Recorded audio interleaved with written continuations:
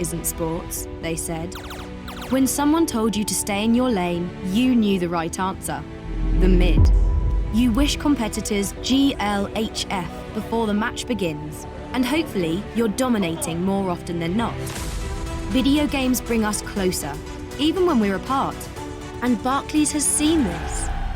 From grassroots teams starting out to the pro circuit players, we're cheering on esports from the virtual stands.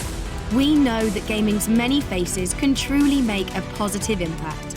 We're there with you, whether you're making the next great game or just looking forward to playing it.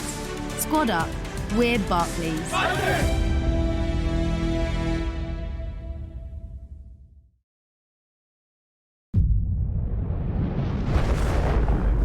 Come with us. The new generation. The next level. Sending it big. You're in for a good run, let's go. Come with us to the track, to the trails, to the slopes, to the surf, to the fight, to the race. Look at this! To the 4 a.m. starts, training harder, pushing further, hitting back, hard. I never turn on you, I get the gang on you. You better pray for it, I put that thing on you. You ever play with it? To the fans, to the followers, and the haters. But it doesn't matter. Come with us to the blood, to the sweat, and the broken bones. You rehab.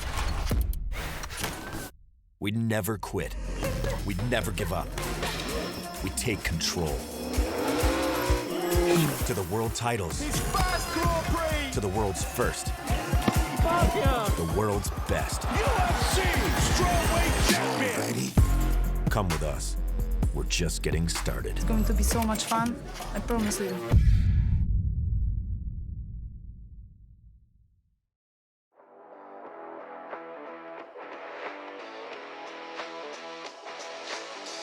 This weekend at the British University Esports Championship, we have live stage finals. We have hundreds of students here from over 20 universities. 8 weeks of online play have led to this one moment. Just everything you could want in one weekend. It's jam-packed. The finals were incredible. I walked in today and I was just blown away by just the standard of everything. It's been brilliant. I've had a really good day. The level of competition here is intense. I've had so much fun participating in the tournament, from the online to the offline events, and to finally come here to finish it all off, I've had a great time. Then you go on the stage, you see everyone, you see the setup.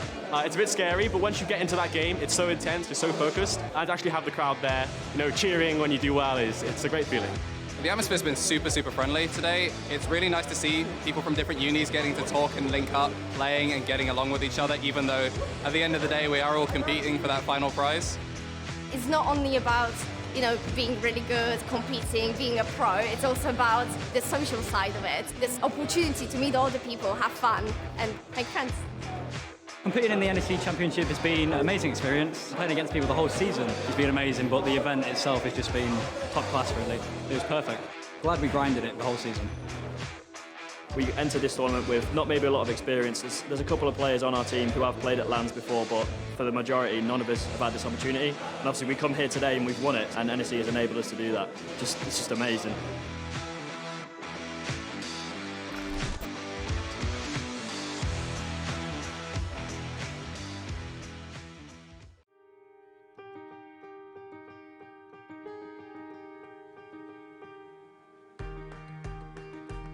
Nobody likes being left out.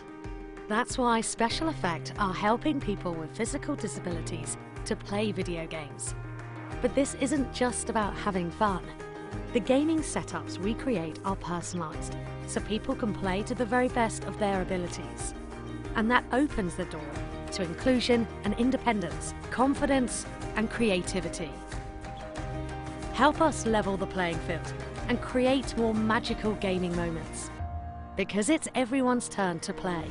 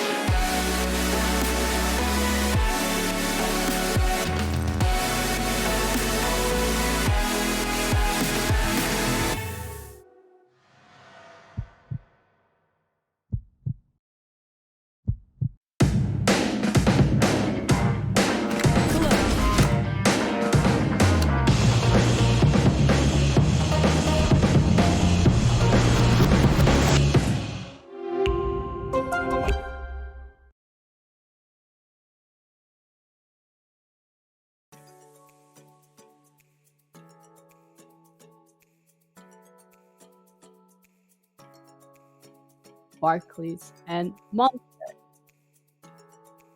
We are okay. Is what so I actually set an early alarm for this today, and I'm happy that I'm not the only one because you know how the saying goes, the early bird catches the worm, and the worm today is going to be content, as we do have 3 different titles stacked up. We're going to be starting today off with Dota 2, as you guys can probably tell from the title, followed by some League of Legends, and we're going to end the day with some Rocket League. Now, I know this is a lot of information and it is quite early. You guys just want to see those big brain 5-head strategies coming through. So just follow the NSC on their socials and check out their websites for some esports insights, because that would be the real big brain thing. Now, we're going to be looking to crown a total of 3 teams across 3 different titles. So that is a lot of content and an excuse to completely disregard whatever plans you have for today, whether that would be social or revising. Joining me today for the amazing casting is going to be Epidemios and Esmondia. Hello guys, how are you feeling this morning? Great, yeah. Excited for some Dota, obviously. Particularly with the fact that hopefully we'll see Warwick Ducks actually suffer a loss this time. Not rooting for anyone, I'm afraid. But they've been, pretty dominant throughout the past 2 years, ever since they founded themselves in 2018. So if I'm going to be siding for anyone today, it's going to be underdogs of UCL. What about you, Esmondia? How are you doing today? How's it going? Yeah, I'm good as well. I do agree with Effie that while the UCL are the underdogs, they're not the underdogs by much, though. They are still a really good team, and they've come second to Warwick multiple times, making it in the last winter split. They brought it down right to the last 5th game for Warwick to actually take it off them. So they're the underdogs, but they're the closest you'll get to not being underdogs in this tournament. So are we going to get some biased casting today, or? I hope not. The aim is not. Okay. But I feel like with the amount of first places Warwick gets, it's quite nice to see someone else take that number 1 spot. See, I'm a Warwick grad myself, so it's a bit of a sticky one here. But let's talk gaming. So we're gonna be looking at a best of 5 today. Both teams actually do have quite a legacy when it comes to securing a championship title. As you guys mentioned, Warwick has secured it multiple times. They're very experienced teams. They have a great run-up this season, and they've actually played each other 32 times, which is quite a lot and very impressive. So, Esmondia, would you maybe be able to tell us a bit more about the season so far for these teams, and how do you think this rivalry is going to be playing out today? Yeah, so far, the only loss Warwick Ducks... The only game that Warwick Ducks have dropped in the championship bracket has been has been a single 2-1 that they beat UCL with, and other than that, they have not even dropped a single game in the championship bracket. In the first stage, though, they did lose another one to UCL, so overall, both teams have taken 2 games against each other, and I'm pretty sure the only losses that Warwick Ducks have is UCL. So as I was saying, with them being the best chance you have of taking down Warwick Ducks, they are the only one that's managed to take a game off them. And I believe UCL in the championship bracket have only dropped 3 games, the 2 of them obviously being the loss they suffered to Warwick Ducks. But the other one is to Lancaster Vortex, who were last split's winners. So they've only dropped games to 1st and 2nd place from last split, and out of which they beat 2nd, so that kind of puts them in a better spot to take on Warwick Ducks going further on into this best of 5 today. Thank you so much for the rundown for the season. Now, when we're looking at these bird teams, they've obviously changed over the years. People graduate, they move out of their roles. Specifically, let's focus right now on the new captain for Warwick. Obviously, UCL is a strong contestant for the championship title. They were placed 3rd in spring 2021. Epi, what else can you tell us about these teams? Is there any specific player you think we should really focus on them and their performance today? I just say, I'd say that Mini TV is under quite a lot of pressure as the captain.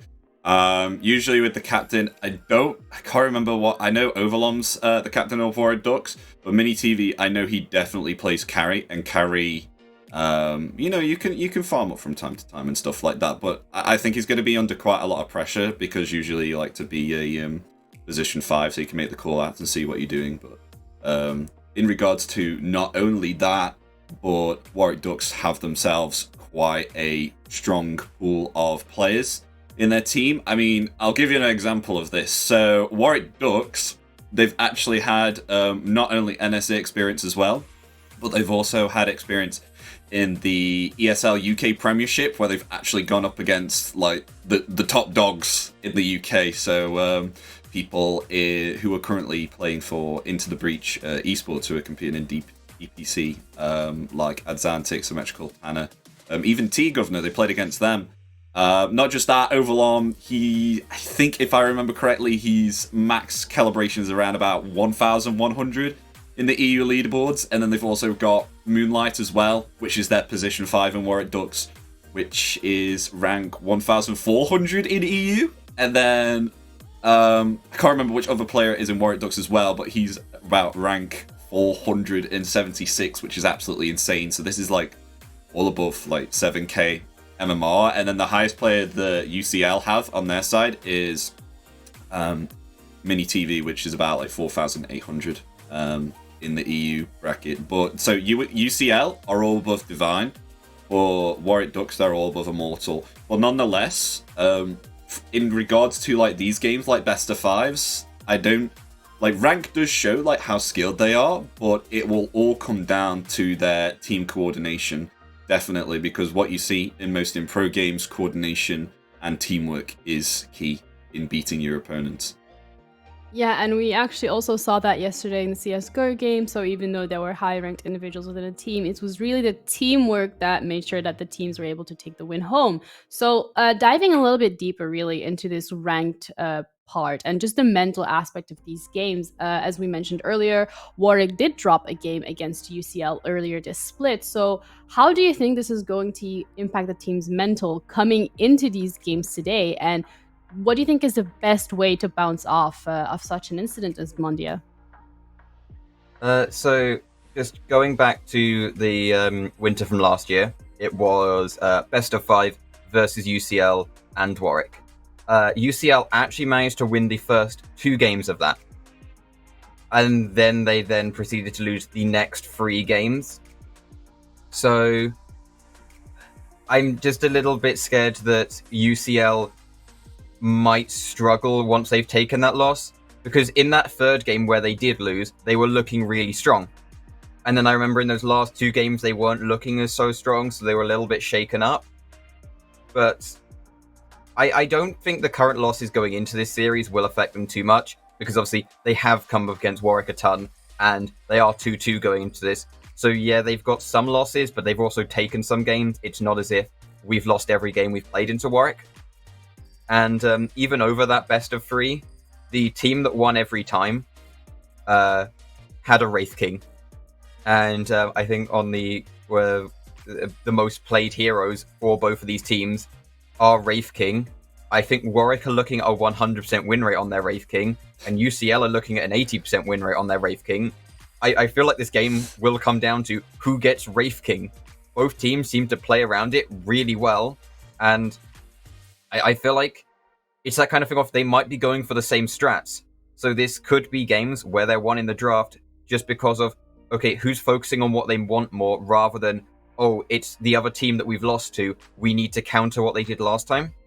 I think they very much need to stick to the drafts they know and play them out rather than aiming to counter the opposing team, which can be quite easy to fall into in a best of 5. Yeah, and I think that's honestly very solid advice, just focusing on, going forward rather than the mistakes that were made in the past. And as you mentioned, the win rates for Wraith King are quite concerning. Just gonna see whoever gets to pick it first here. Really, that might just be the indication of who's gonna win the game or not. So we know that 3 teams today are gonna be walking away with that championship title, but that doesn't mean that you have to go home empty-handed. There is actually an Intel drop giveaway, and one of these drops does have a Christmas jumper. So if you want to figure out how to enter enter, just do !giveaway in the chat, and that will give you the instructions on how to enter. Monster Energy is also doing a stock drop. I got some in the back. You can get some too. Just type Monster Drop in the chat. It's news after every game, which means that today there is a chance out of 3 to actually cop some of that. So that's quite interesting. On top of that, there is also going to be a socks giveaway. So there are some NSE branded socks. Just make sure you take a picture of your viewing party, whether that is in person or just, all by yourself. Just make sure that if you are doing it in a group that you are staying COVID safe. Post that on Twitter, use hashtag BUC Winter 2021 and socks for socks, and that will enter you into the competition. So guys, thank you so much for answering all these questions and going through everything. I will give it over to you, Castro, so you can talk a bit more into detail about all these strategies that you guys think are going to be playing out today. Best of luck with the casting, and to both teams, best of luck with the games, and I will see you guys afterwards. Thank you. So, Asmondir, Wraith King, right? So, you're coming out with this saying that, well, obviously we've seen that both teams are picking themselves Wraith King, which I find, in fact, disgusting that both people are playing over this. One of the things which I think the reason why is Wraith King's being picked up right now is because of the fact that everyone's discovered all of a sudden now that getting Armlet on any strength hero is powerful now. Like, you've seen it on Marcy, you've seen it on Mars, you've seen it on Lycan. Who else can I... LC as well. Like, it's absolutely insane, like, because you're building this, like, Helm of Iron Will. And, like, phase boots and armlets around about, like, 15 minutes. That already grants you, like, 24 armor on like, Wraith King along with his base armor, which is nuts. So, I think that's, like, one of the reasons why he's been picked up so much. Like, with the fact also that he has his lifesteal aura there also, so he gets himself, like, instantly, like, 20% lifesteal, which is absolutely nuts with his crit. And the armlet, like, it just helps so much in increasing damage. I don't know what you think about the Wraith King pick. Like, even though it got nerfed, especially with, like, reincarnation, like, being increased by, like, 20 seconds at level 3, but it's, it's still a bit nuts that both teams are, like, picking this up, like, constantly, and no one's actually punishing them for it. But we might see that now. We might definitely see that now. Yeah, so with the kind of armlet thing, it is that thing of Helm of the Iron Will is actually just a really good item. Like, I used to play a ton of Phoenix, and it's a really good item because, yes, it doesn't have the most regen on it, but it has armor. So you're taking less damage, so you need to regen less. And then, as you were saying, you just go phase boots armlet, and that's just so much stats. It's so, like, it's why you're seeing these kind of earlier game heroes that have more of burst phases to fighting, like the Lycan, where you get those 2 items, you're kind of just wandering around, okay, I've got my ult, turn on the armlet for those 10 seconds, take like maybe 400 damage, but shorten the fight so much, you've got lifesteal, so you're not even taking that full damage anyway, because you're healing more. It actually might mean that you're gaining health despite draining it. And it's a combination of really good item, really good builds like components into that item, and yeah, just earlier tempo being taken. It's allowing the earlier pace heroes that have like a greedier kind of mid to late game. Like, Wraith King doesn't really have much going for him in terms of what kind of item he doesn't have to buy as a carry. He doesn't have to buy lifesteal, so he needs to get like more damage to make use of it. So just being able to have an item that you can pick that up and then go into greedier stuff or go into more mid game stuff if you want to be more of a right clicker a bit earlier is kind of a big deal for these kind of heroes. I do definitely think that Wraith King does scale in the late game now. I definitely think he's scary. Like, I think he can drop off at around about like around about middle or late, depending on what carry the enemy team has. But if you get yourself if you pick yourself up like a rapier at like 65 minutes and it's still ongoing, then like you can do like all sorts with Wraith King. Like, you can get yourself like be hitting about 1,500 crits with the -2 like cooldown on the Mortal Strike, and then you can also get yourself a Heart of Rask as well if like you're going up against Tinker. That is what hero I do not want to see. I do not want to see a Tinker spammed in these games. It ruins the fun out of the games at all, especially with just firing lasers and linking heat-seeking missiles all the time.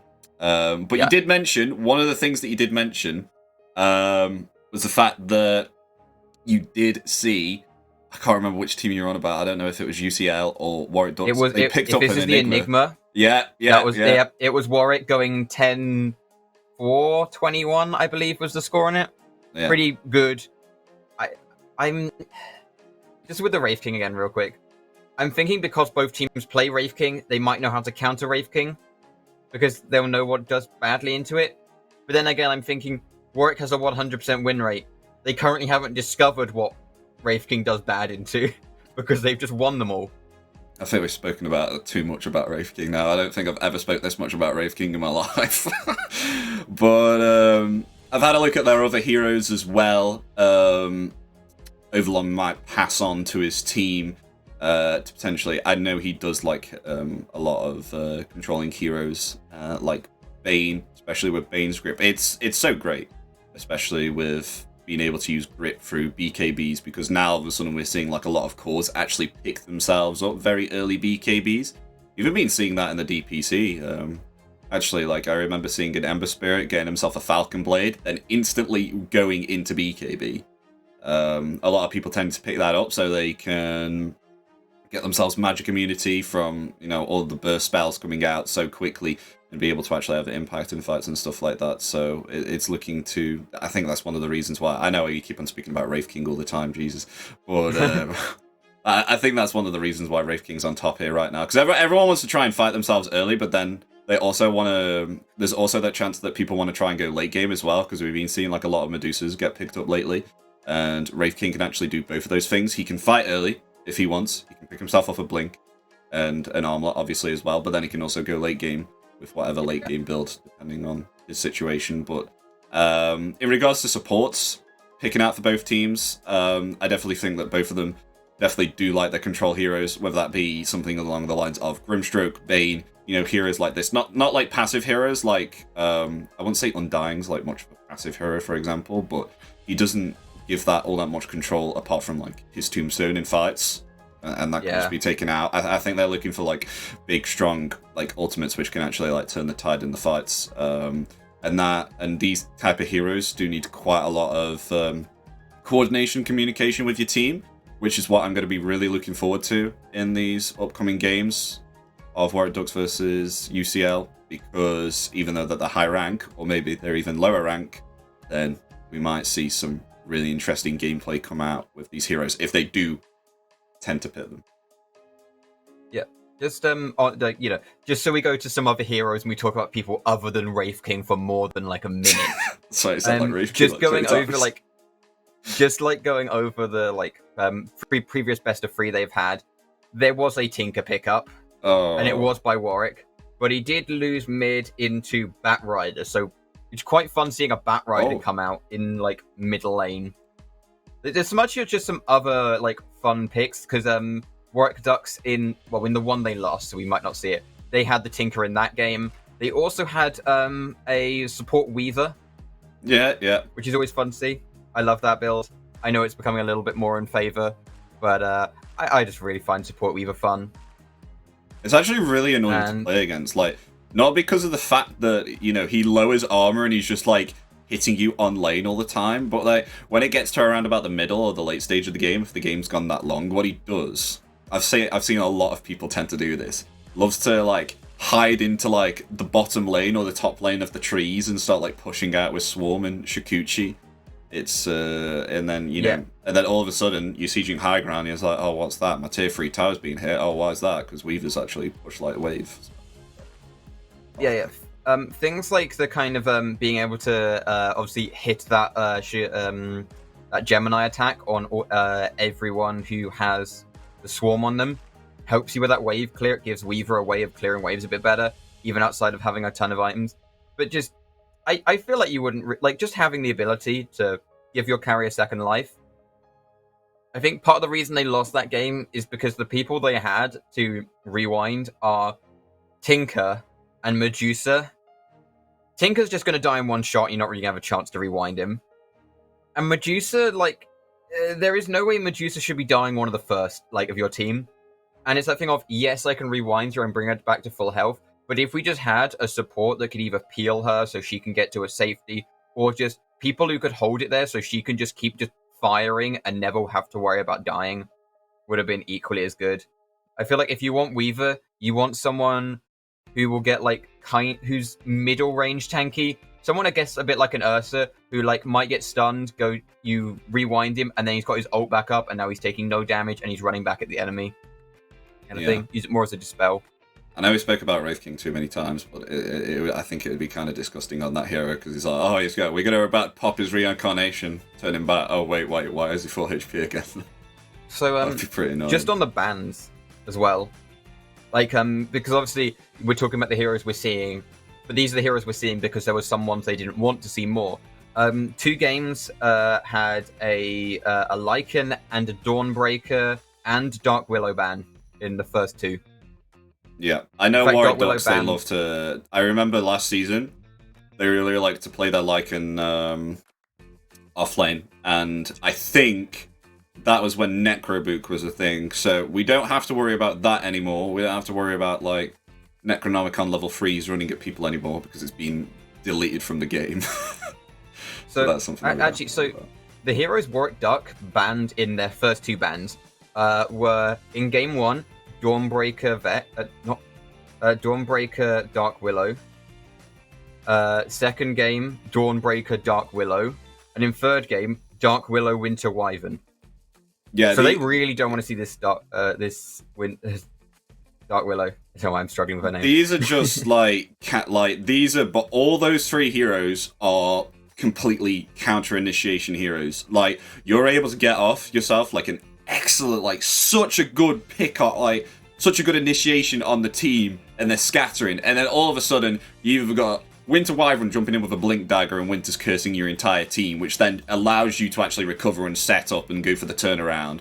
So the fact that you've got yourself heals, and the fact that Winter Wyvern can scale really well with the Arctic Burn on the breath, like, you just sit yourself on high ground. It's absolutely nasty if you're playing these strength heroes. Like, as we said, like, strength heroes is a very big thing in Dota now, and when you've got yourself like a percentage of your HP being burnt by this Wyvern, it's actually really nasty to play against, especially when you're buying yourself Armlet, if you do.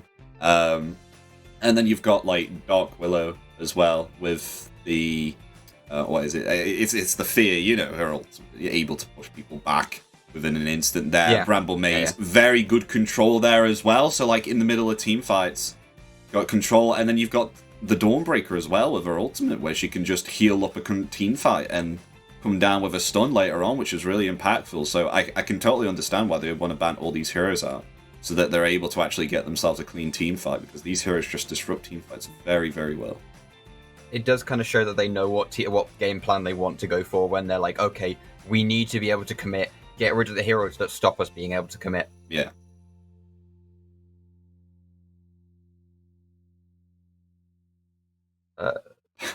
So, just where's it gone? Oh yeah, so the Winter Wyvern ban also came after their loss in that series, where it was a Winter Wyvern on the side of UCL going 2-3-23. Sorry, what? Just 2-3-20? Yeah, you can tell by the assists there. Nasty yeah, stuff, just so much gold, so much damage for a support, almost beating out the Legion Commander. I mean, what? I'm trying to think. Do you know any off lanes that they play right now? We've covered the supports. We covered, obviously, Wraith King being a big thing. I don't want to say that name one more time. What other heroes do you think? Particularly, we haven't spoke about much about off lane or mid laners. What they pick up there. Do you know anything about that? I'm not too sure. Tinker's the one, obviously, we spoke about there. I think the Doom, they like the Doom.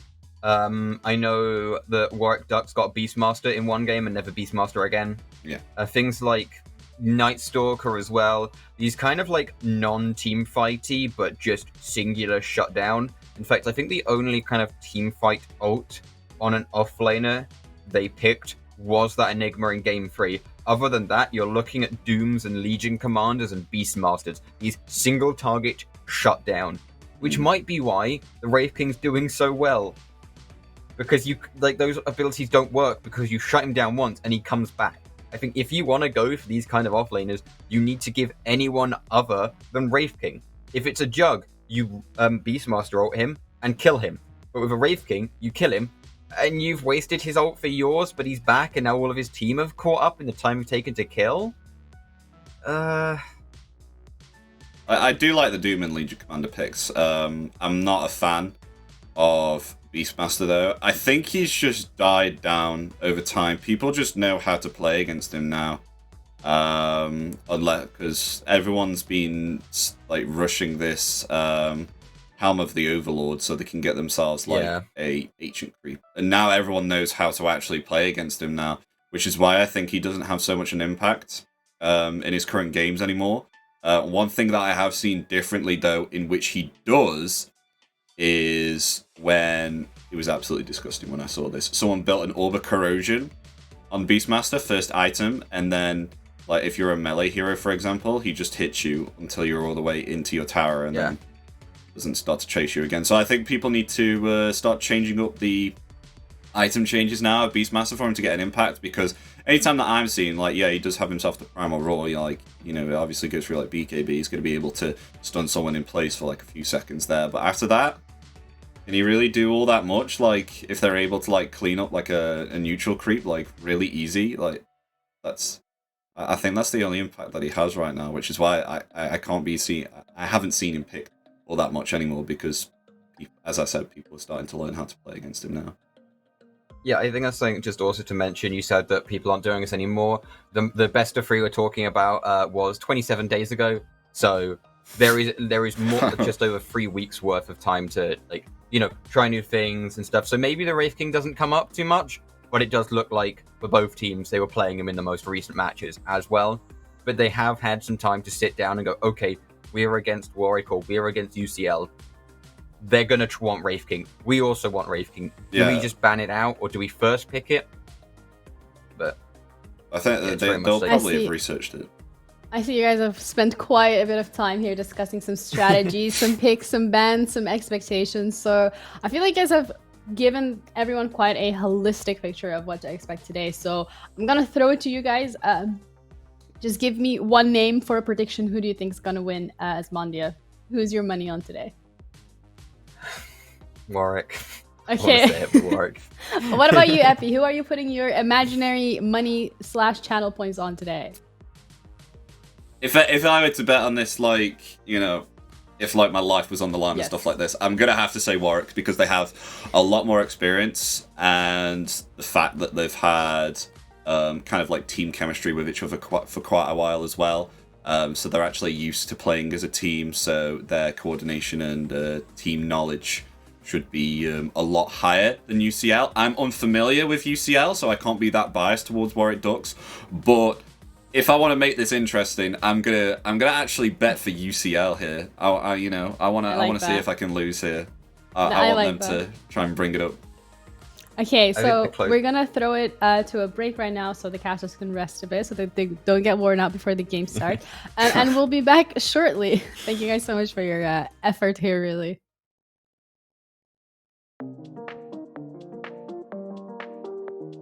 My name is Jake Merton, otherwise known by my online nickname as Jakey Boy Pro. I am 26 years old, and I currently work as full-time online events manager / producer for G2 Esports.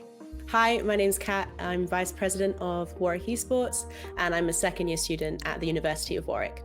I'm Edwards. I'm the treasurer for the Southampton Video Games and Esports Society, and I also do a little bit of casting of Counter-Strike and Valorant in my spare time. I would certainly say getting involved with Epiclan has driven my passion further. I've had many talks with all of the different staff at Epiclan that have been really helpful in, guiding me on where I want to go. They've recognized the passion and they've really wanted to help me drive and improve, and it really has pushed me to the point as to where now I can do it full time, and I couldn't think of doing anything different at this moment in time. One of the greatest things for me about Warwick Esports is the ability to talk to so many students from other disciplines. It's very hard at university, unless you're in a society, to meet people from other departments. And I think that's the thing I love most about Warwick Esports, is that I'm able to meet those people. I'm now looking at doing a business master's purely because of my friends who were in the business school that taught me, you know, things like writing pitch decks, how to, you know, business management, all those things. So I'd always been interested in esports. So the moment I came to Southampton, I instantly joined the SVG server, asked how do I get verified, where do I find a Counter-Strike team? Like, I want to do this. This is the most amazing thing to me. And I got signed up instantly. They put me in a team with a bunch of other freshers, and I'm in that team to this day. My teammates are probably some of my closest friends. You're not always going to land in a team with people that then become your close friends. I think I really lucked out, and we've really gelled well. Post-lockdown, we've been able to socialize. We actually went to Epic LAN a couple of months ago as 5, which was one of the most amazing experiences of my life. Never been to a LAN before, never done it before, but to do it with some of my closest friends and best teammates that I could ask for has been an absolute dream. Working in this community really has benefited me in ways that I would never have imagined. There was once a time where I wouldn't like to, you know, go out of my way and talk to people, but I am a lot more confident when I'm outside in person and just being, you know, sociable. It's much easier to be able to, you know, sit back and have a conversation with someone more than it was 2 years ago when I wasn't working this line of work. At Warwick Esports, we're very keen on, you know, breaking down that barrier between only being online, like that stigma of, you know, gamers in their basement, that kind of thing. We're very keen on breaking down that barrier, and, you know, we do pub nights very frequently. We go out and we do Sports Sunday, where everyone just goes and plays football. I cheer from the side, but everyone goes and plays football. And I think those kind of things make people feel like they're part of something rather than just another username in a Discord, which I think is why we do so well. People feel part of something, so they stay.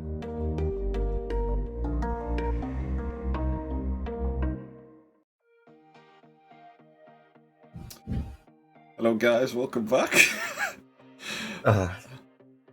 Only a short break, but in that time we've managed to sort out the two teams. Had a small issue getting them in, and there is a little draft penalty that has been assigned to one of the teams. You know, you really should have had this set up, and so Warwick have actually had a small delay. Yeah, they now have a sub. You know, it's the finals. It'd be nice if you show up for it, but we get that maybe you've overslept. You know, it's only the finals of Dota, and it looks like the teams are getting ready, so we will be into the game shortly. Until then, how are you ready to watch 5 games of Wraith King? Maybe. Today, yeah. Until then, we're still going to be bickering about Wraith King. No, I'm joking. No, we should not. Oh no, I really want to go over heroes. There's 118 heroes in Dota, I think, now. And so there's 117 other heroes we could talk about other than Wraith King. To be fair, I don't even know that myself. I can't even remember how many heroes there are. I'm a disgrace. I should actually know that. I think Void Spirit was 16. It was 116. Anyway, so I'm trying to think what we are now. In the draft, it is Radiant to Warwick Ducks, as well as Warwick Ducks having that first pick. Why will they never update their banners? Yeah, this is some intimidation tactics. You know, MS Paint on the flags. That's how it works. Let's see. Oh, okay. First ban Oracle. Nice. They managed to mess. Yeah. Oh. They've managed to mess up the settings, so we're going to go back to the lobby for a second, and then they're going to just, you know, fix everything, go in. So yeah, because of the sub, there will also be a draft penalty assigned. So, you know, I believe it's just you don't have as long for your decision. Reserve time gets docked. But, you know, just means you've got to make your picks faster. Yeah, it's not game losing, but it is like I don't know how many times you've done captain's draft, but always that last pick, your team's talking. It's like, we've got 10 seconds left, guys. What do you want me to pick?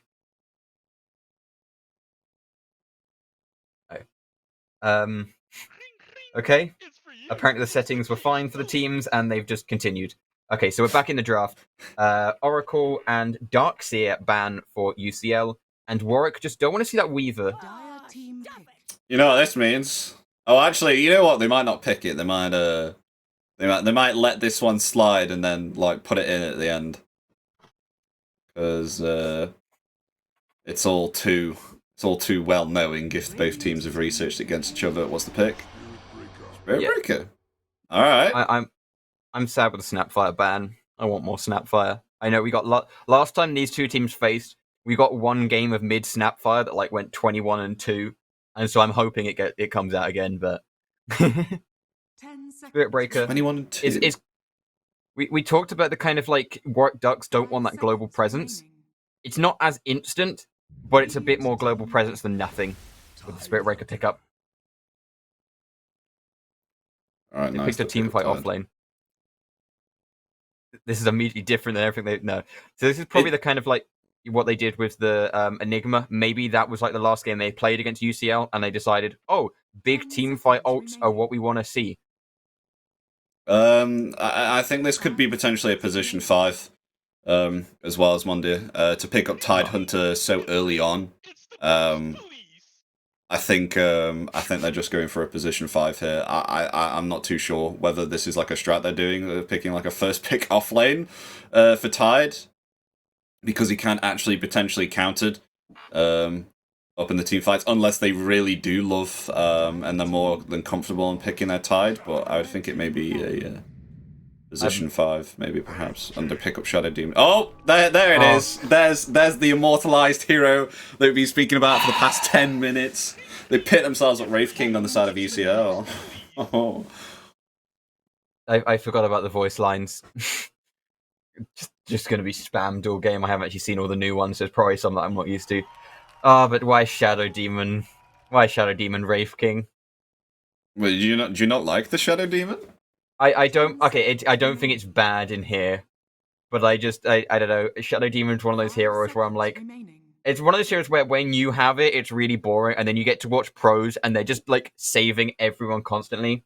It's really nice save into Wraith King and Spirit Breaker because they have quite a large amount of warning before they stun you. I would expect them to pick up some sort of combo to go with it. Yeah. Like, you know, your kind of typical one is your kind of Luna. I'm wondering if that'll be banned out by UCL if they don't want to see the Luna. I mean, I'm already like what they're going for here, though. Like, even though we've only seen like Tidehunter and Shadow Demon, they already have things to counteract like the actual stuns here on UCL. Like, they've already got themselves some quite nice stuns. I mean, I don't know if you've seen Spirit Breaker all that much recently, but once he starts going through into the middle late stage of the game, his charges for bashes are actually insane. Like, he does like 300 damage from bash. And that's with getting stuff like Kaya and Yasha and just increasing your movement speed like mad with like drums and phase boots and Shadow Blade. Yeah. I'm quite surprised the Dark Willow made it through the first phase, but they have actually decided they don't want it. I guess it's that thing of, we'll give them a Dark Willow. If they pick Dark Willow, they don't get Wraith King. I think they've already got their supports on Warrior Dogs. I genuinely think this might be a Tide 5. And look at that, they just ban out. And then Shadow 4. You know what? I don't like to say this, but yeah. I think this is definitely. I think this might be Shadow Demon 4 as well. Or they could always swap it around, like swap out the lanes.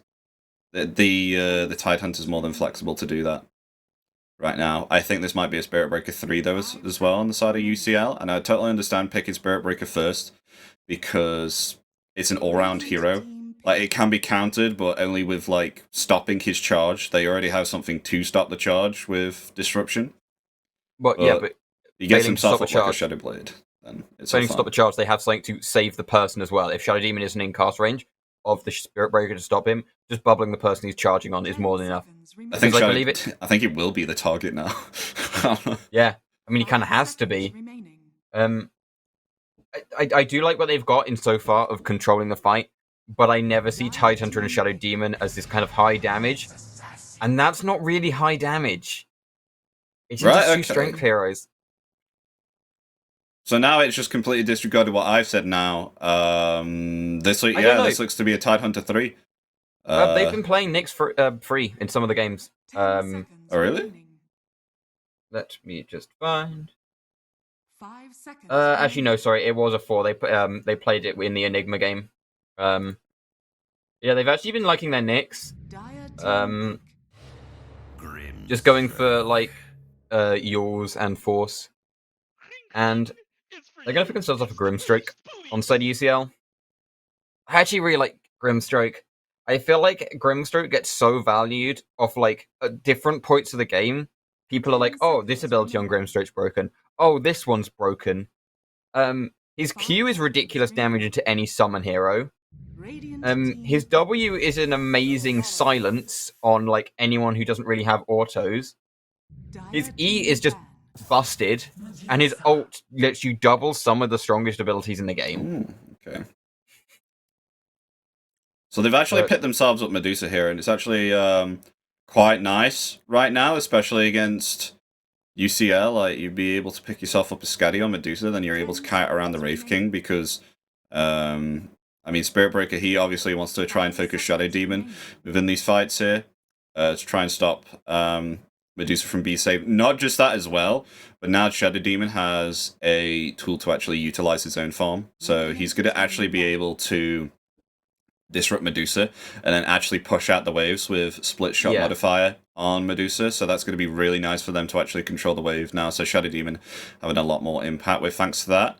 But they have quite a lot of lockdown on UCL, but what they really need right now is I definitely think another damage nuker. Like, I wouldn't be surprised if they put themselves like an Ember Spirit up in they need UCL. magic.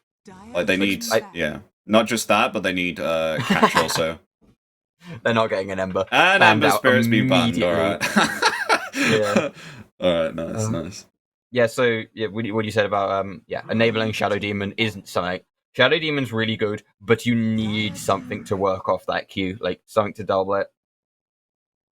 And honestly, it means that we're looking at a Spirit Breaker 3, which I don't think we've mentioned. I think we were expecting kind of a roaming, like, kind of 4. Oh no, I said that's definitely like a first pick Spirit Breaker 3.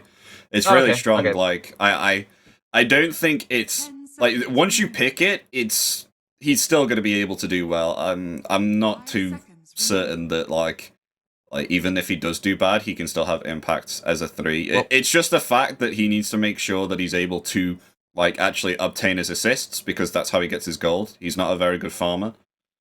Yeah. So he does also have the benefit of I'm expecting him to have the Grimstroke and the Shadow Charm to be the 5.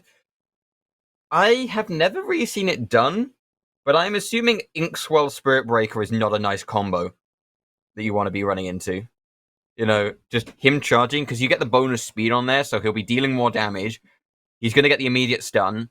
He's going to do that Spirit Breaker thing off getting the immediate second bash for no reason, but it's guaranteed. And then you're going to get stunned with Inkswell. I think it'd be better to have Shaman as 4 here. Really? Because, like, I mean, he's going to be... he needs items a lot more here than Grimstroke. Like, Grimstroke, all he needs to do is, like, maybe perhaps, like, get himself, like, an Aether Lens or something along the lines of that. Like, just Glimmer Cape, anything like normal means.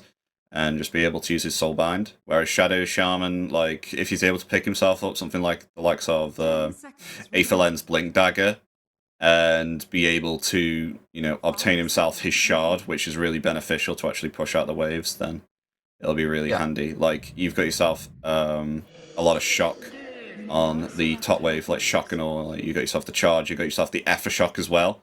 And then with Grimstroke and Wraith King, you have Ray Fire Blast into Inkswell. Yeah.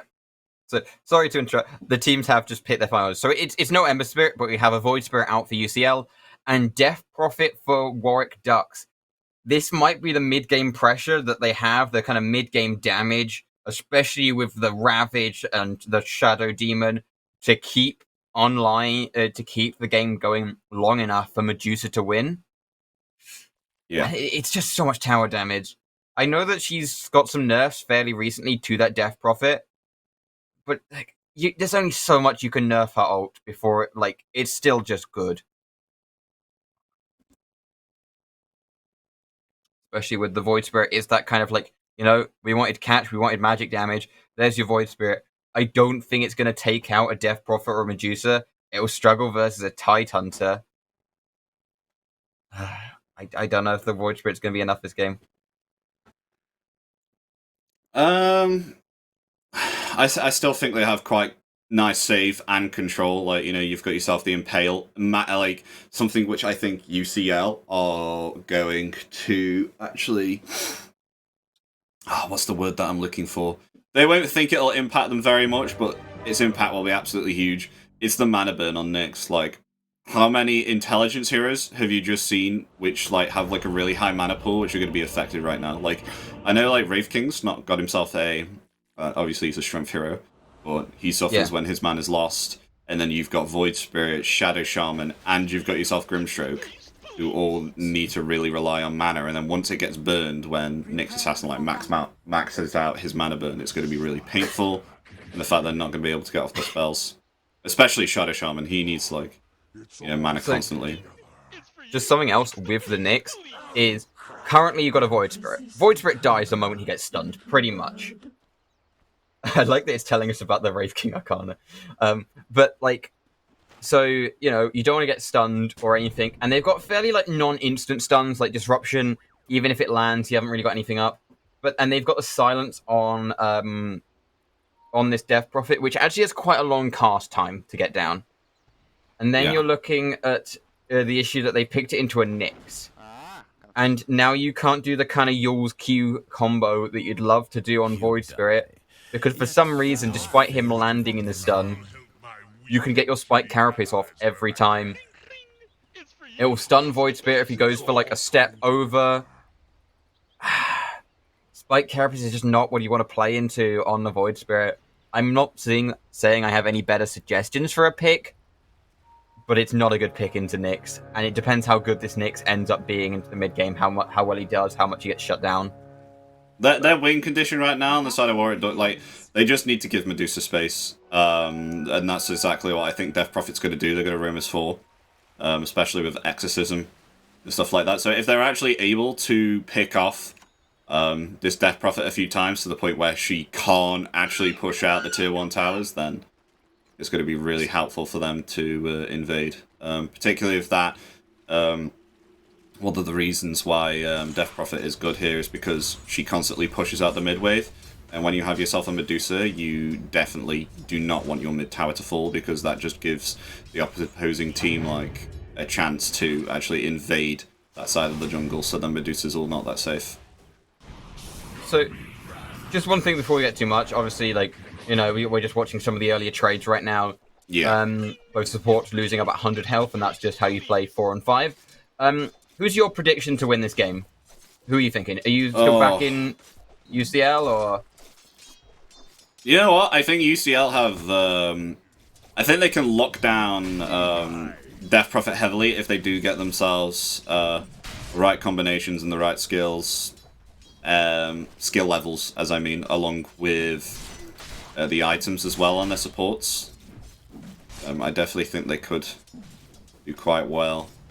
I am going to say UCL. I mean, they have like global presence with the Spirit Breaker as well. I mean, my initial reaction is to look at which team has the Wraith King and also say UCL. They do have mana burn though. That's my problem. Yeah, I think this game comes down to the Wraith King. I think it's for Protector Wraith King. I don't really see Void Spirit popping off this game. I don't think there are good people that can... Like, I don't think there's, like, good people for Void Spirit to get any shutdowns on. They're kind of a bit too tanky for him. I think this is a... Everyone disables, Wraith King walks in, Wraith King kills everyone, or the game's over. I think Spirit Breaker really needs to get him... Oh, God! Maybe perhaps going to be able to get a kill here onto Grimstroke. One more physical attacks needed here from Warwick Ducks. Grimstroke. Oh, they're actually able to get the first blood there.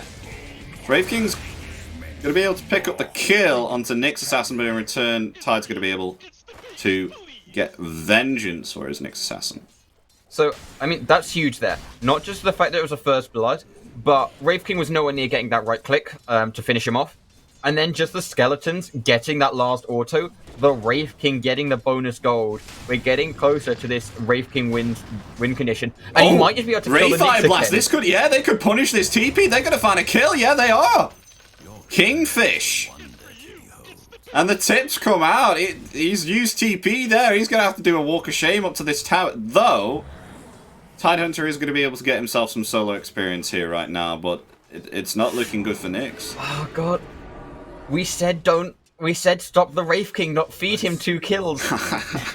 This isn't what you're meant to be doing. I know why the Wraith King wins so many games now. Yeah, I tell you, with the Ink Swell and the Ray Fire Blast, it's really good. And you're able to actually burst through this Tidehunter even if he does have Kraken Shell. Oh, okay, Nyx Assassin's got himself back here now. I think he has himself Brown Boots, so he was able to get back faster. He went first item. Oh, and Wraith King, look at that, yeah. Instantly rushing the armlet on Mini TV. So it was also it was a level 1 Nyx. He used Impale. He's got nothing. There's no way you get Impale for another 10 seconds.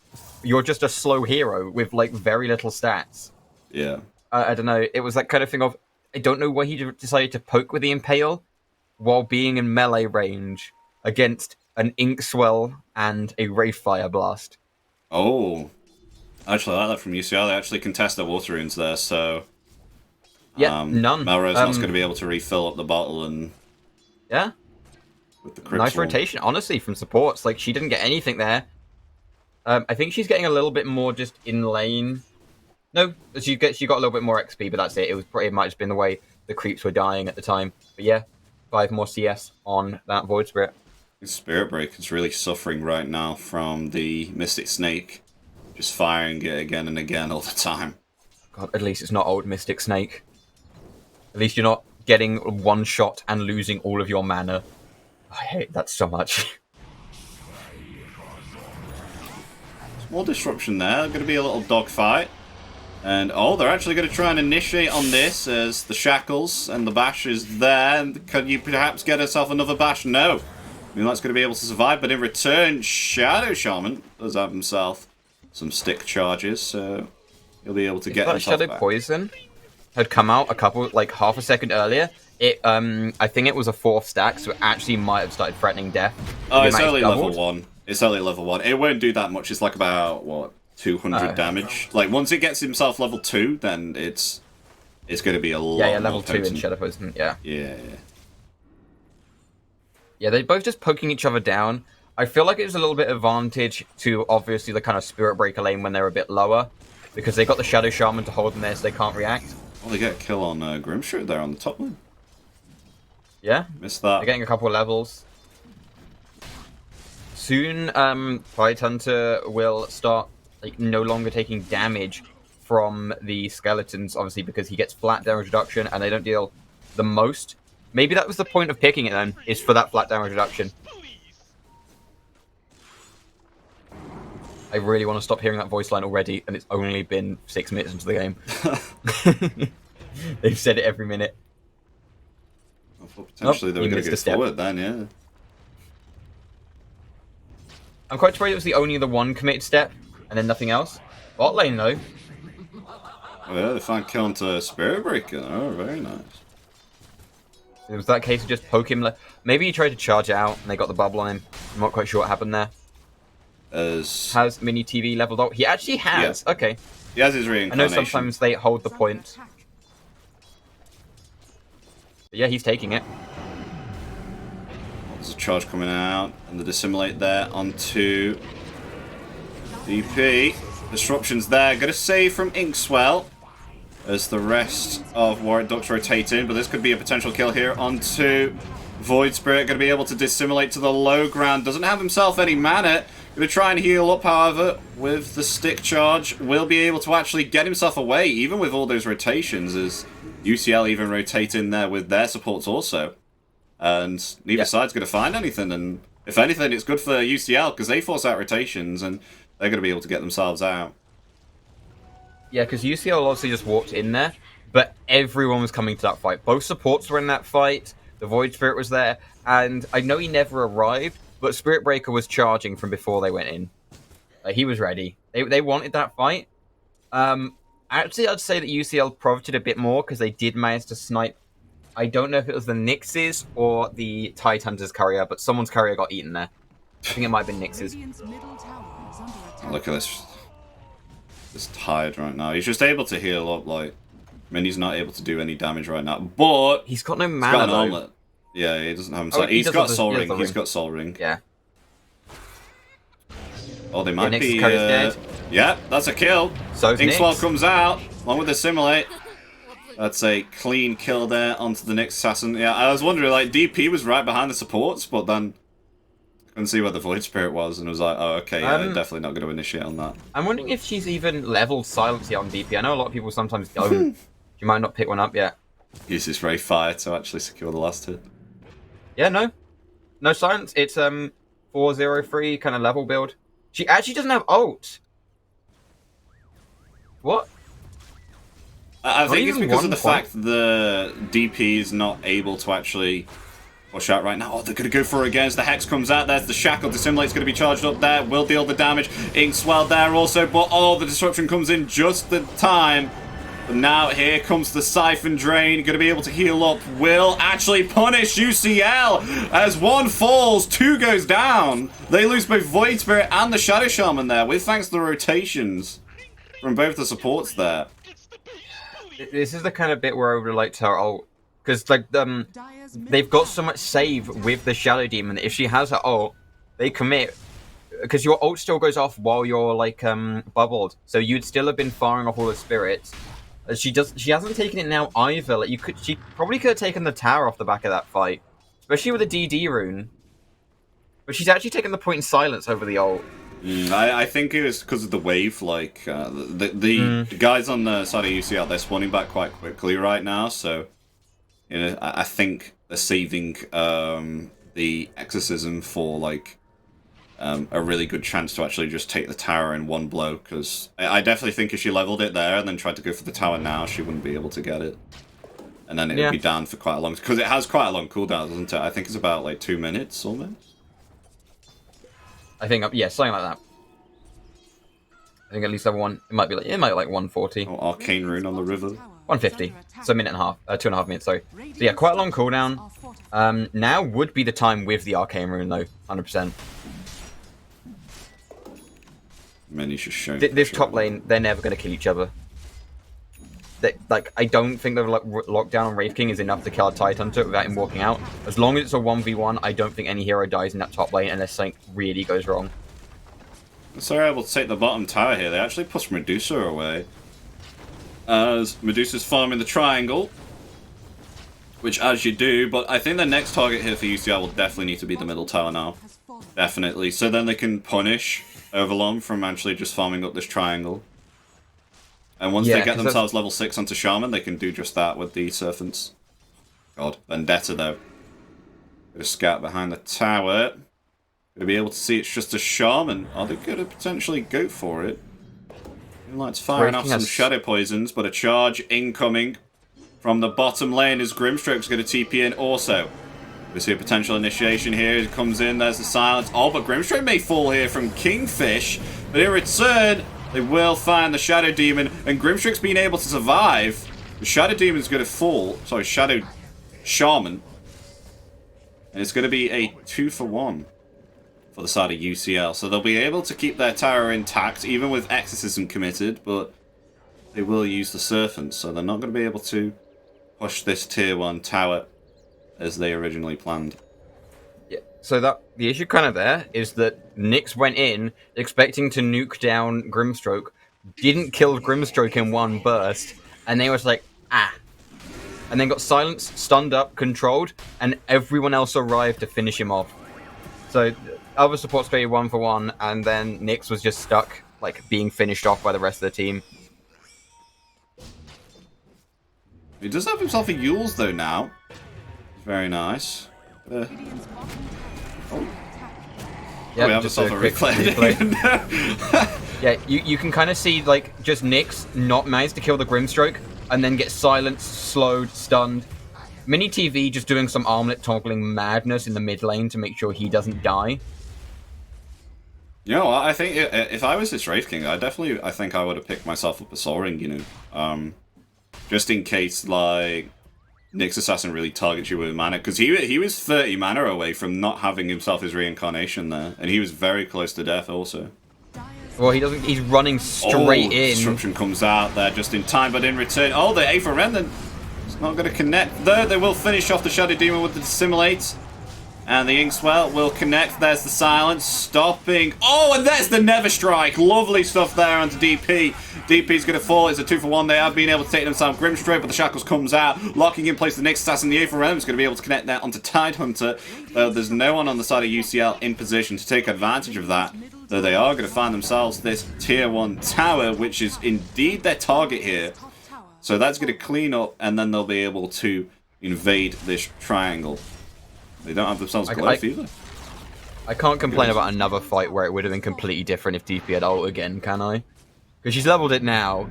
But like, she's taking so long to die that if she ults when they charge in, she's gonna get like 600 more damage off in the fight. Probably get people way lower into actual numbers. Found Medusa. And, okay, yeah. Void's actually going to back himself off here. Doesn't want to fight against that. There's no one in position. Oh, can he stack? Yeah, it doesn't have stack damage the ancient camp? Missing. Ah! He's not going to get it! Oh, he didn't get it. Oh. Herald's Medusa. Oh, they're actually going to go on to DP again. But the save is there, and Ravage coming out is going to be able to connect on two of the supports on the side of UCL. And they're just cleaned up by the Crypt Swarm. But now, oh, in return, the Soulbind comes out. It's locked both in place, Tide and the next assassin. But in return, Spirit Breaker's just going to melt underneath that Exorcism. There was no one taking advantage of that Soulbind there. And it looks like it's going to be a trade there for the Tier 1 as well. Completely turning it around there on the side of Warrior Ducks. DP now has a 100% win rate in fights where she's ulted. Alright, okay. But, yeah.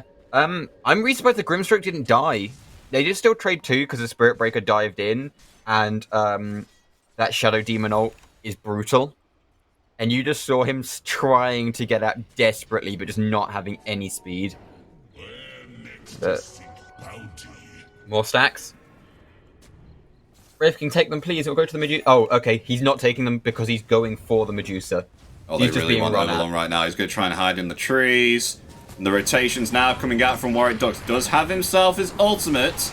Is he dead? No, he's very much alive. Still has himself the mana, and Overlong does not have himself any mana for his shield, as that's slowly going down. Oh, but Mini TV, he might be taken out here. He's slowed down in place. They're going to find the kill. That's Wraith King down. That is not what UCL wanted. Thought they had themselves enough damage there, and Wraith King was going to be able to get himself out, but that's not the case. They will fall, and the tip comes out there. That was just out of position, way too greedy. Like, yeah, he went in there, but the moment he got stunned up, 4 TPs just showed up, blocked him pretty much in the trees. And they have slows. They don't have stuns a huge amount, but they have a lot of slows on the side of Warwick. And he just could not walk out of that. That's the kind of plays that... So we're going to cut just to a replay right now so we can watch Overlong. He's just stuck in this bush. Oh, not Overlong, sorry. Mini TV on the rating. He's just stuck in this bush, fighting Overlong. He gets picked off once, and the illusions from Disruption pretty much being used to body block some of the trees getting destroyed there. But he's so slow thanks to, I think, the Shadow Demon ult, keeping him slow in there, and he just can't leave. I think it was the fact that UCL kind of overextended as well, because if you saw there, the only people in that fight were Shadow Shaman, who was like trying to shackle under tower, and then you had Wraith King as well, who went 2-4. I think they overestimated how much leverage they had underneath that Tier 1 tower, and then they just pay for it. This might kind of also be what Janira was saying, like about the mental kind of stuff, where I think they're too worried about the fact that it's a Warwick Medusa, and it's like kind of thing of, we need to kill the Medusa. But we need to kill the Medusa doesn't translate into, we need to like kill her when she's visible, because that was just straight up out of position and not a kill. And now it's worse because the Medusa got some kills off the back of that. And now, for the first time, Mini TV on that Wraith King has been knocked off of the top spot. He's now 700 gold behind. I think he was about 700 ahead going into that last fight. Yeah, if you notice also, they're, what UCL really want to try and do is burst down heroes. Like, do you see any of their cores being bursted down at all right now? Like, you've got, like, the Siphon Drain, which heals yourself back up. And now got himself a Yule Scepter also, so able to actually survive for some time. Then you have the disruption as well. Like, the Shadow Demon is an absolute menace with the fact that he's keeping these durable heroes alive. You know, Siphon Drain to heal back up, then you've got the Mana Shield from Medusa, and then you've got Tidehunter like Kraken Shell. Yeah. Like, So like, even with magical nuke damage, they're still having like a really hard time actually taking down these heroes. It's that kind of thing of, who do you nuke down?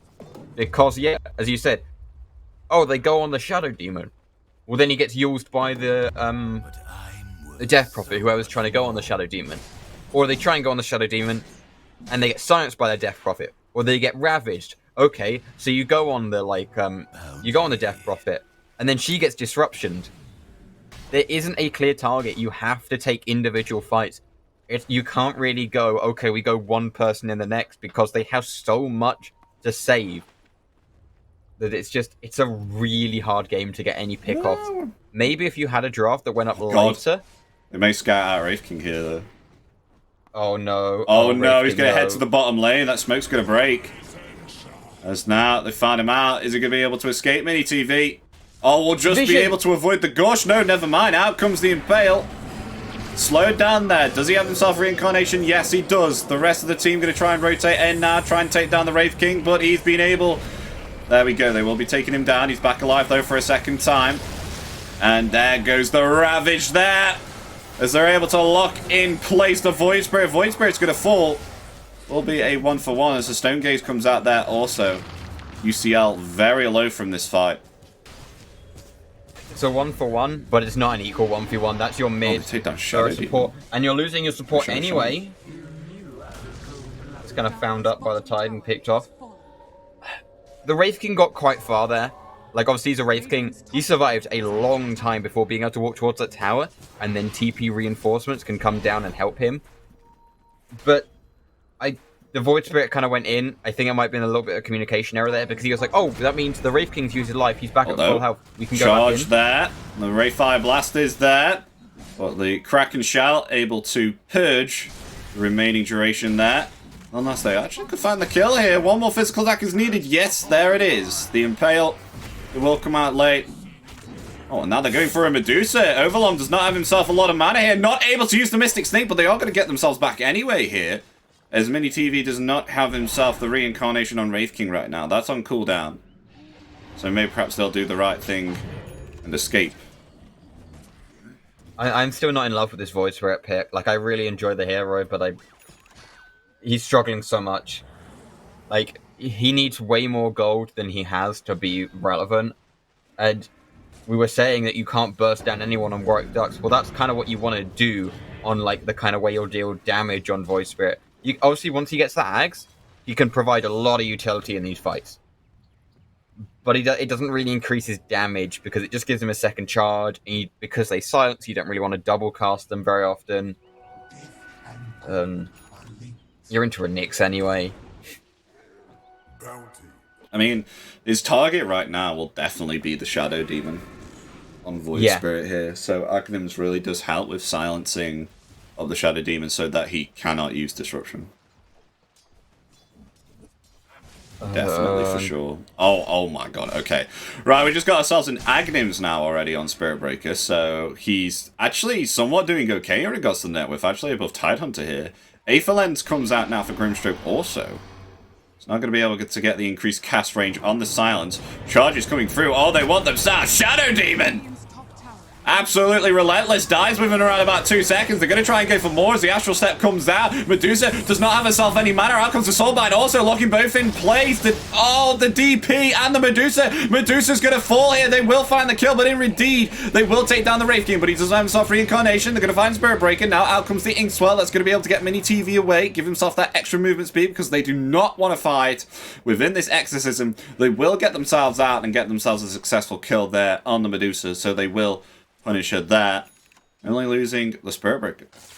Yeah, they got the Medusa.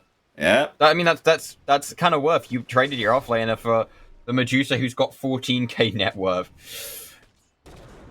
It's the thing of, they just didn't manage to burst down the DP. I think they had some issues stun locking them there. Like, they were unsilenced for a little bit. Oh, they're heading Roche. With the DD.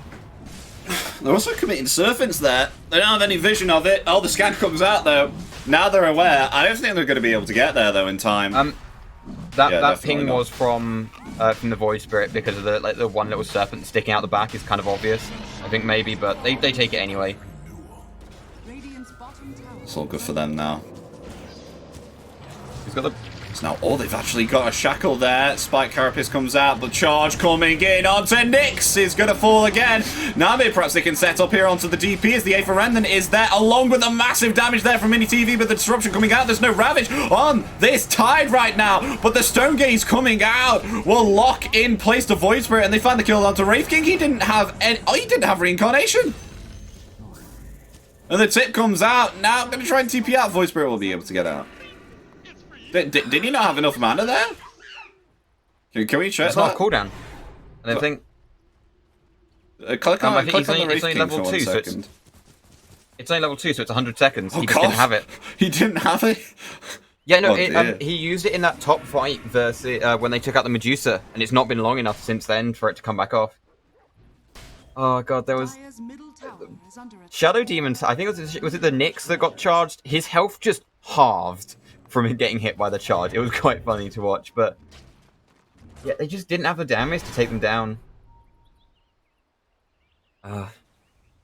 So yeah, as we get to see that game, that little clip of that fight again, and just see what went wrong there, as Mini TV just kind of sprints in, and they just kill the Nyx instantly, and then Death Prophet gets Yules, and she's no longer dying.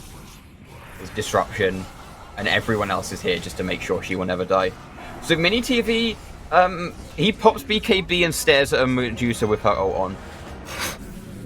I mean, there's not much that you can do there. Oh god, there's another team fight that gone on here also. They lose Shadow Demon as Void Spirit did jump in with the Astral Step. Charge coming in now. Won't have an effect because the Ravage comes out.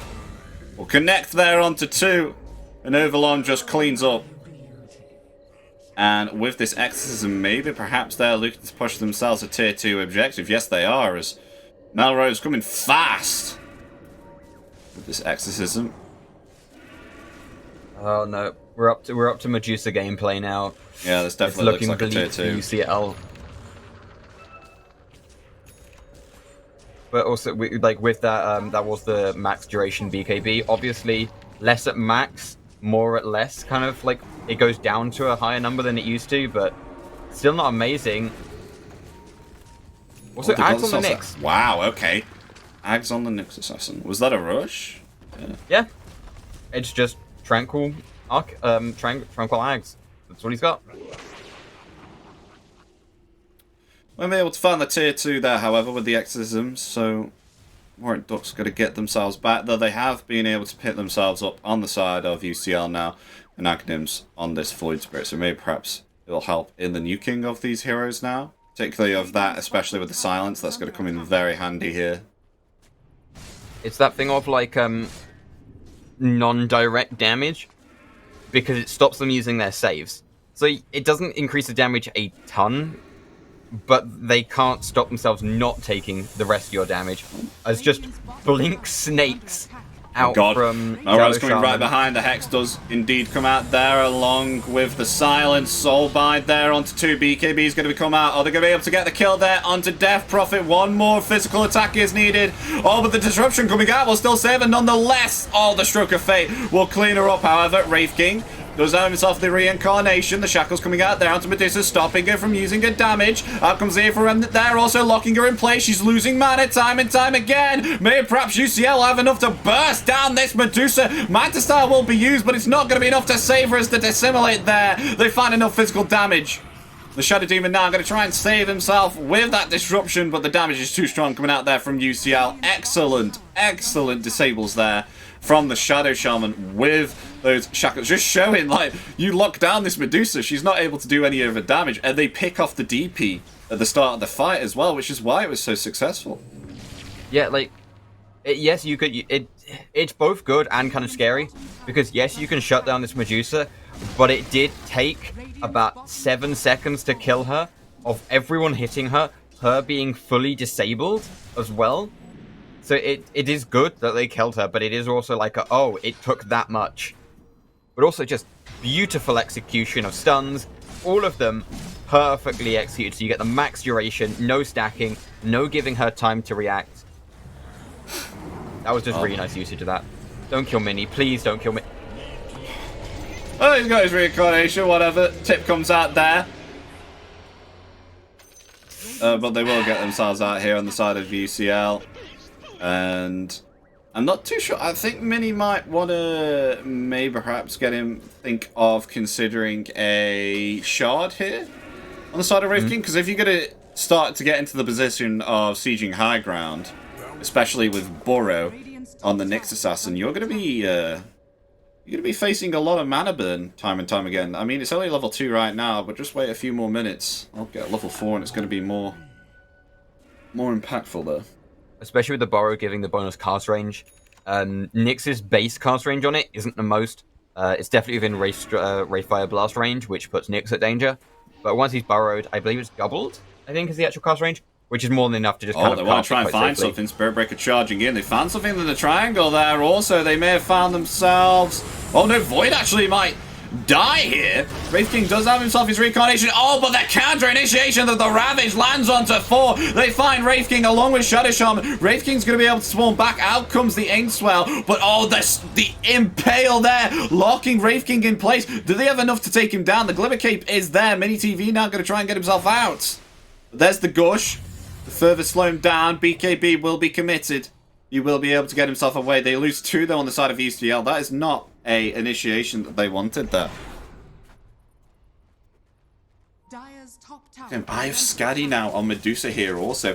19k in the net worth. Yeah, and they don't have themselves... Wait, what's the cooldown of Exorcism here? Well, they could potentially take tier 3 if Exorcism's low. I don't think it scales. It's 2 minutes 30 at every level, I believe. Yeah. So, yeah, I mean, it was a weird fight because they went in so far, but he just charged over like 4 heroes. Obviously, they weren't quite in vision, but it was quite a deep charge to go with not having vision control of that like upper jungle area. Because, yeah, they just got cut in half here. Didn't quite get the double hex on either. It was the counter initiation from the Ravage there as well, and the fact that now Medusa's been able to pick herself up a BKB, so she isn't going to be disabled anymore from these shackles unless she is the first target. But the first target that they want right now is either Shadow Demon or the DP, but yeah, now able to actually get off the damage now the fact that BKB's been picked up. What kind of item situation is Medusa looking at this point? Like, obviously we're looking at like Desolator BKB Armlet on the Wraith King. Okay, so Manta, Skadi, Dragon Lance, BKB. Everything you need on her. She's going for a Daedalus. And although it's like a really good power spike for her, it is very much luxury. Medusa is online, as we've seen over the last few minutes. Is this going to be a rare Wraith King loss? Did we spend 20 minutes talking about this hero for nothing? Like, as I said, if depending on the opposing hero, like Medusa's able to farm up a lot better than Wraith King, so this is Medusa's spike right now. But yeah. if this game does go late, because Medusa's going to be able to get her 6 items very fast, if it gives enough time for Wraith King to get his 6 items, then I definitely think they have the opportunity to turn it around. Oh yeah. Spirit Breaker. Is he charging potentially? Oh, never mind. Cancel that. Please, Spirit Breaker. Like, at least have someone else there. Don't do a repeat of last fight. I don't want to watch it again. That kind of thing of, like, you know, once you've done it a second time, at that point it's just... Ooh, nice pickup, though. Assault Cuirass here now on the Wraith King. Oh, found themselves DP. DP's on her own. The Yules is there. Go TP out now, we'll be able to get out. Yeah, but I really like the Assault Cuirass here. Especially against Exorcism, since it's physical damage. So it's going to actually help the rest of UCL survivability a lot better if they're sitting underneath an Exorcism ultimate. Yeah, Also, with that Death Prophet, she is going Shivas. I know a lot of people like Octarine Core. Obviously, you get the cooldown reduction, you get the spell lifesteal. But smoke play. I really like Shivas on her. It does. You want a kite on her. It fits perfectly, so that's what she's picking up. Which I'm kind of glad. This target here is going to be Blink there as the smoke braked. Even with the Vendetta. I don't see Nyx Assassin right now. Staying right on top of the Shadow Shaman. I think there are too many UCL. They're going to head to Roshan, though. They're definitely going to head themselves to Roshan. Are they seeing to take it here? Yeah, they are. Nyx got quite a nice clear. He got a lot of vision, saw a couple heroes, but they were all backing away from the Roche bit, and they was able to take it with no interruption. There's no cheese on the second Roshan anymore either. So no, it's the Agnim Shard. Yeah, it's guaranteed shard. Now, who's this going to? Is it just going to Medusa? Yeah, that'll allow it to siege high ground now. Oh, they have high ground potential. The Wraith King pushing in the bottom lane, but he's being caught there by the Ulset to BKB. He's going to come out along with the TP. No cancel there. Nothing that goes through BKB. Many will be able to get out. Medusa could have ulted and just stood in front of him and might have been able to cancel it, which I thought would have been very funny, but it's not worth risking.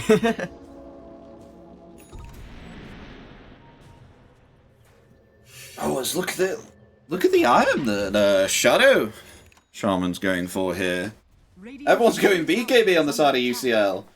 BKB on Shadow Shaman. Well, we've picked ourselves up a BKB now here also on Void Spirit, which I definitely can see why, especially with the counter initiation Ravage. It had a lot of impact in that last fight. They did not want that happening again, and they have quite a bit of lockdown.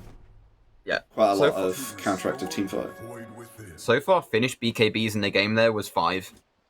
So at least half the heroes in the game have a BKB. That's not including people like the Shadow Shaman who are building towards one. That's 5 finished Black King Vars in the game. This is... As I said, these... Void, he might be caught out here. Vendetta underneath him. Where's the Impale? There it is. It's going to be able to connect, but where's the rest of the damage going to be able to dissimulate? Is he going to be able to Astral Shop away? Yes, he is. No, the crit! The crit from Medusa! Oh! The projectile followed him as he used Astral Step and Dissimulate. That is the most unluckiest Void Spirit I've ever seen in my life. Oh, no! I will say the crit didn't matter. He had 200 health. He was dying. Oh. But it is that kind of insult to injury. Yeah, here's an 800 damage crit.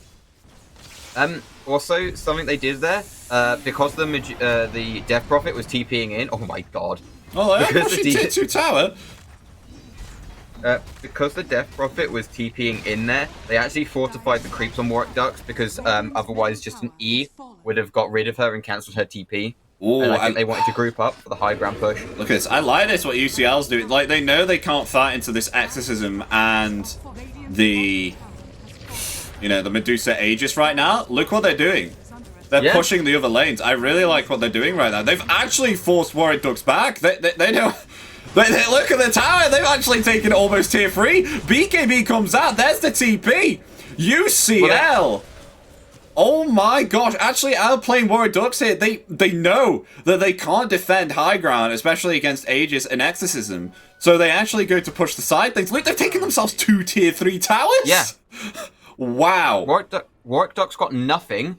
Wraith King moved in, took the bottom one insanely quickly. In fact, I think he could have started chipping at one of the racks, but he kind of just backed off. And then top lane, they just got it. It cost them nothing. And in fact, there's only about 2 minutes left, I think, on Medusa's Aegis, and they haven't got an Exorcism for that time. Yeah, 149 left on it, and she's just going to have to be pushing aggressively. Wow.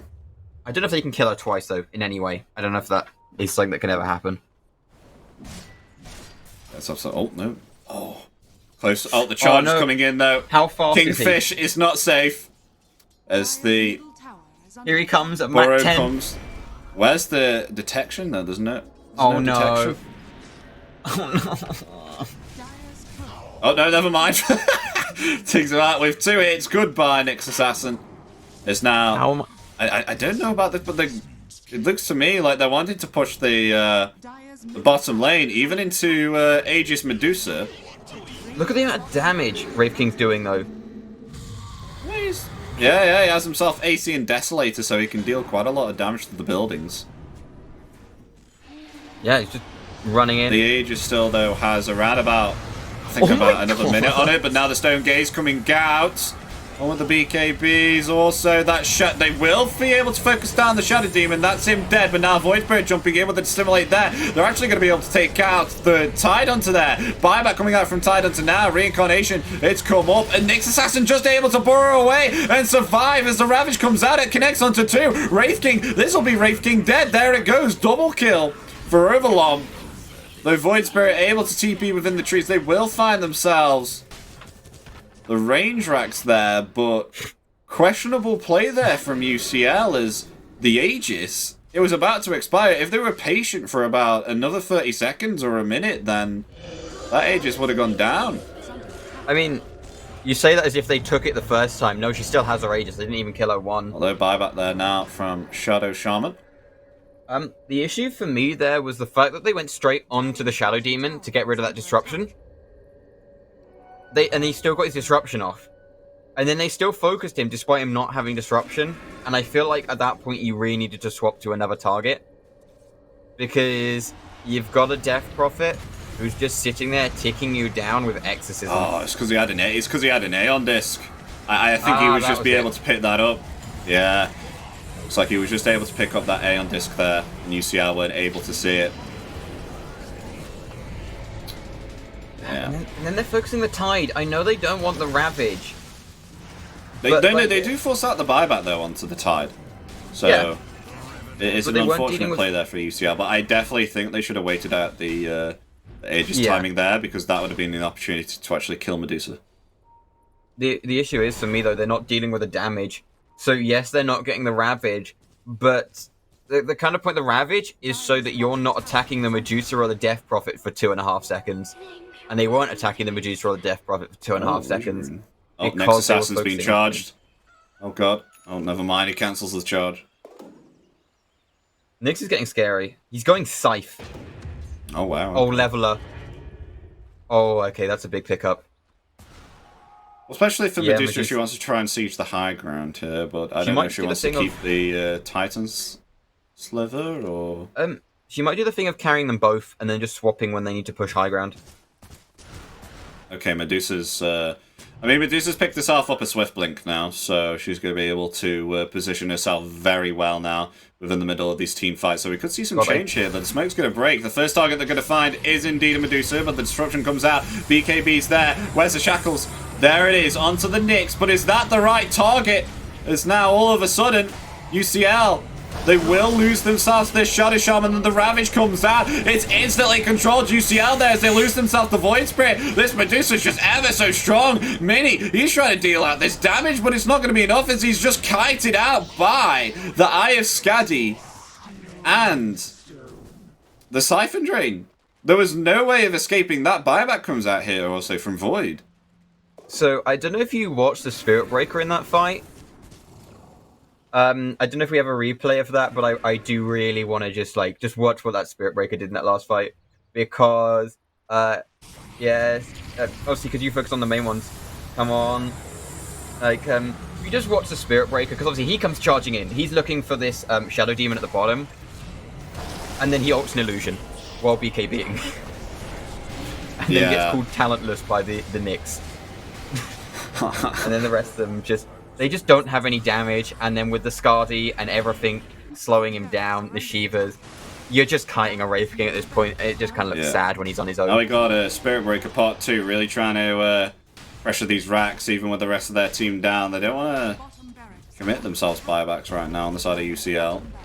They will find themselves a set of racks, though, on the bottom, and finish off the range racks in the mid. Not be able to take themselves to top racks as the tier 2 tower, it's still standing here in UCL. There's a lot of creeps hitting the bottom right now, Jesus. As DP's going to try and handle that. Look at all them creeps then all of a sudden. Spell Prism picked up for UCL. Oh god, I don't know what. I can't remember what Warwick Ducks have got so far. They got BKB on Tide. What? I want Warwick Ducks to get Spell Prism. Wait, what Tide? Tide BKB. How many 7 BKBs. The only people without a BKB are Nyx, Shadow Demon, and Grimstroke. All the cores, one of the 4s. Just okay. Buy BKB in your pubs. BKB please. Underrated item. Please just buy it. It's good. It works. Yeah. I mean, but also earlier with the fact that Spirit Breaker almost lost a kill because he didn't have vision. Buy Dust on Spirit Breaker. Please. And now we've got a Scythe now on Nyx Assassin. Which is going to be really big now if they're able to get that off here on Void Spirit because he doesn't have himself buyback. He do find himself a Trickster's Cloak though. Going to get the magic resist and the evasion here. And Wraith King's going to blink right into Death Prophet. And the Siphon Drain will push him away. He doesn't care. He's going back in. Who is this Wraith King? Oh, he's going in. He's going to try and get himself the melee Rex. Because the rest of Warwick Ducks aren't here. They finally return though. Won't be getting himself that melee Rex.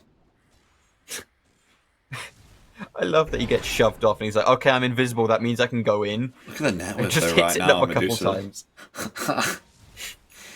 Do you think that's a bit of a net worth at 44 minutes? 38k? Literally 6 slotted right now, and I think Overlom's even going himself for an Agnim's Blessing now. I mean, she's 6 slotted. That's the thing, though. Yeah, no. This Agnim's is Medusa Blessing, at her strongest. This is 6 slot Medusa. I think the only thing left is to sell Power Treads and go for like a Satanic or a Butterfly. Maybe, but she just kind of needs the speed and fights to move around, I think. No, maybe. she's got Swift Blink. She just blinks into the fight and... Oh yeah, I forgot about that. But like, yeah, the only things, like, other than that she's waiting for look is at 2 that. more levels to Swift Blink there. There's no detection. No, yes, there is. There's the dust. Easy clean up there onto the Grimstroke. Like, the only thing she's waiting for is her other talents. Is the other level 30 just still 600 mana? Whatever. Or is it... It's 75 intel. Oh, okay, yeah. Yeah, so just yeah, but the split shot modifier is a lot better now. With the Yeah. fact that, you know, you're going to be able to, like, crit on multi-shot. And refresher. No, oh god, DP refresher shard. It's looking bleak for UCL. Yeah, it's not looking good for them. Although they might find a kill here onto Spirit Breaker. BKB comes out, but not able to charge away. So also the Demonic Purge came out there. Demonic Purge. And Honestly, back into the Roshan. Especially like since the changes for Spirit Breaker, where he doesn't get a flat value. Obviously, it allows the Courier. What the hell? It doesn't. Obviously, it doesn't allow you to get like. You can get to much higher speeds now, but God, it means that you can be stopped with slows. Wraith King. Yeah, while they're taking Roshan, Wraith King's going to actually commit BKB and go for the melee racks here. He will be able to get it with his skeletons, and he will TP out. BKB committed here onto DP. They want to try and find themselves Void Spirit. Where is the stun? Won't be there as the BKB comes out here also onto Void Spirit. Never said BKB so much in my life. As he TPs away. BKB TPs. Everyone BKB. Tidehunter did not use his BKB. Just like, this is game 1. There's at least 2 more. These teams are so evenly matched. Like, you're staring into a Medusa with, like, 50% more net worth than anyone else in the game. And they're holding. In fact, they've actually, like, they're the ones they're just running at the enemy racks more often. I've seen Void Spirit here pick himself up a Aeon Disc. Oh god! You might get killed! He's not got himself his Aeon Disc! Where is it? Was it in his backpack? He's dead! What? What just happened? I just saw him pick himself up an Aeon Disc. What happened to the Aeon Disc? Did he get dispelled? What? Click on Void Spirit. No, it's in that. Okay. It backpacked! Oh no! What? Was it actually backpacked? I think it was. So I don't know if you notice what pops up on the right side of the screen here. Oh, he didn't go for a Satanic. They're gonna go for the end now. I mean, Overlom has himself a Rapier. Look at that, able to get all his mana back with the the snake. They're just going for the end right now. I don't know if you see what the hell? Okay. Oh, look! The tier 4s is actually being pressured here by Wraith King. And now the Shackles comes down, but they're just going to die down. Even with BKB, this damage is ever so strong here on Overlord with the Rapier. Buyback comes out there from Shadow Shaman also, but Spirit Breaker's going to fall. They've lost 2 cores now. It's only Wraith King and Shadow Shaman remaining. There is no way in hell they're going to be able to defend this Ancient now as the final tier 4 tower falls down. And they are just holding Wraith King in place. Reincarnation comes out, but is that really going to save the Ancient? Is the Ravage there? Will connect onto 2. They call GG the side here of UCL. And game 1 is going to be going to Warwick Ducks.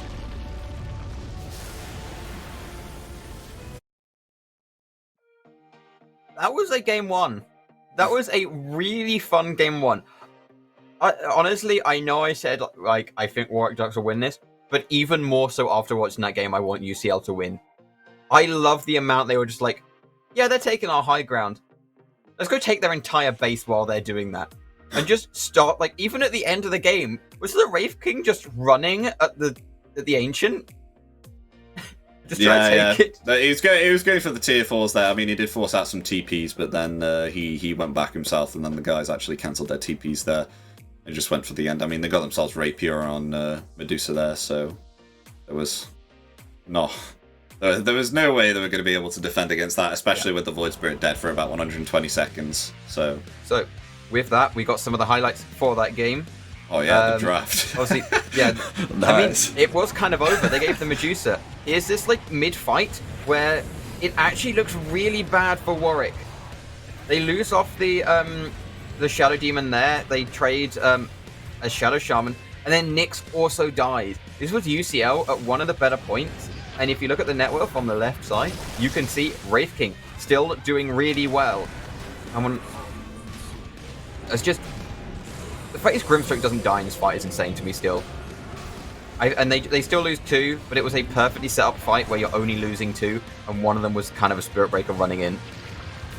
Just that they had so many durables as well. I think here on like Warwick Ducks, like it was really hard to actually nuke them down, which is what UCL like wanted with their draft.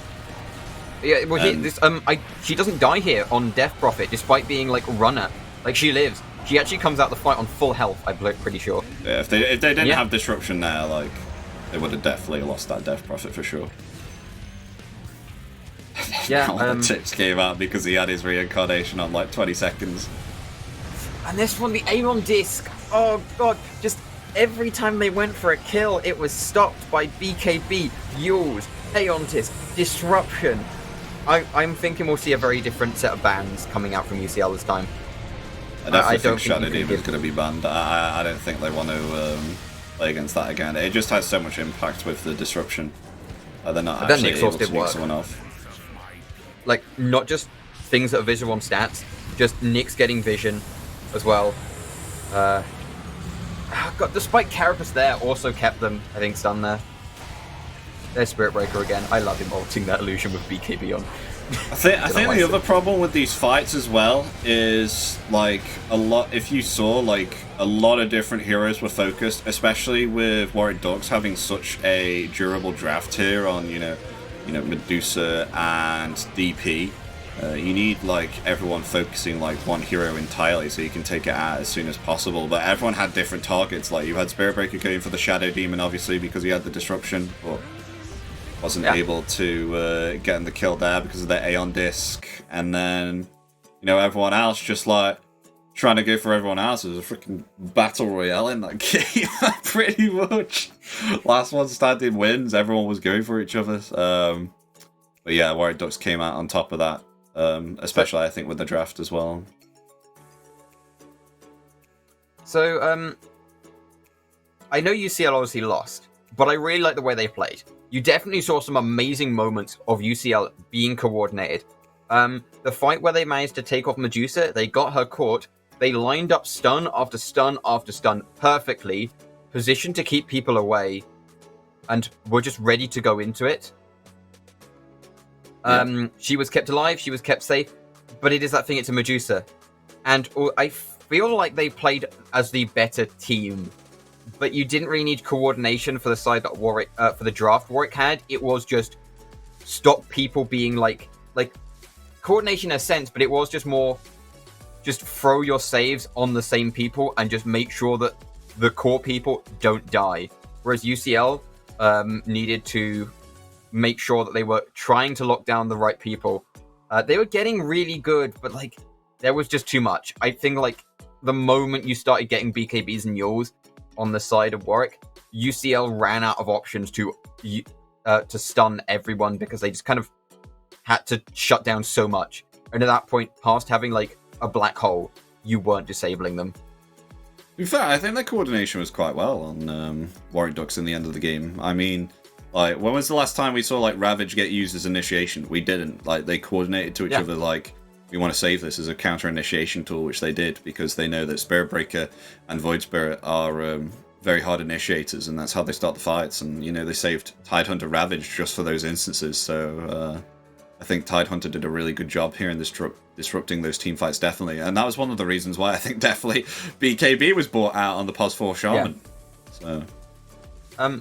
So just like us, with the picks, is there any pick that you feel like needed to swap?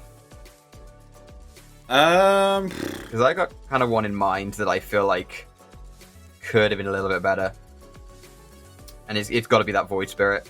Yeah, he didn't have much impact there during up the end of the game.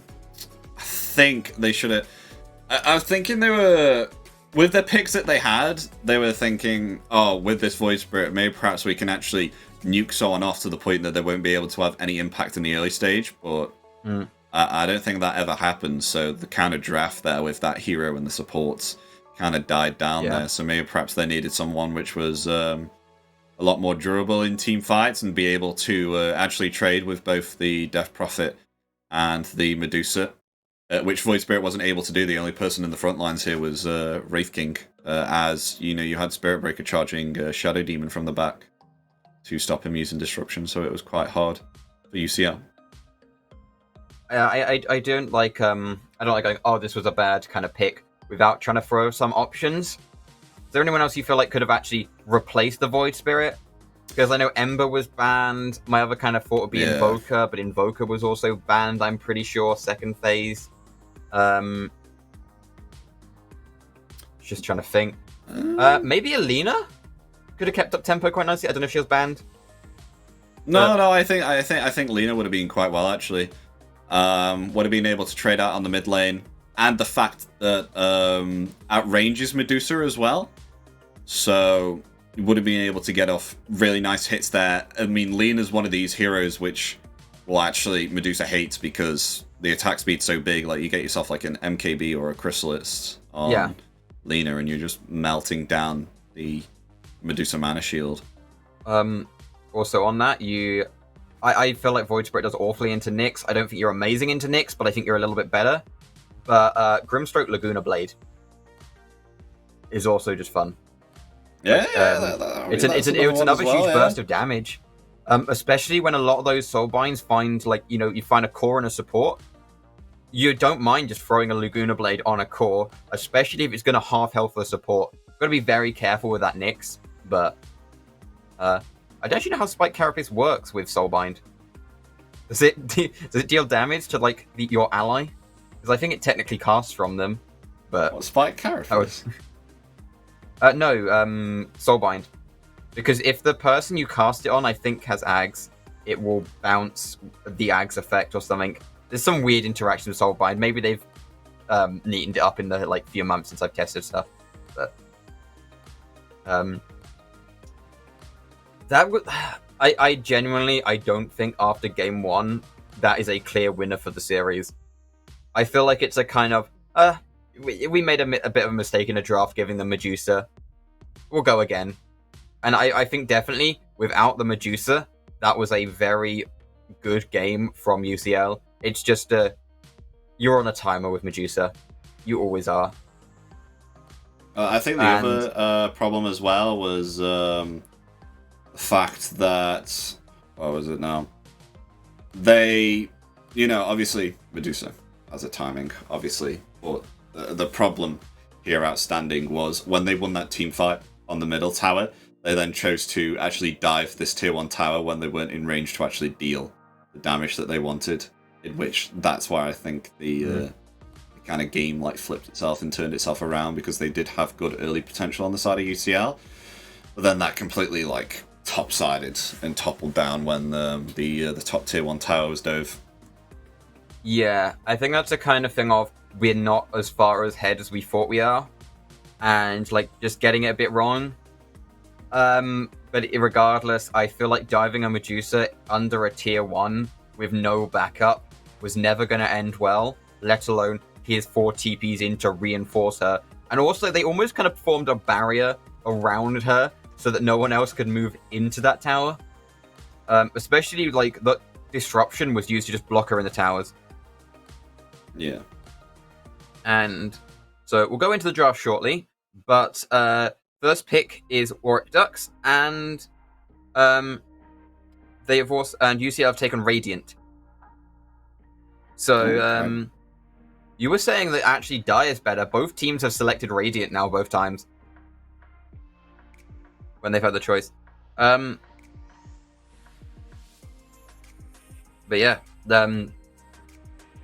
I really want to see how both teams bounce off that last draft. And it's always fun in these best of threes because you get to see people's signature heroes, because people focus on banning off the first game they've played, and they forget like the heroes like, we really should have banned that because that's the hero he's like only plays that hero, because you're like, oh, well, he played this in game 1. 5 seconds But remaining. Dire team ban. so 2 bugs banned off the start. Nyx Assassin banned. Definitely a respect to kind of that first game. Warwick were using Nyx beautifully. Vision, Spiked Carapace, Stun. After like that kind of first double death on Nyx to the Wraith King, that was a little bit further than he needed to go. And although I said, sometimes you forget those kind of signature heroes, you don't ban them out. Warwick Ducks aren't going to forget that, and they are going to ban out the Dark Willow. I haven't actually got to see UCL Dark Willow yet, but Warwick Ducks apparently have, and they really don't want to see it anymore.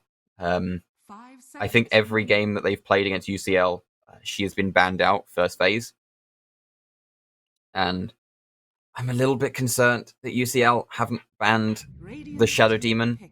They have banned equally the kind of same amount of save in the Oracle. And Warwick Ducks this time have taken Spirit Breaker. Last time UCL picked it up. Maybe Warwick Ducks just like going, yeah, that was kind of fun on our side. They played it very well. We'll take their playstyle a bit, deny them of the pick. If you first pick something, it's kind of like an extra ban, especially if you don't mind playing it.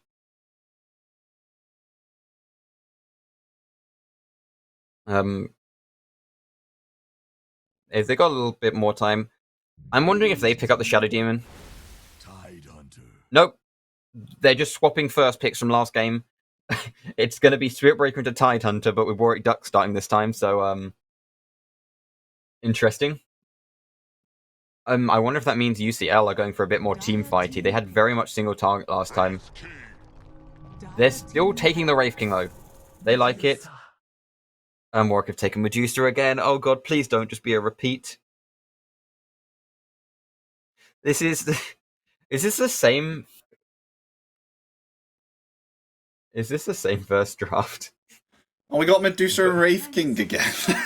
They just so far they've just swapped their first picks, and this is the exact same 4 opening picks. Okay, right, got you. But Nyx Assassin's banned this time now. Nyx is banned. Shadow Demon is not. Okay. I'm confused what we're going into. But yeah. Alright, Death Prophet's banned as well, yeah. They don't want to go against that. They don't want to fight against a Neurodurable, but at least, they're still confident with their Wraith King here. Won't pit themselves up the Wraith King again. Oh god, I don't like the Medusa getting through. I'm really kind of concerned that this is going to be a repeat. They need to ban, like, 3 saves now. They have banned out the Death Prophet, so that there aren't too many durable mids. But they have more team fight though this time. They have the Tidehunter.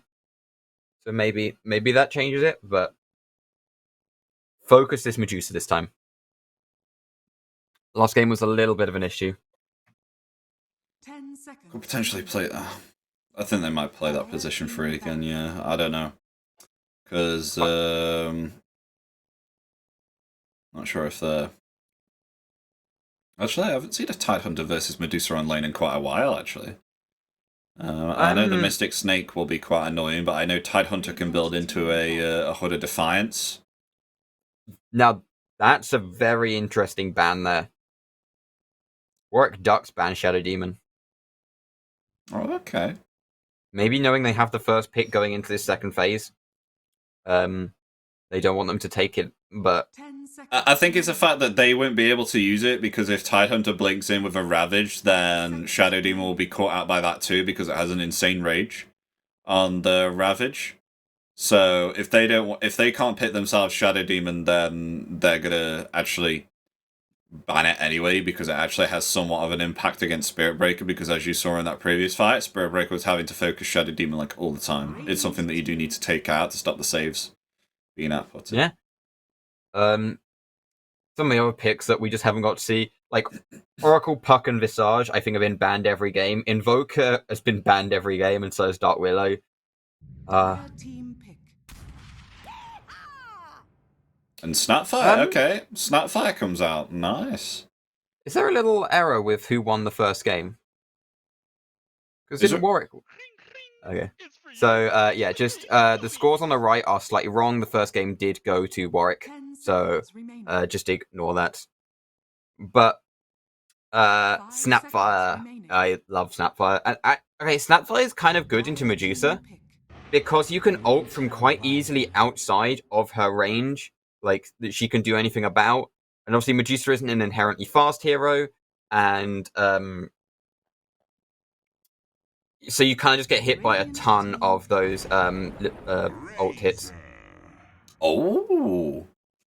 Alright, Razor coming out here now. So, this looks to be their... I mean, it could be a position 4 Razor. I have seen that get played quite a few times. It's quite rare. I mean, Kuroki has come out every now and again with a Razor 5, so maybe they're picking something up from here and having themselves a Winter Wyvern 4. That could be interesting to see. I don't think it's mid. I wouldn't think so. I'm just thinking this is their Wraith King counter, because obviously Wraith King takes longer takes longer fights. Just being able to, like, you know, get the static link on him, start draining him of all of his damage. Eventually, he stops lifestealing, and he actually becomes less tanky off the fact you're draining his damage. I am way more concerned though about the Winter Wyvern, especially with all the skeletons being summoned. Snapfire and Queen of Pain, while they don't deal a ton of right-click damage, they also don't deal like a kind of ignorable amount. They do kind of right-click fairly hard. So, especially with the extra attack speed when you are Winter's Cursed, it can start adding up. I tell you what, I'm not a fan of the Queen of Pain pick here, to be honest. I mean, it does have, like, Sonic Wave, and they don't have much, like, catch here on the side of Warwick Ducks. They only have, like, the Spirit Breaker Charge and the Never Strike, but I'm looking at it now. Maybe perhaps if they can utilize the Queen of Pain early game, then they're able to actually get some quite nice and decent kills here on Medusa with the, you know, the Sonic Wave onto Medusa starting the early game. Be able to wipe her out easily. But looking into the middle game, like... I think Queen of Pain starts to play more like a, you know, like kind of how a Void Spirit would play. Do you know what I'm on about? Like, just blinking in and out with, like, the nuke damage and stuff like that. It's not something which is, like, constant damage like Lena, which we spoke about earlier on. 10 seconds remaining. So, one thing I'm kind of interested in is that, are they really just last picking a pos 4? Or is this the kind of, like, you know, kind of pos 5 Tidehunter maybe, just only being there for the Ravage. Actually, to be fair, it could be a pos 4 Queen of Pain here. Sorry, actually, yeah. That was the other thing I was thinking. Is like, is it like a 4 Queen of Pain? I obviously by the picks of Warwick Ducks, they think that it's What? Okay. Anti-mage. All right, no one was expecting that. It's going to be AM Mini TV. carry. Yeah, But so then that's what's a Wraith King going to be? mid Wraith King, maybe. It's mid Wraith King until Razor. No. It's Queen of Pain mid. Oh, just offlane Wraith King then. Okay, he's going to be laning into the Medusa then. Offlane Wraith King. That is a position 5 Tide, I think. Yeah. I believe so, yeah. Position 4 Snapfire. All right, then. So, really not liking the Medusa here. They come up with a situation to try and counteract the Medusa, as they know maybe perhaps they can't fight it around the late stage of the game. Anti-Mage is actually really good here against Sand King also, because of course you do have the counter spell, so Borrow Strike is going to be affected right back at you. And the fact that you can blink away from the static link, as you were speaking about here, static link's very nice against Wraith King. They've got a lot of heroes here which all control Wraith King, so maybe perhaps UCL. I mean, big we're brain also forgetting move. Now they have no catch for Anti-Mage apart from Spirit Breaker and the Winter's Curse, but what's that going to do? I mean, if you got manage to Strike potentially as reflect well, the but- Winter's Curse. Yeah, exactly. Just Winter Wyvern dies. But we're forgetting it's a Medusa. You burn her mana, if she becomes a bomb, she will kill anyone around her as she dies to a mana void. I actually don't mind the anti-mage pick up here. I think it's actually a really good pick to rotate the Wraith King mid as a little pause. Just while I sort out okay, so as we did the last game, just going by draft and the kind of gameplay we've seen before, who's your pick for this game? Who wins? I don't know, because Wraith King 3, I don't think it's going to have any impact at all. I really don't. Like, I look at, compared to Warwick Duck's draft right now, Anti-Mage, it's a counter to Medusa, but it's gonna need space. And so I don't know if Wraith King's gonna be able to provide that, so there's a lot of pressure on this Wraith King right now to make sure to create space. I'm honestly not certain, and I'm not confident with this Wraith King, but I'm gonna have to go Warwick Ducks again, I don't think AM will be farmed enough to take out Overlord. They have Winter's Curse in case AM does jump upon the Medusa. See, I'm actually the opposite here. I'm going by what I saw from UCL game 1, and I think they're crazy enough to pull off this draft. God, they've met 5 here onto the high ground. The Borrow Strike comes out. That is going to be first blood there onto the Wraith King. And that's on their mid Sand King. That's a sorry, that Caster's offlane. Curse. Wait, sorry, hold on. I'm just seeing who's playing the Sand King. This is offlane Sand King? Yeah, that was the Titan to last time. Coventry, Kettering. Yeah. So it's Pos 4 Spirit Breaker, offlane Sand King, and they're actually going for the mid Razor. Wow, okay. Alright, mid Razor. Oh no, they do take down Overlord! Really contesting for the bounty runes there. Oh, that's not what you want. So, I think you're fine with that, although you got first blooded as UCL, you lost your offlaner, they lost their carry. And that's your that's Medusa down a TP now. She's going to TP back to lane to make sure she doesn't miss anything. But, if you can bully her in this first, minute and a half, she's in a really bad spot. And Anti-Mage just has... Let's say it, the Observer Ward. Yeah, he didn't place the Sentry Ward, so he doesn't get the gold, but that's 100 extra gold on a support Tidehunter, who can now buy you basically a salve to keep you alive, and he has no mana. So I'm quite confused with... originally, when I made this bet that I thought Warrior Ducks would win, I thought it was because it was going to be Sand King mid, and they may have found a kill onto Sand King here. Yes, they have. Yeah, so I thought this was going to be Sand King mid, because the fact that... Razor's actually going to find it really hard to actually kill like 2 of the cores here on the side of UCL, because Anti-Mage is obviously just going to blink away, and then you've got Queen of Pain who's got a blink as well. Like, look at Razor right now. It's only level 1 Shadow Strike, and already half HP. Just gonna... she hasn't taken a second level. She's actually getting close to level 3 and just hasn't taken anything. Yeah, just saving the points right now to see what kind of situation, like, if she can potentially put, like, 3 points into Shadow Strike, or we'll need to go something else, like the Scream of Pain. Puts it into Scream of Pain. Yeah, and then going off that information, that's really, really good, like, game sense there from the Razor. Just like, yep, she's leveled that, I can static link and get away with some harassment. That's kind of what you want to see there. I really want to know what items Wraith King's going to go. Like, maybe they can go Halberd. Oh, Snapfire Cookie. There's a Wraith Fire Blast. Not enough damage, though. I'm always interested by what build Snapfires go. If the hero is very, very just, like, whatever situation you want to build it to. Like, you know, there are so many different just builds for core, builds for support. Oh God, Wraith King. You should be fine with the slow. Just able to survive. Just. Healing Self comes out. Buy salves and supports and just shove them on your cores. It's good. It works. It'll be cool, I think, if Wraith King definitely gets himself a Halberd here on the off lane.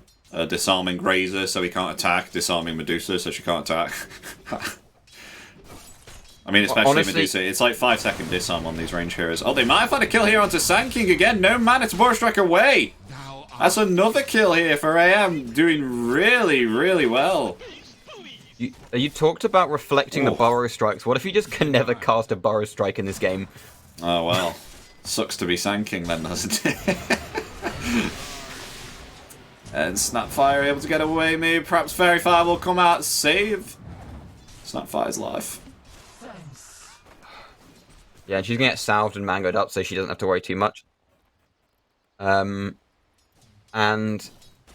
oh god, this is just as I said, I think UCL are crazy enough to do this draft. Mini TV is getting fairly low. He's gonna get salved back up though. Ooh. So Orb of Corrosion, he's aggressive. Yeah, well, the Corrosion, I mean, I don't blame him. They're able to actually push out the Sand King to the point where he can't get anything. Maybe perhaps Mini can help. I mean, he's already got 2 kills. Why is Anti-Mage being the one to murder the most heroes in the game? This is not how he's meant to be played early game, but I mean, yeah. His mana burn's so strong against this Sand King right now. Melrose just going to come up and refill her bottle. TP to... I was like, why is she TPing back to tower and not walking... And then, yeah, just go and claim the other rune. You get mana off it. Just shutting down both runes off that. Queen of Pain doing really well in regards to leveling as well. Really damaging the Razor here. Once she gets level 6, then I think it's a definite kill. So...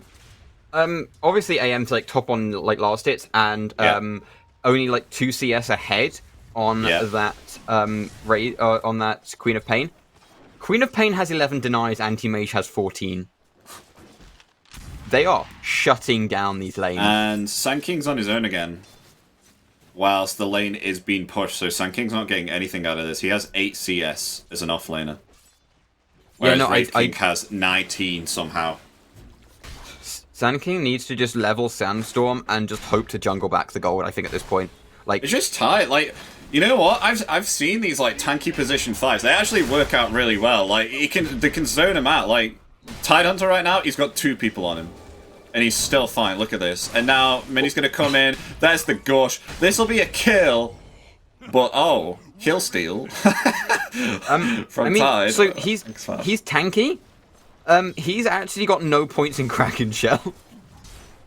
You don't need it. I mean, it's better to get the Anchor Smash here to reduce the damage, rather than get the Kraken. The Anchor Smash is... It's just relying on the Gush. Like, Gush is like so good here. Like, early levels. Like, especially with the AM, like, Orb of Corrosion and Gush. Like, that's like -6 armor. Oh, but they do find a kill top here.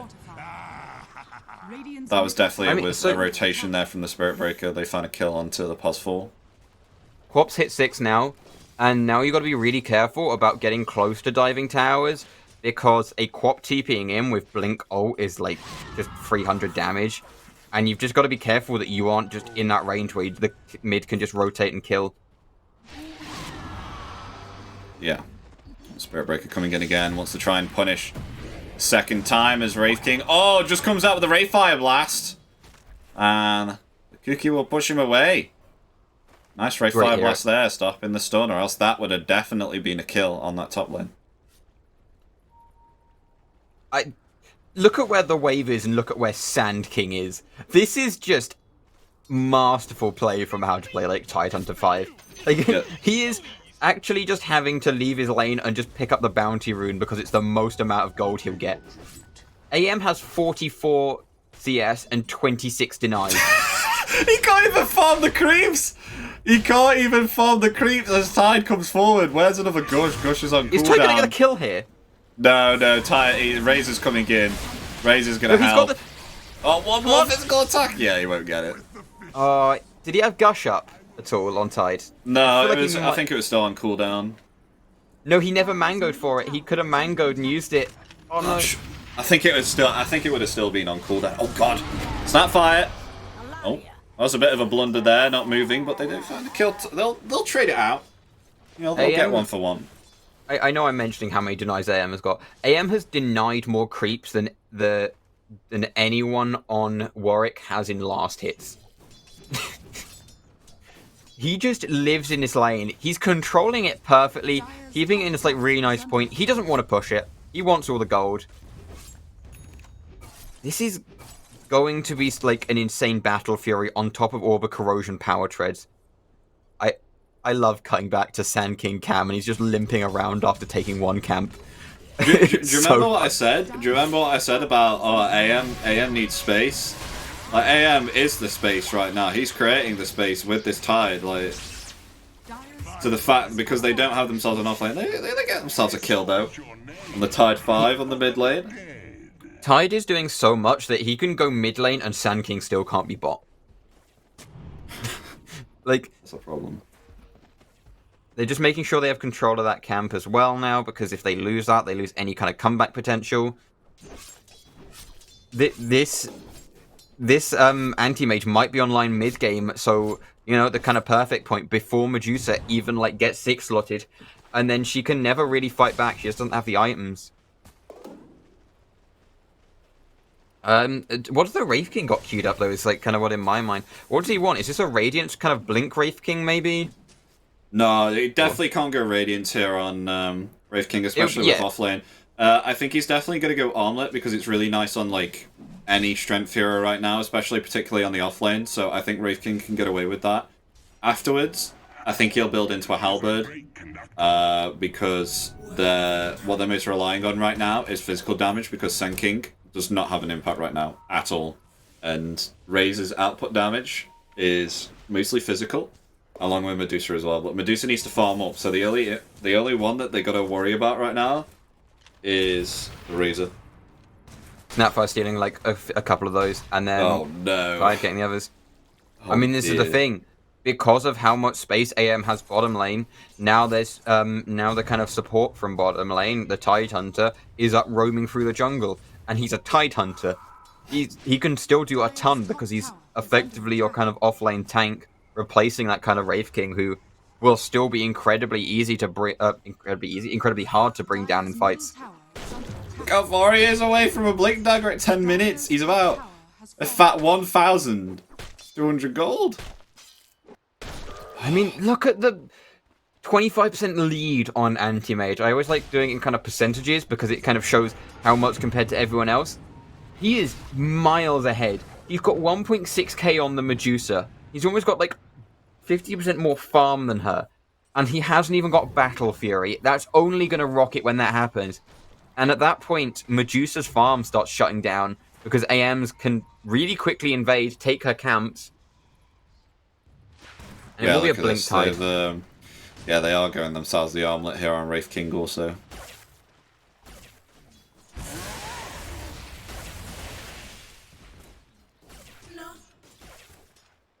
Razor's not falling actually behind as much as I thought he might. He's still keeping up with levels. But Wraith King, yeah, there's the armlet. Yeah, just queued up. Sand King, use the tome. Please, you've just got it in your inventory.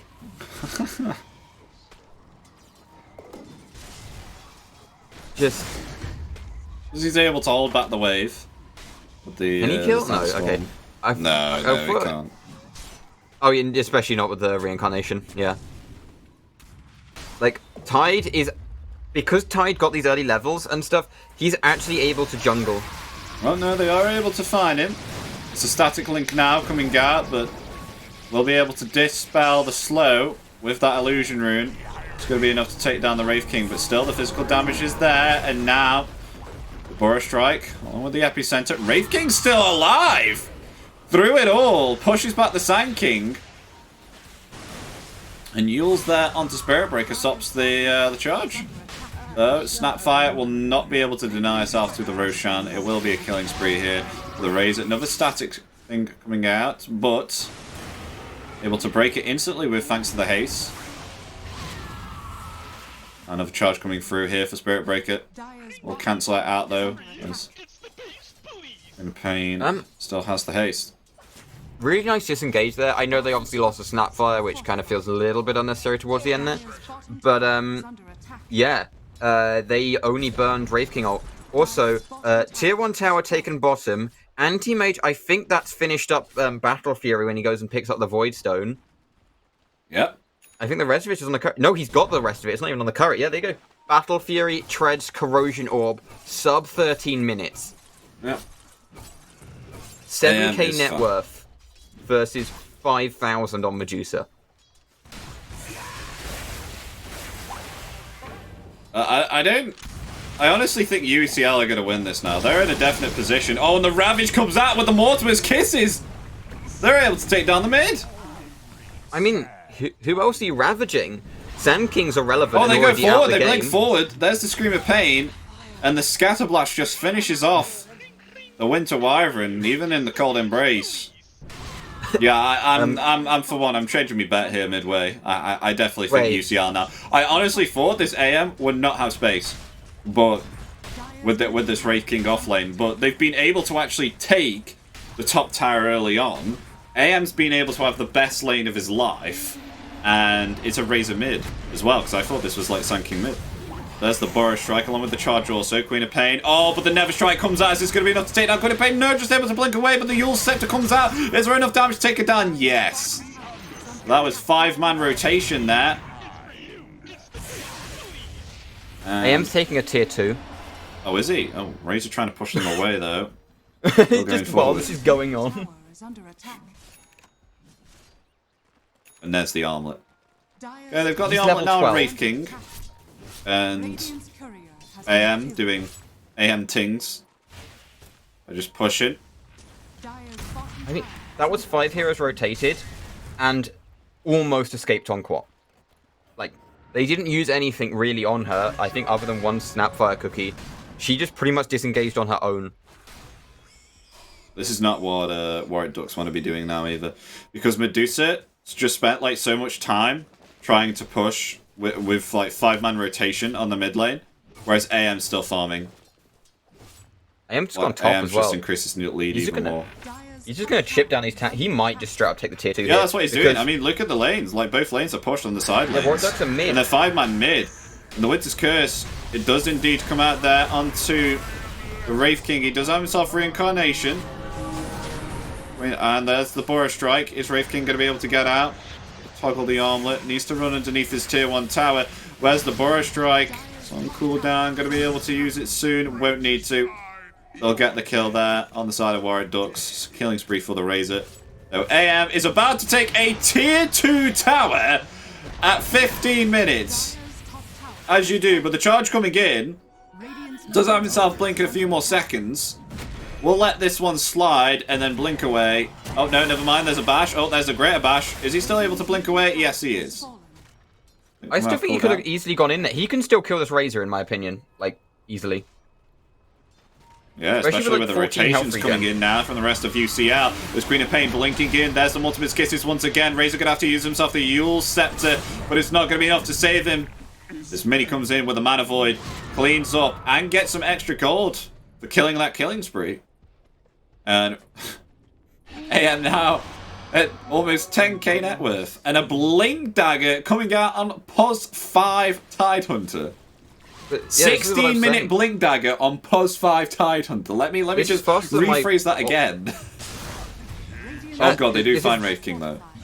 This is faster than on my offlane Tidehunters, and it is literally because AM won his lane so hard, Tide just went and jungled. And AM hasn't finished his Battle Fury, so he can. Like, and now they've got, yeah, this Medusa's game is, I definitely think this Medusa's game's over. Like, middle tower gone at 16 minutes, there's Spirit Breaker charge coming in, it's cancelled there by the Yules. Is there any follow-up? There's a Gush. Don't want to go in there, Queen of Pain's too low. But yeah, as I was saying, middle tower's gone, tier 2 tower's gone top. About the only camps Medusa can farm right now is the one where she's at underneath the... Actually, you know what? That's a dangerous one to farm. I think it's just the triangle and the one camp next to the tier 2 tower. If they're able to just play top now, UCL, and just stop Medusa like from farming this entire lane and the jungle, then it's not going to be anywhere. I mean, this is like a 20-minute Manta style as well. They do get a growth bow for Medusa. But one thing that's actually really interesting, Warwick Ducks are winning on kills. I know it's probably because they've been focusing on the anti-mage's been focusing on farming, and he's the one like doing top on that. But they're actually losing a team fight still on UCL, but just because of the 11k net worth anti-mage at 17 minutes. Oh god, they're going to smoke up with AM now. AM's feeling confident, got himself a Yasha. Oh no. First target he's going to find is the Medusa. Stonegaze comes out, but there's the Blink and the Ravage there. Going to be able to connect onto 2.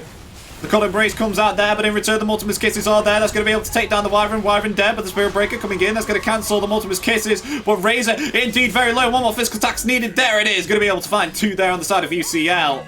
It'll be a successful smoke gank. And Wraith King was almost close to death there. Will be able to survive. They lose no one on the side of UCL.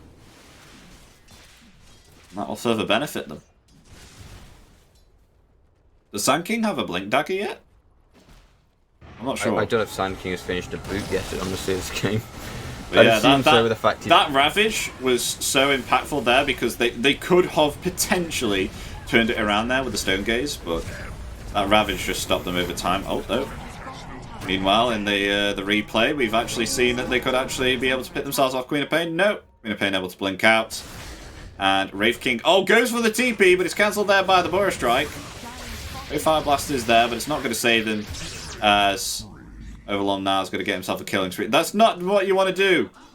You want to try and play it. I mean, they've taken himself a second tier 2 tower. Like, look at bottom. That's gone now as well. This very much feels like oh, we can flex Wraith King, but the person you're flexing with is nowhere near as comfortable as you are.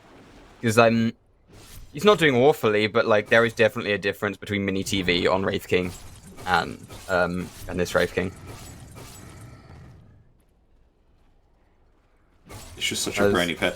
Like, you would not expect them to go like AM here, like at all. Like, I gotta give it to like Warwick Ducks here. I was like, Wraith King offlane? How the hell is that going to work? And it actually worked out. I know that, because like, their Sand King got demolished. When we played NSC, we'd pick Viper and Anti-Mage, and the Viper would go safe lane, and the Anti-Mage would go mid, and it would just win. Because they'd pick, like, a Bristleback into Anti-Mage and get put into a Viper. Dire's middle tower is under attack. But... God, Anti-Mage's lead is just extending. The Medusa is getting more farm, but like Anti-Mage has already got enough to take her out pretty much. If she doesn't have her ult, he kills her every time. 14k net worth. Not though. Burrow Strike along with charge. That's going to set up there. Oh, the counter initiation with the Ravage. That's not going to be enough, however, to save Queen of Pain.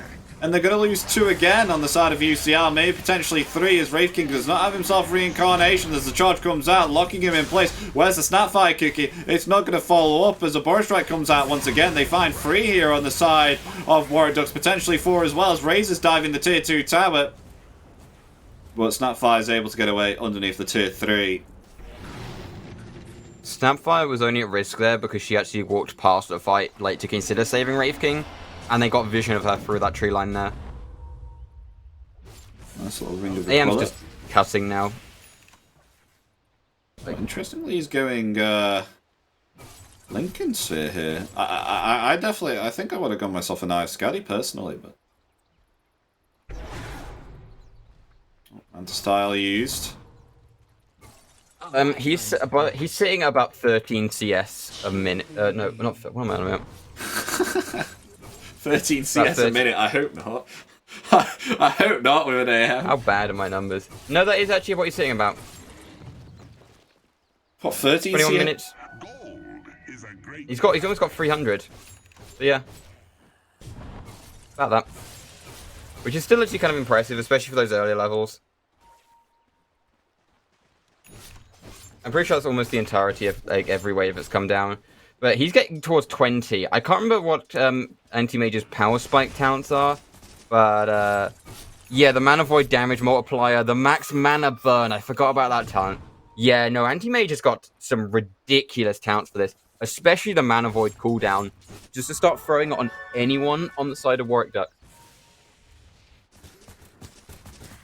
I think I might only need to use a ward. Oh, if only they had a ward here at this triangle right now, they'd be able to see Overlong farm and get half mana. Dire's bottom tower is under attack. I can't remember what the multiplier is. I think it's like 1.2 now at level 18 on mana void with the talent. I mean, yeah, 1.2 with the talent. Okay, we should start to see now UCL start to be a lot more aggressive. Yep, here we go. Smoke comes out. They've got themselves a Lincoln Sphere. Reincarnation's up now on Wraith King here also. So when AM blinks in, I think the reason why I bought this Lincoln's is so then he doesn't even get controlled up by Yules or the fact of a Boros Strike coming in. Oh no, they're going to find Sand King. Don't bully the Sand King. No, Yeah, they're going to have to place that ward and just hope they don't get spoiled. A lovely double place of sentry wards. But yeah, Sand King has been spotted now, I think, and I think they're just going to just murder him. Yeah, the sentry there ward it comes is. down. There's the sentry. But the Cold Embrace comes out. Oh, that was Winter's Curse trying to come out there, but the Lincoln Sphere does indeed protect AM. They used a lot. Yes, they did. That's Winter's Curse on cooldown.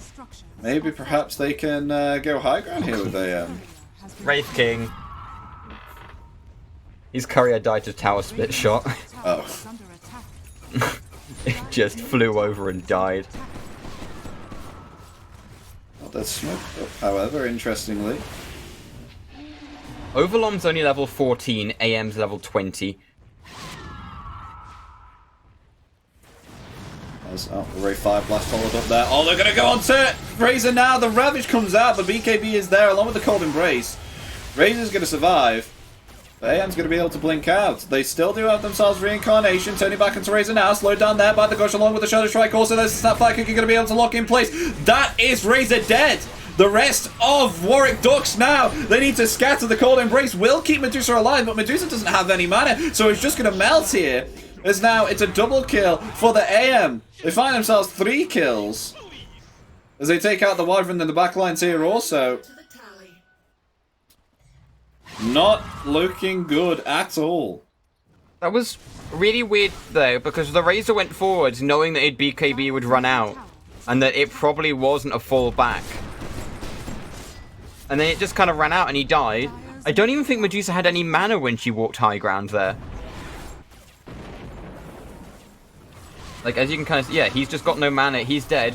Medusa already has nothing. Like, she just doesn't have anything when she walks high ground. And then she's out of mana. And they just don't have damage that isn't Cold Embraced. And so she's just being picked off. Sand King has to leave. And they just find more because they got the jumps forward. Oh, we've missed another kill here. Sand King is taken out there. And Razor activating BKB, but not able to output that damage there with the static link. Now Razor in trouble here once again as the Sonic Wave comes out. One more physical attack needed. Razor's going to fall. Down for 50 seconds is Queen of Pain now blinking forward. That's going to be a kill there onto Wyvern. Also, the Mortimer's Kiss is coming out. And look at this. Medusa no mana once again as the Mortimer's Kisses finish her off. Never mind. Queen of Pain finishing her off there with the Scream of Pain.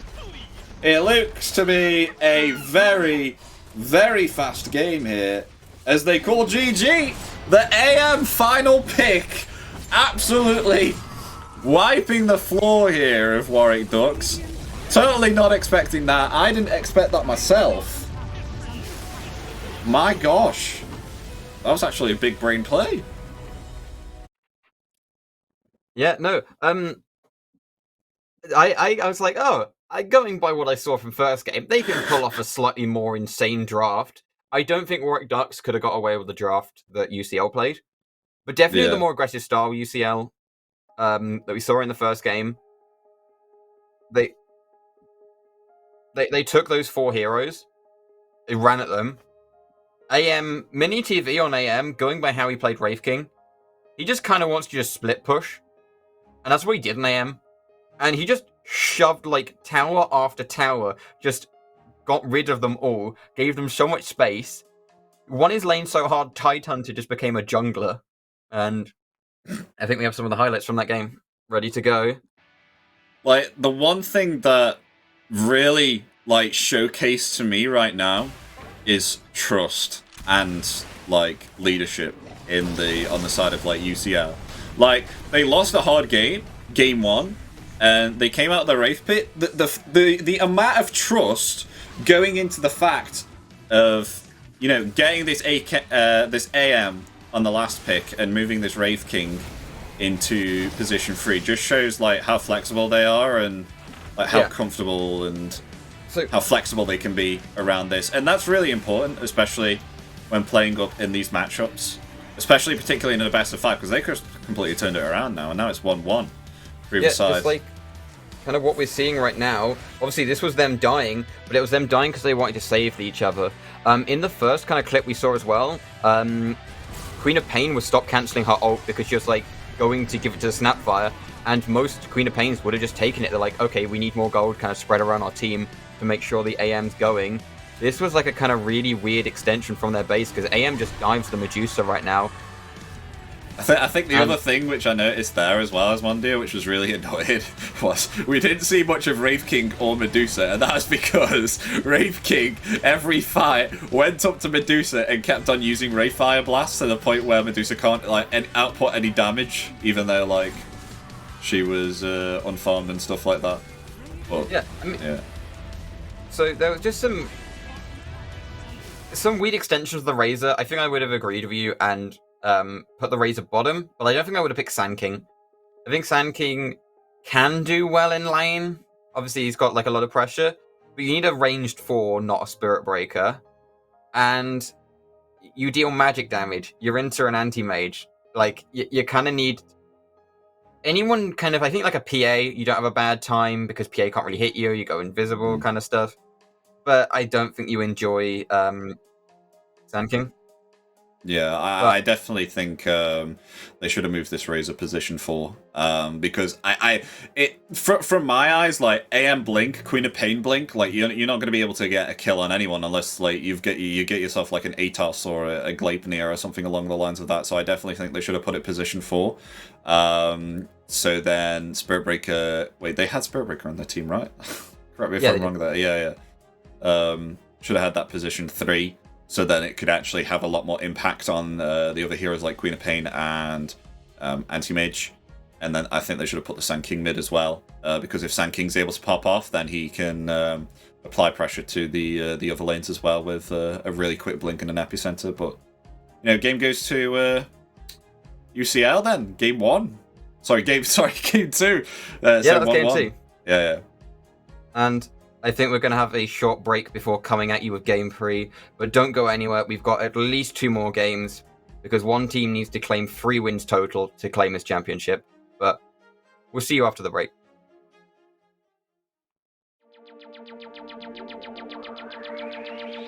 My name is Jake Merton. Hi, my name's Kat. I'm Edwards. I'm the treasurer for the Southampton Video Games and Esports Society. My name is Cameron Doig. I'm a former Epic Land team leader for their esports media. Used to freelance for ESO UK and run the Dota tournaments for NSC. And now I'm a software developer and in-game manager for Blast. Going into my first Epic Land thinking, I have to run a Dota tournament after having only worked one event previously. It is a stressful thought. It's a stressful time dealing with trying to do that. But the management help you through it. They teach you the basics of how to how to deal with everything, how to run a tournament, how everything should be smoothly handled. And then you kind of have the step up with ESL UK, where they then massively teach you how to run live events, all of the logistics that go with that, how to kind of liaise with a full-on production, you know, how to do tournament ops, player management, all of that. I didn't know half the skills that I know now before I came to Warwick Esports, because it forces you to do so many things that you hadn't done before. So I'm technically head of partnerships, but I'd never done anything about that before. I had to learn all that from scratch. I'm vice president, so I do a lot of project management, and I've had to take courses specifically on that so I can learn those kind of things. You learn other things you don't even consider skills. Things like just conversing with people and talking. I didn't know networking was a skill at all. I was like, is this not just something everyone has to do? Like, it's just talking is fine, right? But actually, it's such a skill that you have to learn. Esports is such a versatile industry. You end up doing so many more things. And I think that has made me a much more well-rounded individual. Working with all these different groups definitely makes you better socially. You meet a whole bunch of new people every event you do. So slowly you get better at, you know, interacting with these people. The most unexpected skill was definitely casting for me. I had never thought about casting. Counter-Strike or Valorant wasn't even around when I first joined university.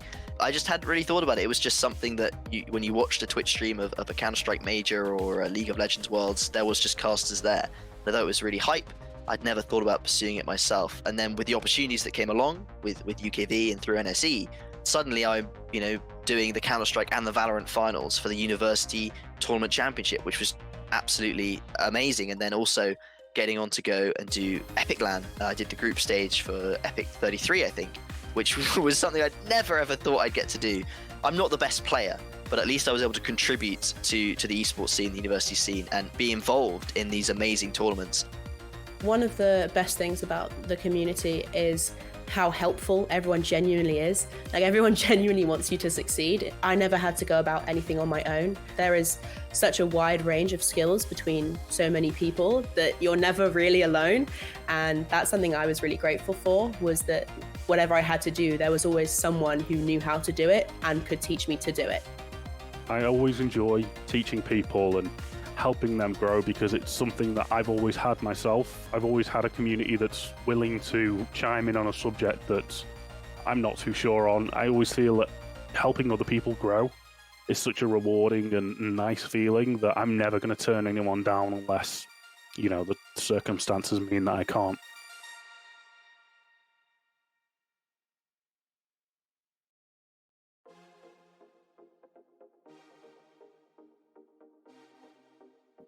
Hello and welcome back to the NSC finals for Dota, powered by Intel. We've only done 2 games so far, but it already feels like we've seen so much amazing Dota today.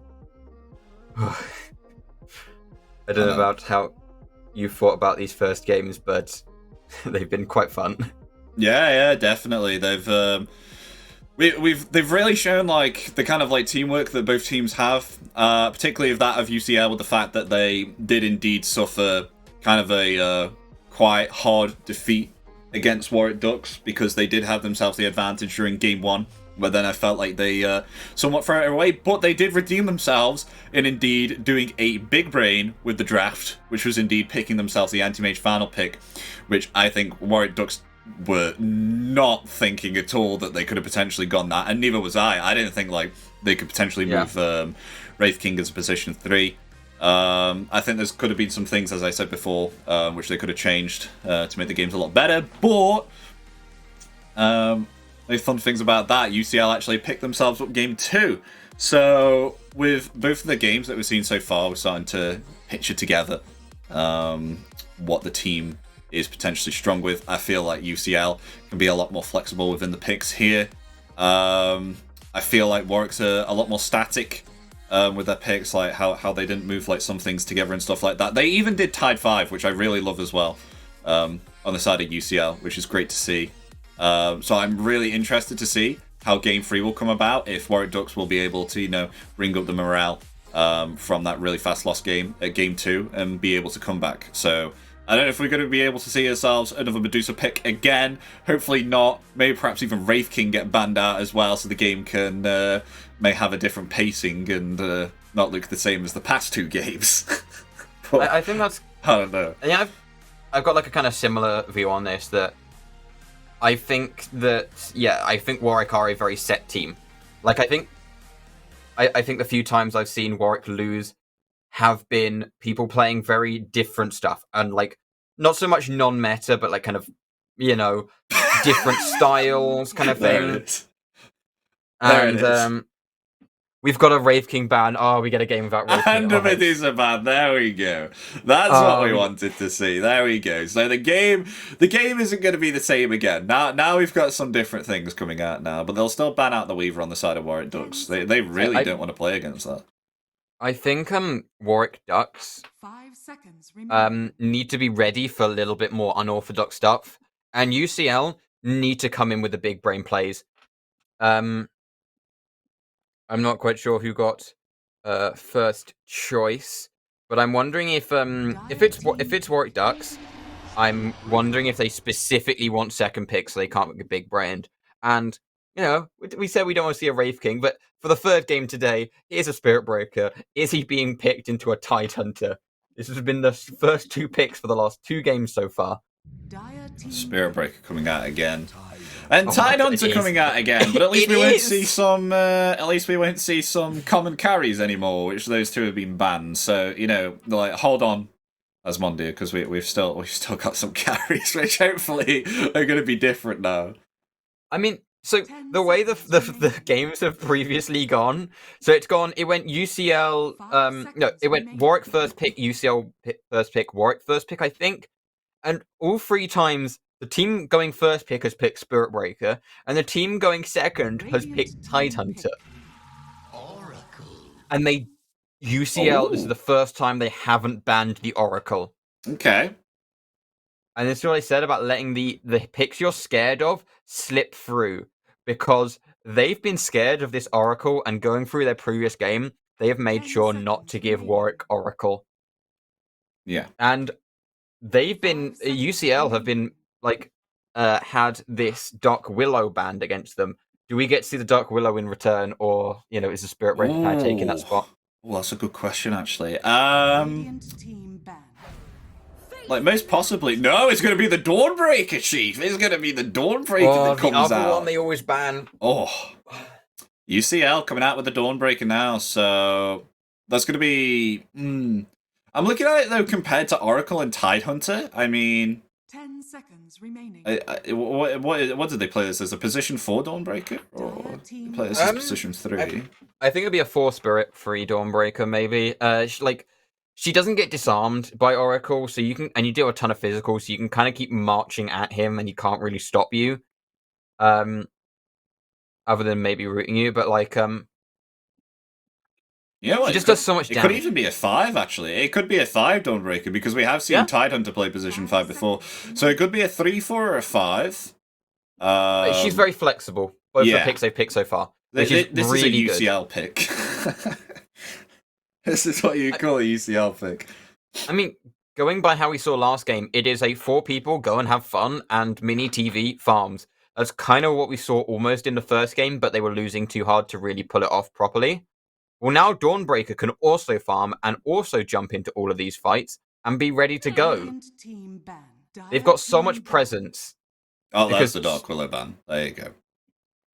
Still ban. In fact, they've picked 2 global heroes so far. Warwick need to be very careful about being outpositioned. I hate that voice line so much. They haven't used any others. 10 seconds remaining. They do ban Death Prophet though. So Drow's the only ban from UCL that we haven't seen so far. Nyx, Medusa, and Death Prophet have all shown their face. And a Snapfire ban. I don't know if Snapfire would really help UCL, honestly. It's a little too much in your face, I think. And they might want to go for a little bit more save. Well, they have 2 frontliners. And they've got save with the Dawnbreaker ultimate. Yeah, I guess that is true, yeah. I'd almost rather those a bit more like a reliable stun, like they've got all these charges. But when you're speaking about, like, anytime I think of Snapfire, like, Oracle can just apply, like, his... her ult is useless into him. His Fate's Edict, sorry, yeah. He can use his Fate's Edict to just stop, like, any magical damage from being outputted.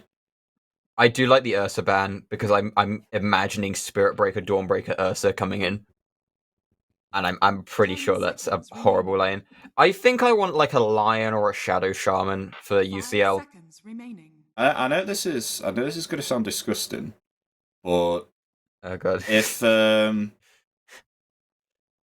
UCL don't pick themselves up like a hard disable hero, I think they could go Huskar here on Warwick. I'm not even joking. I mean, I thought you were going to suggest Tinker for UCL and just give them another global ult. Warwick Ducks pick themselves up Huskar with Oracle. Oh god, please. If they don't pick themselves up a hard disable hero. Okay, so they've got themselves Earth Spirit, so obviously that's going to be position 4, yeah. Oracle 5, Tidehunter 3. I'm just thinking that if they do go Huskar, they currently haven't picked a support on the side of UCL. Like they could just pick up an AA. Well, they'll see it now. They'll know. They'll know after this pick because they've UCL have got double pick here right now. Warwick for their pick could just go Huskar, ban AA next just to make sure. Like this is kind of a big pick for UCL. I don't mind the Earth Spirit, but I think he's gonna get kind of out aggressioned by a Spirit Breaker, Dawnbreaker. And I mean, he doesn't. It's probably a tied for 3 now. Can he do better than the than happened on the Anti-Mage last time? Okay, so they put themselves Grimstroke up here now. So they've actually got the leash to actually keep in place like a hero like Earth Spirit, so he can't Rolling Boulder away. And they've got themselves the Phantom's Embrace as well, which will be very nice for Silence. What's the 4th pick? It's Ember Spirit, which won't be in the ban pool. They'll be able to pick that up. And I'm telling you now, they get that Ember Spirit's mid and they pick themselves up Huskar. Whew. I mean, they haven't picked a carry yet. They're fully able to. Alright, okay, Faceless Void. I see that. I want to, Faceless Void is one of my favorite heroes. I used to play him off-lane with that Chronosphere. I love good Faceless Voids. They position them so well. It's so much fun to watch. But I don't think they've got anything to go with it. Yeah, I'm not a fan of the Faceless Void, to be fair. I mean, Invoker they do have last pick. Invoker's unbanned here, so... He does not get through. I would be very surprised if Invoker makes it through. UCL have made a point of banning it, second phase. I would be insanely surprised if he makes it in. And it's just the fact as well that they have, I played Fluid Spirit quite a lot from time to time, and if you, max out, if you put 3 points into Phantom's Embrace, where you actually have to hit the projectile, 3 times in order to get away the silence, it's very annoying. And then you've also got Charge, and then you've got Slow as well from Dawnbreaker. You've got Searing Chains on Ember Spirit, so you've got a lot of lockdown for his time lock. So it can get even worse, because obviously Oracle can try and save his team with disarming them and give them 100% magic resist. Well, if he disarms them, Grimstroke can just silence, and they actually can't free themselves. Invoker hasn't been banned. I don't know why. I guess the OD's scary, but I'm expecting Warwick Ducks to just pick it up. Maybe does Ember beat it a lot in lane? I don't really... That's the thing. I think Exhort Invoker would actually beat off an Ember Spirit on the mid lane. That's why I'm so confused. Unless it's not Ember mid, that's my other hint. I don't think I see Mini playing Ember, though, is my only kind of thing that... I'm actually genuinely not sure what I'm expecting here. It could be a Dawnbreaker pos one, honestly. But I don't think so. Who is that? Just PA? Yeah, PA might be a potential nice pick. I'm trying to think. Maybe Monkey King, especially against Tidehunter 3. Monkey King's also quite a nice thing into Faceless Void. Obviously, you just throw Wukong's command on top of the Chronosphere. But they've got a little bit of time to think about that. And God, I mean, they'll get just feel like they as well. Yeah, Warwick Ducks need something to make this Faceless Void work. Otherwise, if the Faceless Void gets shut down, I don't think he comes back online. If he can Chronosphere and get a bunch of assists off that, I think that's enough to keep him in the game. But I think unless they have something. Okay, all right. They put themselves anti-mage again. UCL enjoying the anti-mage game. Want to go anti-mage again? If it ain't broke, don't fix it, kind of thing. I mean, to be fair, some people will be like, "Oh, Chronosphere, you're going to be able to kill the anti-mage easily in Chrono." The thing is, Phases Void actually deals most of its damage through magic, the magical damage, like most of the time, unless it goes to around about the late stage of the game, where he's doing like more physical than anything. But I think this anti-mage will be good for jumping the back lines and taking out someone like the likes of Oracle, Earth Spirit. Like they just need. I don't know what they can pay for last pick right now. There's some quite nice benefits of Oracle in the fact that obviously, you kind of can almost like poke anti-mage down with those huge purifying flames. Obviously he has such high magic resist that he very often just doesn't take a huge amount of damage, and your main aim is to dispel it, obviously, but like sometimes you don't get it, and then anti-mage just heals a ton more than most heroes. But I don't know, it's also just kind of like, he played it really well last game. It actually counters Faceless Void surprisingly a lot, because Faceless Void, when he can't cast his Q, loses a lot of, he's a lot of survivability, and mana burning him's a good way. Okay. I don't like the Give Void themselves Spirit. a Void Spirit. I don't know if it's good here. I mean, it's able to get out. You're able to avoid Phantom's Embrace with Dissimulate, if you're able to time it on time. There's not much lockdown for him, other than the fact of Searing Chains. Maybe perhaps Spirit Breaker Charge, but you can also dodge that with Dissimulate. I don't know if he wins mid so either, there is a though. possibility that he can pop off here. Another good thing as well is if Ember Spirit is indeed going into Flame Guard, then he can actually just take that out completely with Dissimulate. So there's a lot of Dissimulate stuff here that I'm sorry about. But it's okay, but it's not going to. If it goes to around about the mid or late stage of the game, then Anti-Mage is going to come out on top of this. It all depends upon the off lane and the mid lane and how it's going to be. Because Faceless Void, he can get himself a Mask of Madness very early on as well, rotate to the lane when he's level 6, and then just get like an easy kill on Anti-Mage. They just got to be careful. Position themselves correctly. It's weird. I think Warwick Ducks have the worst plays into Chronosphere. You're obviously looking at Ember Spirit being able to jump through. You've got Stroke of Fate. Dawnbreaker can just ult on top of it. I don't like the Void Spirit again. I used to be a massive player of Void Spirit. I don't know if he's in the best spot at the moment. Yeah. And I feel like they just need more magic. I still feel like Invoker was just good here. Yeah, I thought Invoker would have been great. I mean, even against Anti-Mage, Invoker would have been awesome, because Chronosphere and then Cataclysm, that's already 1,000 damage. And then the fact that you have Disarm as well, and Tornado for Disruption, it's really great. I'm not sure why it wasn't picked. I mean, yeah, you can be burnt quite easy for your mana and try to be bursted, but you do also just have Tornado.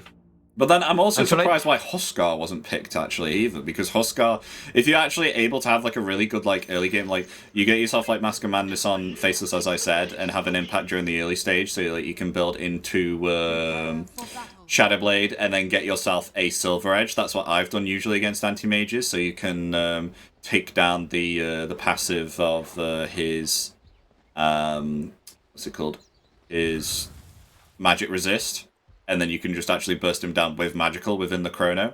And then with Huskar can just hold his ground. He doesn't really give a flying hell about mana. And the fact that once you jump on him, then he can just disarm you with his inner fire. I think that maybe there's a couple more disables than Huskar maybe would have liked to deal with. I don't think there is. If you loot, there's only maybe Inkswell. Searing Chains, he's still able to hit. The only thing that'll stop him from actually hitting someone is the... I can't remember what the spell's called for Dawnbreaker, but it's the one where she spins around a hammer. And then, Celestial Hammer. Is it right? No, that's a W. Damn it. Star Swipe? Starbreaker. Starbreaker. She's new. I haven't learnt them yet. No, I haven't played her either. The only time I have played her is when I've morphed into her as Morphling, and I'm like, what the hell are these buttons? She's really fun. You just play a level 1, and you walk at the enemy, you press Q, and you kill him. She's actually position 4. Yeah, that can work. Yeah, so it's going to be like... Spirit Breaker 3. Yeah, Spirit Breaker 3. Everyone's kind of up here. I've just noticed, so obviously, Dota Plus levels kind of don't mean too much. I know why they banned the Oracle. That's a Grandmaster Oracle. This guy plays Oracle. That's kind of scary. But, what's your prediction for this game then? You know what? I think I'm gonna... You're looking at the lanes, through this time. Tide is actually going to be able to survive the lane against AM. That's what I'm definite about. On the off lane, Faceless Void and Spirit Breaker, I'd say it's fairly balanced. It depends upon how the lane's played there. Mid lane, I don't know. It all seems somewhat balanced right now. But if I look during like the middle stage, if I look during early stage, Warwick Ducks are going to be able to actually punish UCL very hard here, I think. If they're able to get the right kills, the right pickoffs with their timings. But then on the side of UCL, if it goes around about late game, then I definitely think AM can be like a really, really big menace for them. Because you get yourself Abyssal Blade and jump onto Faceless, and then you're already melted down his Chronosphere because he doesn't have a very big mana pool, and which is why you tend to see like a lot of Facelesses. They do indeed go the Eye of Skadi, not just for the slow and the stats, but indeed for the increased mana pool. I mean, I'm quite firmly on UCL. I don't know if this Void Spirit is going to get enough of a chance to shine this game, and also going by what we saw last game, I think this is a UCL draft.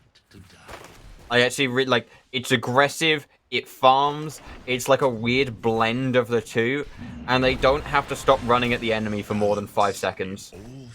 Well, as I was saying about the Tide pick, I mean, look at AM's HP already, it's like half. Like halved. Yeah, you melted the mana on Tide, but... I mean, he loses all of his damage, though, once he's got, the mana burnt.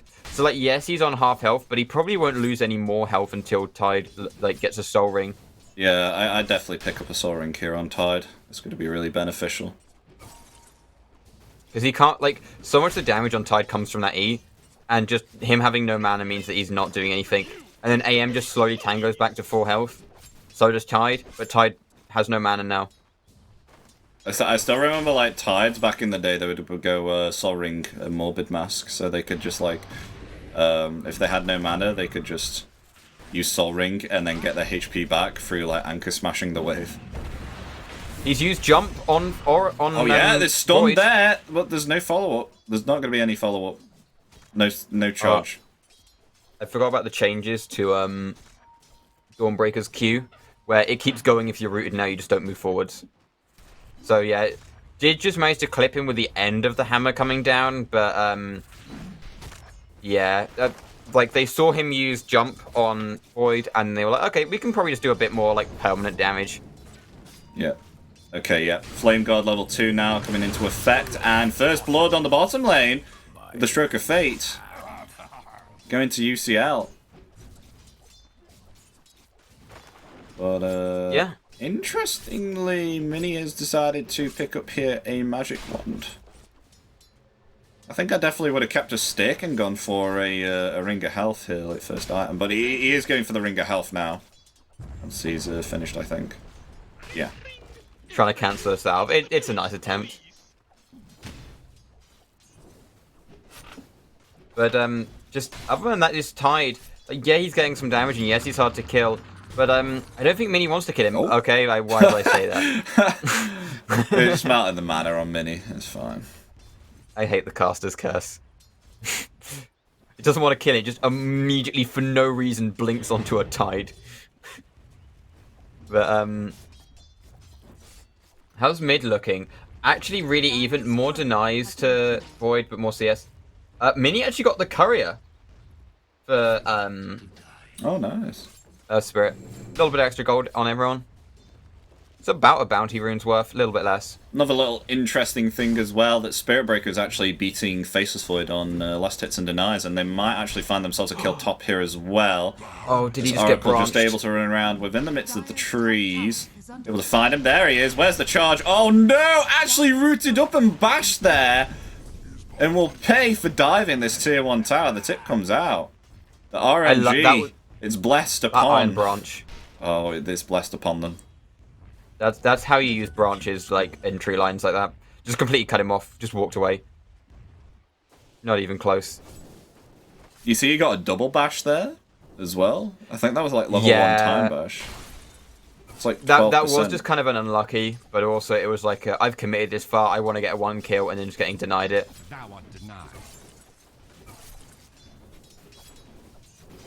Nice These two mid lane heroes, 25 and 25. Like last hits denies. There's just this bottom lane. He's just gonna go straight Urn on Earth Spirit. You know, he doesn't even want boots. This Tide just has no mana, and just being ignored on the anti-mage. Got power treads being picked up now. They want to Faceless. Maybe they can utilize something. No, speaking of utilization, Inkswell. And physical attack there from Anti-Mage is going to claim them a kill on this bottom lane. Yeah, Anti-Mage knows he can't kill the Tide Hunter, so he's just ignoring him. That's the best thing mid lane, you can do, yeah. Are they fighting each other or are they just walking around on them? I think they're just walking around. Yeah, they just kind of like maybe had a little scuffle. Oh, Faces are taking some damage. Rotation coming in now from Earth Spirit.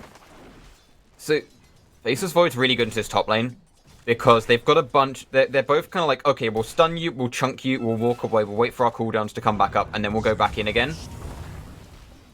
And obviously, Faceless Void is the kind of #1 hero for, you know, that damage I took in the last 2 seconds? I don't want to take it anymore. So maybe they can perma-stun him and try and keep most of it off, but that's pretty much it. Oh god, Tide. Does he have Q? Oh, he misses it.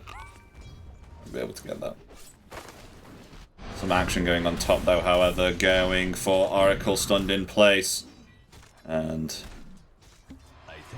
Faceless will be able to get back that HP that he missed. Yeah, they're just going to salve him up, but Earth Spirit's still nearby. The rune of haste.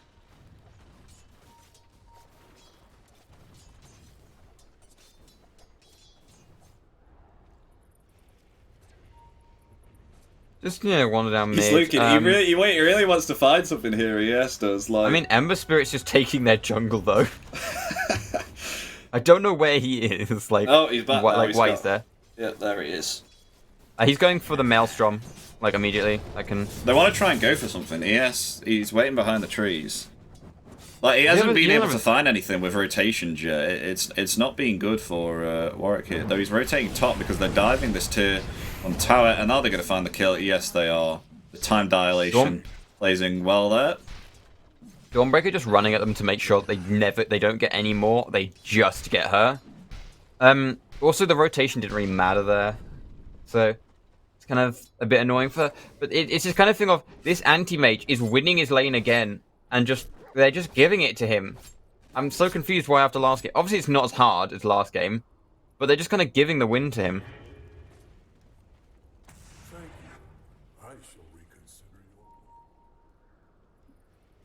And now just Ember Spirit's just kind of chilling.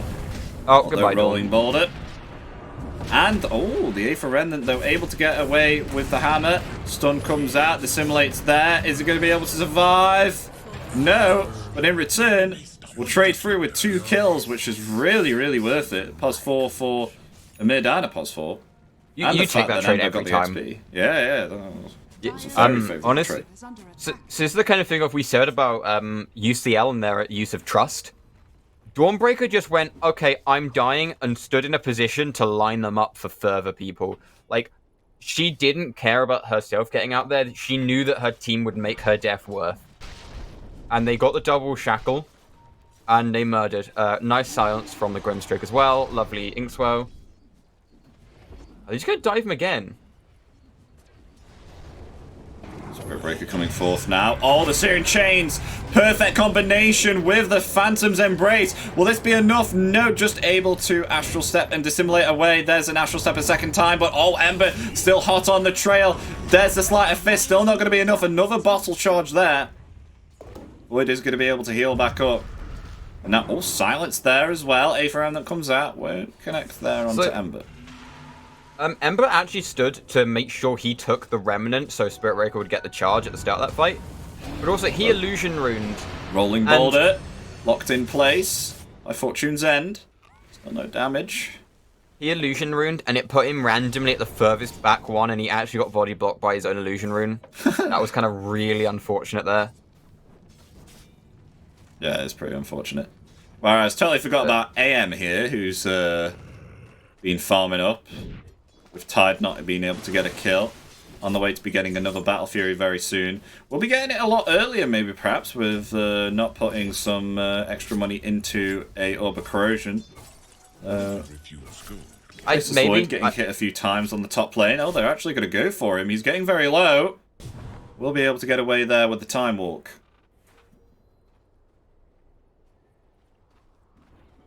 They're actually diving him under tower and top. Yeah, the rotations come out top. Trying to find him now in the trees. Faceless Void very low. Where's the... Oh, he won't be able to get the bash. He does actually have... Oh, no, he has used Chrono. He did use it to save himself out. Has healed up. Oh, but AM rotating in there with the Mana Void. Finds the kill down to Oracle, but another rotation coming out here from Void. Spirit wants to help. Faceless Void. One more physical attacks needed. Oh my god, that's a big dissimulate. 2 kills. Yeah, they will lose Faceless Void nonetheless. No mana remaining here on Void.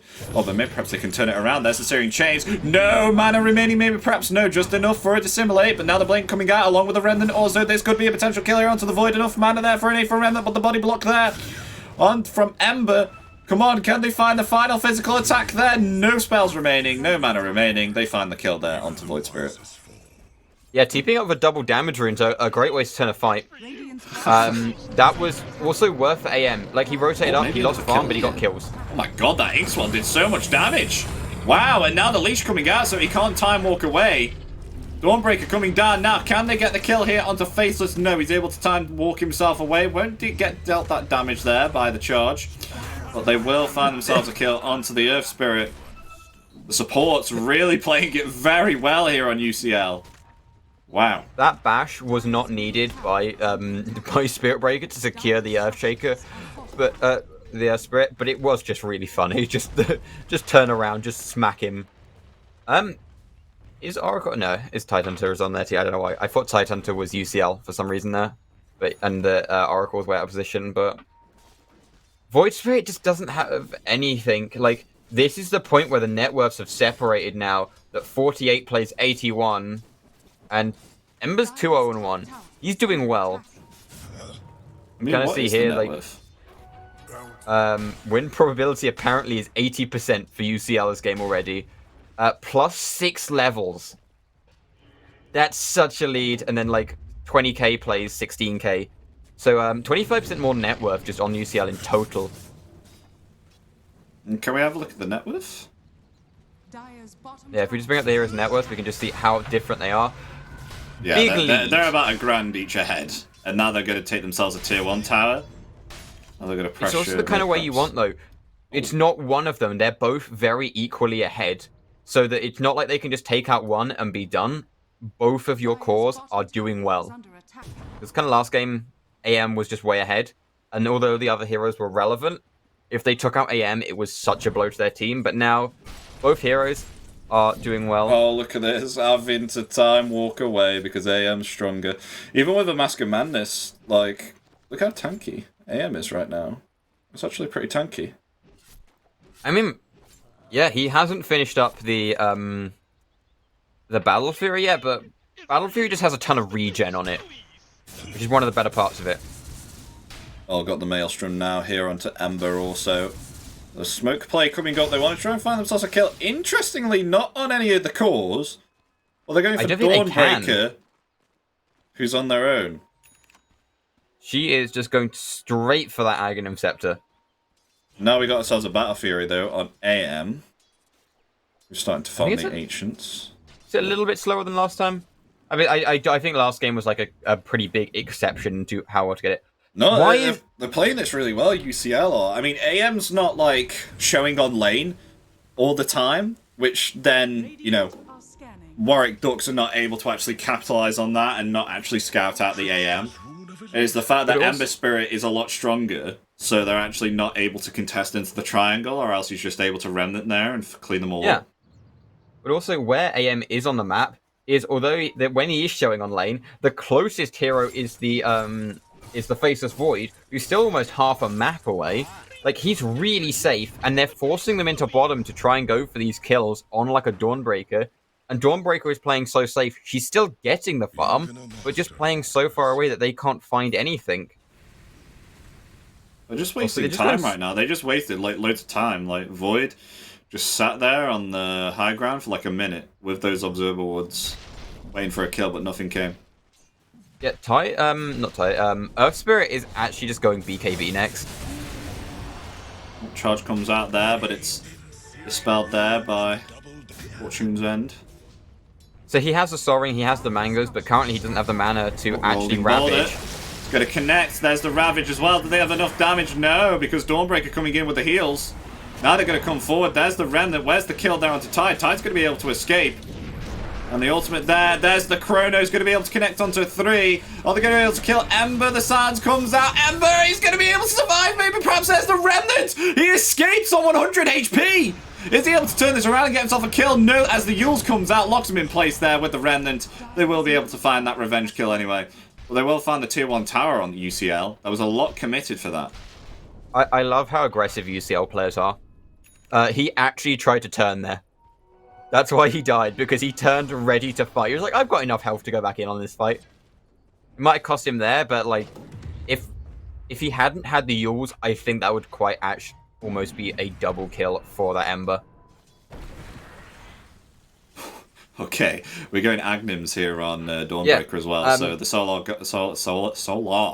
Solar Guardian is going to be able to apply a lot more heals and it's going to last a lot longer. As we're just kind of going back over this fight, they obviously like go on the Ember, and then just immediately Dawnbreaker comes in to heal them up. Tons of damage out onto the Tide Hunter and the Oracle. Oracle is just accepted to be dead as Overlom just chronos them. Faceless Void, dodging the last bit of damage with Sleight of Fist, running high ground. Probably knows that you can get a kill, but there's no way you get out of that combo from with the Yules Aether Remnant combo from Void Spirit. Just kind of marks you for death. Oh, Searing Chains, okay, unless you do Remnant this. there, but he will be able to heals up. Silence now. Not able to... Oh no, does find the kill with Sleight of Fist. The tip comes out. You get told the line they go in, so yeah. Just very quick though. That was a definite misplay there. Ember now having quite a big impact. Look at that, like already taking off 1/3 of HP there on Oracle with just Sleight of Fist. It's absolutely nuts. Honestly, when they made the changes to Ember to stop reducing to stop giving the creeps reduced damage, and we just gave the heroes bonus damage. The hero got so much better because you could farm so much better with that W, and you can also just chunk heroes when you max it. It's ridiculous the bonus damage on it, or at least it. And this is not even as how bad as it used to be on that ability. It used to be like just an insane amount of damage.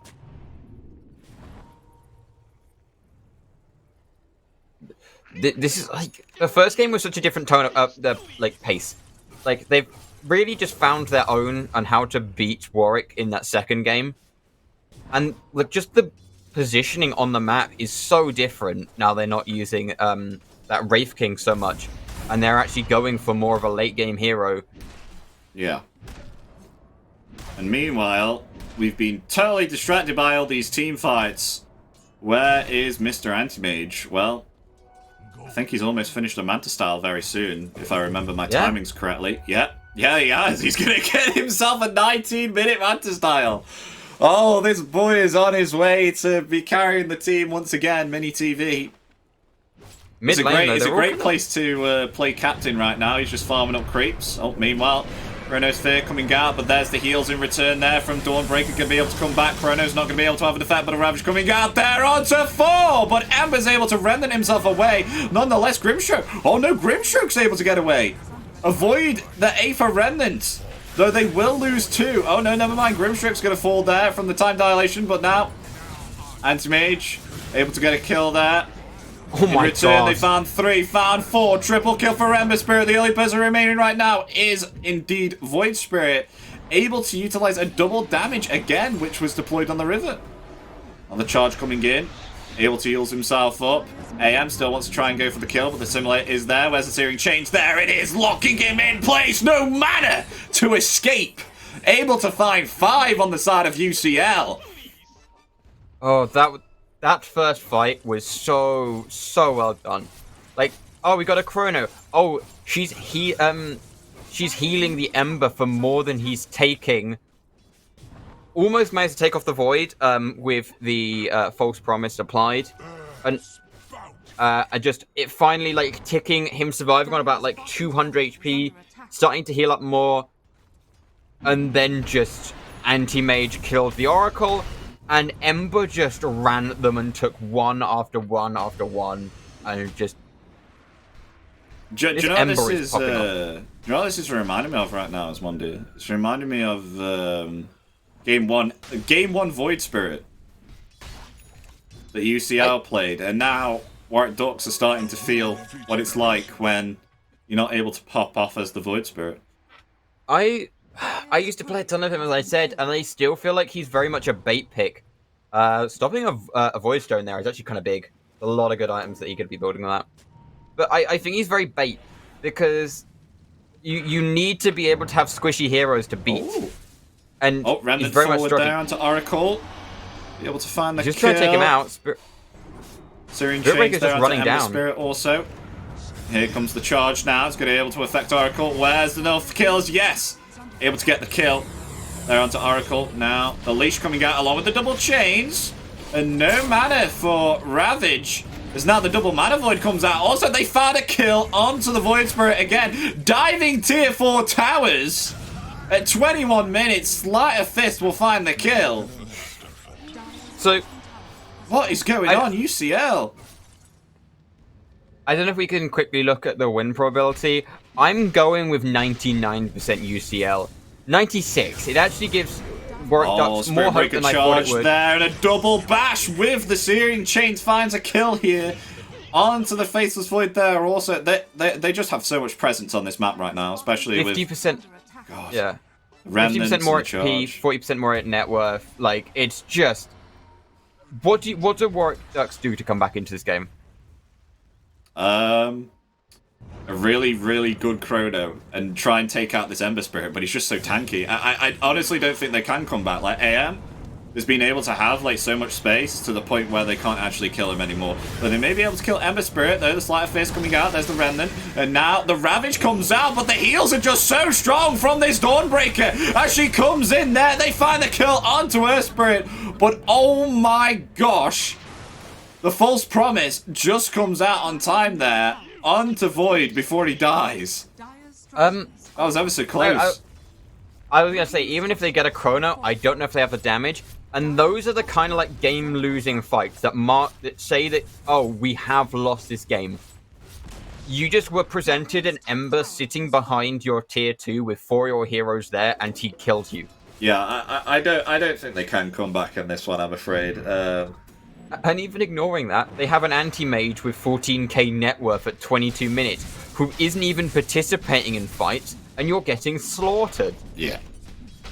No, he's somewhat participating in fights. I mean, we saw him dive tier 4. I mean, yeah, actually, he's been using the Soulbind mana void really well. Just throw it out. You kill one, you deal half like damage to the other person because they're not fully drained on mana. It's just free damage.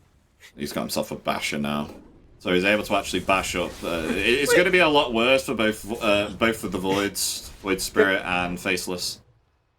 Can we just have a look at what Grimstroke's got queued up real quick? Is it a scythe? Is it a scythe? No, it's an E-blade. Oh no, that's quite nice actually. That's It quite is. nice, in particular with the Mana Void and, you know, the other magical damage that comes out from Ember Spirit. It's also just a save inside a Chrono, like just E-Blade the person he's going on. But I just find it really funny that the build on him is Tranquil Boots, Aether's, E-Blade. That's kind of not really what you expect at your POS 5 Grimstroke.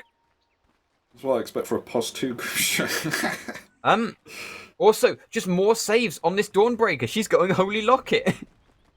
Yep, so now her heals are gonna. Now she's gonna apply for like 30% more heals, and now they're gone for Oracle. Oracle not able to use his false promise there. Being bashed up too much. The Syrian changes there, along with the Nether Strike and the Mana Void. Nowhere to escape. Not even able to use Time Walk. Now another Syrian Change coming out there again, but Spirit Breaker charging forward, bashing up the Void Spirit. Ember Spirit won't be able to get off his chains. They are indeed on cooldown, but now they're going for the tier 3s. Able to find 2 kills there. I'm just going to say now, which one of these two teams feels like the defending champions? Because it really doesn't feel like Warwick to me at the moment. They are just kind of getting... They actually won the first game, like, there wasn't a huge stomp, but they are crushing the last 2 games. Yeah, these have felt unfair. Although Rolling Border does come out, able to spell that with the Manta Style and clean up. Maybe, perhaps not, as the false promise is there. They'll choose Oracle instead. Oracle's going to fall in order to save the Earth Spirit. Oh, just able to survive. Is he able to get back to the fountain? Yes, he is. Oh, and they find Void Spirit also, who doesn't have himself buyback, and now blinking on to Faceless Void. He will be able to get himself back into the fountain. And there's only 2 remaining. Oh! And they are indeed going to call it GG, yeah. There's no way they were coming back from that. Warwick Ducks now going to call that. And UCL, they're going to take themselves. Game 2. Anti-Mage carry again. You wouldn't expect it, but they got themselves game 2. And we can see why they do not like the Dawnbreaker. I mean, even with all those initiations trying to jump onto the Ember Spirit there, or the heals coming back, and now she got herself the Agnims as well, so extra heal pulses can come about. Even within a Chrono, you can still heal up your team. Yeah, no, that Dawnbreaker did a ton of work. She saved the Ember. Ember, like, I think, like, in these last 2 games, you've seen it a lot more at UCL. UCL are like, I can kill that. And they just run at them. Like, they were losing a fight, and so many people would have gone, okay, we just need to back off and regroup, and they were like, Ember kind of arrived and went, yeah, we're going in now, and just charged straight up mid, killed 3 heroes. So if we're looking at these replays, I mean, you've got here, this is where the Dawnbreaker, she tries to save herself, realize she isn't, and then just kind of stands here, just hitting, lining up for that perfect change into the Inkswell, stunning up more. And then this is where the anti-mage just came top, just kind of came up here, killed off the Oracle, Faceless Void, trying to escape. Oh, this is where they got this out to dissimulate. And then that dissimulate just chunks them. He maxed it at this point. And then this is what we're on about here. Look at the heals. Like, Faceless not able to do any damage at all there. And then, like, they get Void Ravage actually gets stunned up there. Yeah. And then they start losing heroes. The Void manages to live. They lose the Dawnbreaker. And I'm pretty sure this is where Ember just goes in. You've got the Blink Mana Void. Down goes Earth Spirit. Down goes Void Spirit. And then there's just no one left. Yeah, this Ember and then they go Spirit was high such a good ground. pick. And he's got no mana. He's rooted. This was just an Oracle, like, you know, that's the kind of point on a support where you can tell where it's over. Overlom gets perma-stunned, brought down, and just so many of these last clips are just going to be UCL barely even losing 100 health. Well, like, that's what I said there. That's why at the start of the game, I was not a fan of the Faceless Void pick. I mean, what I thought was the Phantom's Embrace was going to be a problem, but not just that, but when they pit themselves up the Ember Spirit, then, you know, they've got themselves Searing Chains. And Faceless Void, he wants to try and get himself something like Maelstrom first, so he can actually try and farm up. But, you know, didn't get him. You need, like, Manta Style or BKB to purge these kind of things, but didn't get the chance. Like, even with Chrono, trying to deal the damage in there, obviously you just got Dawnbreaker healing them back up, so it's a problem. I think they need to... I think they need to come together, try and make a lot better draft for Warwick, because I feel like UCL is actually kind of outdrafting them right now in regards to their picks. I agree that the Tidehunter was very nice, but it is just the fact that they weren't able to output any damage at all during those fights, and Ember Spirit just like snowballed. I don't know if you saw in one of those replays where they took out 2 of the heroes on the side of UCL, but then Ember Spirit just turned it around, got himself like a 5-man clustered sleight of fist with his Maelstrom, and all of their HP just gradually went down. It was nutty. It just comes to show like how powerful Ember Spirit is. I mean, especially with Searing Chains as well. The guy's like great. Yeah, there was just so many kind of things of, oh, we're just gonna walk at them and they're just gonna die, and just, oh, we've got so much healing. And I think I've been seeing it more and more where it's just like they are very much if you're not a mid or a carry, you lay down your life for the cause kind of style.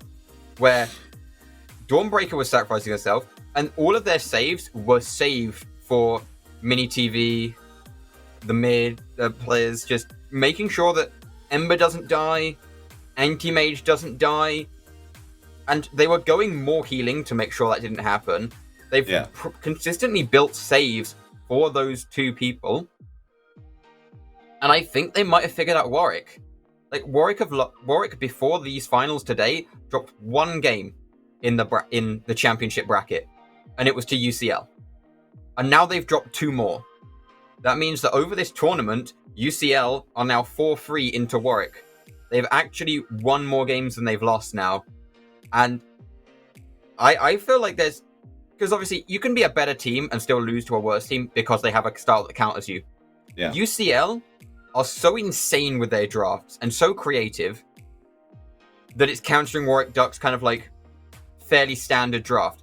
If Warwick Ducks can mix it up and pull something we haven't seen out of the bag, UCL might be in trouble.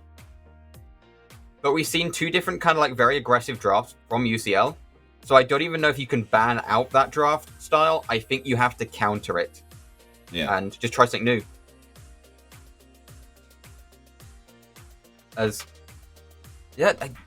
I'm impressed by UCL. Obviously, my prediction for this series was 3-1 to Warwick Ducks. I'm wrong, and I think we said that like we think UCL has it in them to win, but we don't know if they will. I think was both our kind of predictions is that we don't want to say Warwick Ducks, but we feel like, you know, statistically, Warwick Ducks, I think they've got 1st or 2nd for like the last few years in a row. If they haven't won it, they've come 2nd. Yeah, that's what's happened, yeah. Obviously, last time we did this matchup, UCL lost, but they're pulling some really impressive stuff out. Oh, yeah, definitely. I mean, but yeah, they need to... I definitely think they need to do a stronger draft here. I mean, that's one of the biggest things when you're in captain's mode. It's not like a pub ranked game, obviously. And as we were speaking about before, like even though that Warwick Ducks have like a lot higher MMR than the rest of the players on UCL are just being able to use their knowledge on terms of heroes and their comforts in regards to the heroes that they picked, because as we've been seeing, they've just been picking the heroes that they've always loved to play. Like even in the first loss that they lost, they've still been able to pick up these heroes, and they pick up AM for a 2nd time, and they still work it out perfectly. They're performing quite well, but sometimes when you win 1 or 2 too many, it can get to your head. Hopefully, UCL don't actually have that happen to them. And they may be able to take home the gold and get this win in the bag. But if not, then Warwick Ducks could potentially even it out to a 2-2 if they're able to get the draft in line and the ideas that they have and compile them all together and try and beat up UCL. I mean, we're saying about overconfidence. I'm just reminded to that clip of Mini TV diving the tier 1 tower on Wraith King with 5 heroes. Yeah, I think he learned from that now. So he's actually been playing it. AM's his hero now because he's farming for about like, I don't know, like 20 minutes, and then he'll only decide to TP if it's like, I see a kill here with my Mana Void. I'm going to go steal that kill, and then I'm going to go jump back to the jungle with my Blink and farm myself my next item. I don't think the rest of UCL care. Obviously, it's a very different... But I feel like Warwick are almost playing a bit more regimental in the way they do it. Like, they're kind of playing very traditionally. UCL almost feels like the kind of OG of, there's just a bunch of friends out here playing Dota that are doing well. Might be very different if you actually listen to the comms or something. But yeah, like one of the clips I know that Snapfire took it with her Q, but Queen of Pain, this was like in game 2, was just sitting there stop cancelling her ult, just kind of like going, can I take it kind of thing. It's like, do I need to waste my ult? And they seem like they're having a lot more fun, I think would be the kind of thing. Obviously, they're winning 2-1, so that kind of helps you have fun. But yeah, I don't think AM's getting through this draft. I'd be very surprised if it wasn't first phased. And like, to be fair, if they pick heroes which can counter, it's just that the fact that they haven't. It's their last picks. Like they've had an opportunity to like. Well, in the second game they had AM last pick. In the third game. They had the opportunity. Wait, did they have last pick again, or was Void pick? Was Void Spirit the last one that was picked? I think it was Void Spirit, right? Void Spirit was last pick actually last game. Yeah, Void Spirit was last pick. They had the opportunity to pick something else. Like they could have got themselves like something. I think Invoker, they could have got themselves. Like, yeah, they could have got themselves Invoker. They could have got themselves Conquer. I thought Conquer maybe perhaps like a good one in regards to Xbox, but then obviously especially mid. He does a lot better into Ember mid, especially than I think against Void Spirit AM, does. Yeah. I just feel like, just don't pick Void Spirit. Please stop. He's not good. Not for these two style of teams. They're picking tanky heroes. The kind of fours we're seeing today are Dawnbreaker, Snapfire, and Spirit Breaker. You don't even have a 4 you can take out. People have played 5 Tidehunter today. Who are you hoping to kill on the Void Spirit? You have, because you need kills to get you going. You farm, but you don't deal well with an equal amount of items. You need to be snowballing. And there's no chance to snowball, because you have no heroes you can kill. He wasn't able to kill 2 heroes top. It's just that the fact that over time he wasn't able to kill the AM. And that's that's something which is hard if the rest of your team's struggling to actually output the damage, because Tide, he's more of a team fight hero. Like, he doesn't want to try and go for pickoffs and stuff like that. So Void Spirit was really on his own, because Faceless Void was actually shunted on the lane to the point where he couldn't get himself like any farm at all. So he had to try and recover in the jungle. So it's only Void Spirit that can deal the damage. So it was partly draft and part the fact that Void Spirit was on his own. So it was unfortunate for Warwick, but hopefully they can turn themselves around, and they can even it out a 2-2. Yeah, I like at the end of the day, I'm impressed by what we've seen from both teams. Like, this is a finals. Both teams are probably 2 of the better teams that I've seen in UK Dota, like kind of uni. I was gonna correct you there then for a second.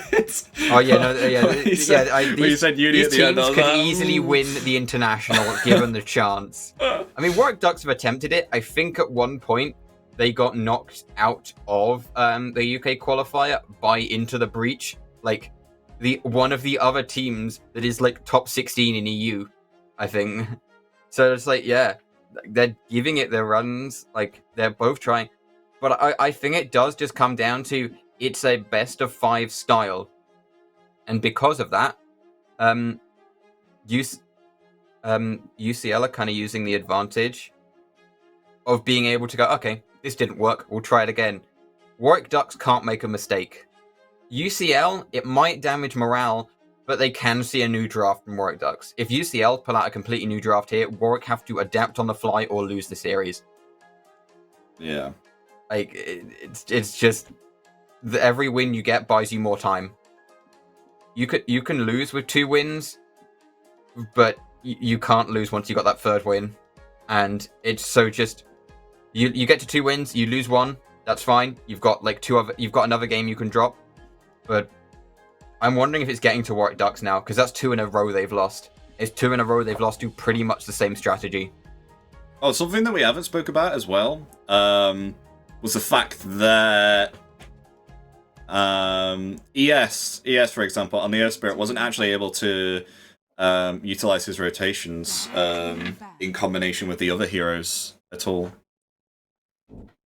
But yeah, coming into the draft now, we get ourselves a Medusa band that comes out along with Nyx Assassin. So Nyx Assassin is longer there, and what a surprise, surprise, surprise! UCL are going to pick themselves up Spirit Breaker. Going to be able to get themselves that. They are not letting this go. Well, Wraith King being banned here on the side of Warwick Ducks. They do not want them to pick themselves up that again. Want to try and keep this not somewhat static. Want to try and change it around to get themselves a different outcome. Never mind, speaking of that, as Tidehunter comes out again, along with Shadow Demon, which was their successful hero in Game 1, which will provide the saves there, but in return, saves come out from UCL, who picked themselves out the Dawnbreaker with the heals and the pulse. So UCL this time have a save of their own, but so do Warwick Ducks. So it'll be nice to see here whether Shadow Demon will be utilised as well as he was in Game 1. They also have that Tidehunter there. Now the ban's coming out. UCL smelling something similar as to what happened last time. They actually ban out the Death Prophet here, so they're not going to be able to get themselves that. So that'll be banned out. But what do Warwick Ducks want to ban in return? Grimstrike's being picked up quite a lot. They'll go ahead and ban that. They don't want to be going against the Soulbind there again. Ursa will be a ban here also, because that would be very beneficial with a Dawnbreaker position 5, especially with the slow and an Orb of Venom along with a stun. That would be an instant kill, I think, onto Tidehunter if it was a position 3. So that's gone there. AM going to be banned. Man, these teams are popping off right now. They definitely know what they want to ban themselves, as AM comes out in the ban. So AM's not going to be there, along with Drow Ranger that UCL are going to ban out here, because I definitely think that if Drow Ranger was on the safe lane, it would be dealing quite a lot of harass damage here to Spirit Breaker. Why are we giving Dawnbreaker Spirit back to UCL? No, they got themselves Shadow Demon though, Ben. They got themselves Shadow Demon on from game POS 1, so they do... what, POS 1, sorry? I mean, they do have themselves a save for the POS 1. Yeah, but they were using... But the Dawnbreaker Spirit Breaker was being used as a save so effectively that it's less like a... I'm less care about the Dawnbreaker getting a kill and more just... I don't know if Warwick get a kill. Oh. That's one of my favorite heroes. I love Phoenix. Alright, so... That's an interesting one there. So, that instant counter. Yep. Instant counter to Phoenix there. And they get themselves Ember Spirit, which was their really successful hero from Game 3. So I won't be surprised why they picked that up again. They're going to get themselves that. So, I played a ton of Phoenix. I will not play Phoenix into Snapfire. There is almost... When Snapfire is meta, it's not worth playing Phoenix unless you know Snapfire is banned. This is such a bad kind of matchup because you can't use that level 6 ult. It's just death. One button. They're gonna have to. I think they're gonna have to pick themselves a big nuker here now that will be able to take down Snapfire in order them to actually utilize the Phoenix Egg and Tidehunter Ravage combination. Because if they don't pick themselves up a nuker that can handle the Snapfire, who has the ability to kill the egg, then they should be fine, because right now, looking at the draft of UCL, Snapfire is the only one that can handle Supernova. And what's it going to be? Alright, okay, they picked themselves up a carry, which is kind of a safe one at that. Luna, able to farm up easily with Moonglaives. It's Luna Shadow Demon as well. Luna Shadow Demon, yeah, exactly. So, able to utilize the illusions there also with Moonglaives. For me, something like very similar that we spoke about later today, which was the Medusa and Shadow Demon combination. I don't think Snapfire into Phoenix is such a good. It nerfs pretty much all of Phoenix.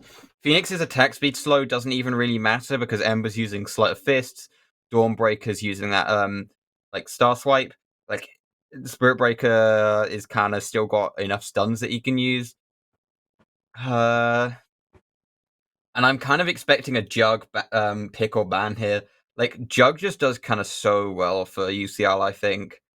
You got a lot of pressure into Tidehunter. Your only kind of downside is that Shadow Demon bubble. you've got Spin to not take Lunar ult. You've got Omni Slash to take her down without having to worry about taking too much back. Dire team ban. I don't know what Warwick Ducks can recover from this draft. Like, I feel like UCL's only just on 4 heroes is so much better than Warwick's.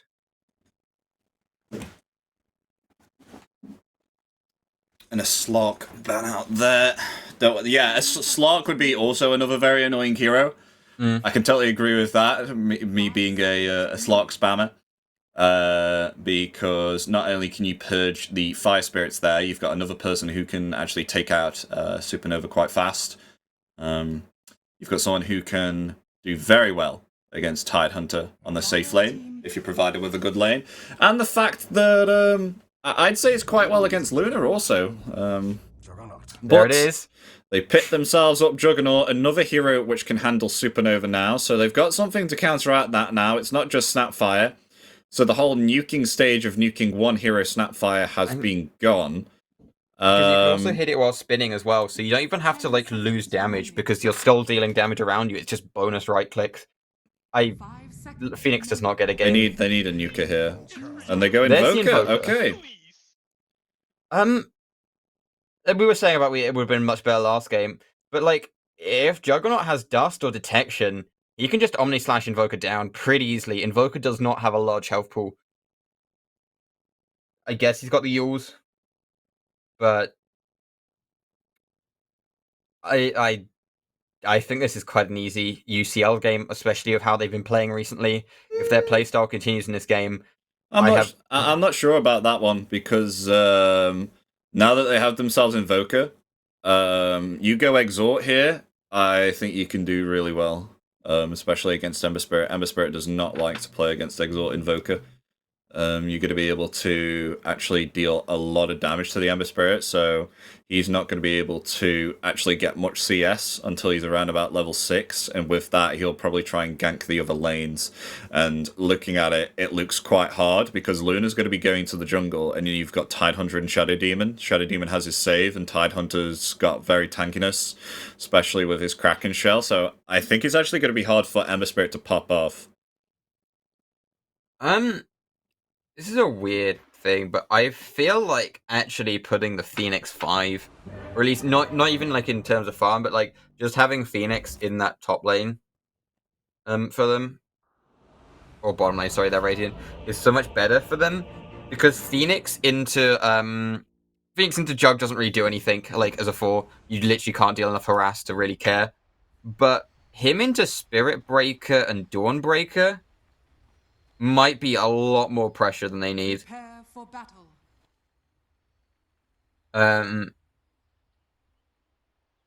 It might just be me being a Phoenix player that's going towards AC to UCL winning, because this is just such an awful Phoenix game. Like, I don't even know if they could pick a worse set of heroes for you. They've got spell immunities. They've got 2 ways of shattering your egg. They've got a lot of abilities that do not care about their attack speed. It's for you. It's the Beast Police. Because I'm pretty sure Juggernaut's ult also is a basic Dispel, which never really seems like it matters, but it purges Phoenix's attack slow. Actually, I don't know if it. I don't know if it does actually. I don't know if it does do that. His spin does, but whether or not. No, it doesn't. No, it doesn't actually. That's my bad. So Yeah. I was gonna say, like, I'm sure, like, if you use Fire Spirits on Juggernaut whilst he's using Omni Slash, then it still has an effect. Okay. Yeah. Yeah, it's also not the old one that was fixed attacks. It is a crown on Phoenix, so it will be more than likely. Is it the Veil of Discord that still uses that? I'm pretty sure. It's an Atos as well. Oh, Atos as well. I feel like you like Veil a lot more on Phoenix. It used to be the kind of item you rushed. Oh, actually, it probably is the Meteor Hammer. It's either Veil or Meteor Hammer, depending on what Phoenix feels like they Meteor need. Hammer. Those are the kind of 2 amazing items. They're both great for stats. And,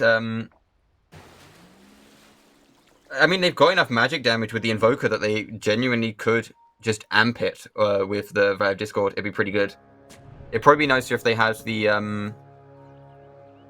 Ember, because amping Ember is also a very nice play. The battle begins.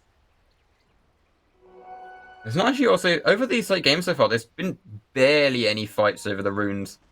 There was the one where they got a first blood, but like that wasn't really a fight. Someone just kind of like just walked into 4 heroes and died. Yeah.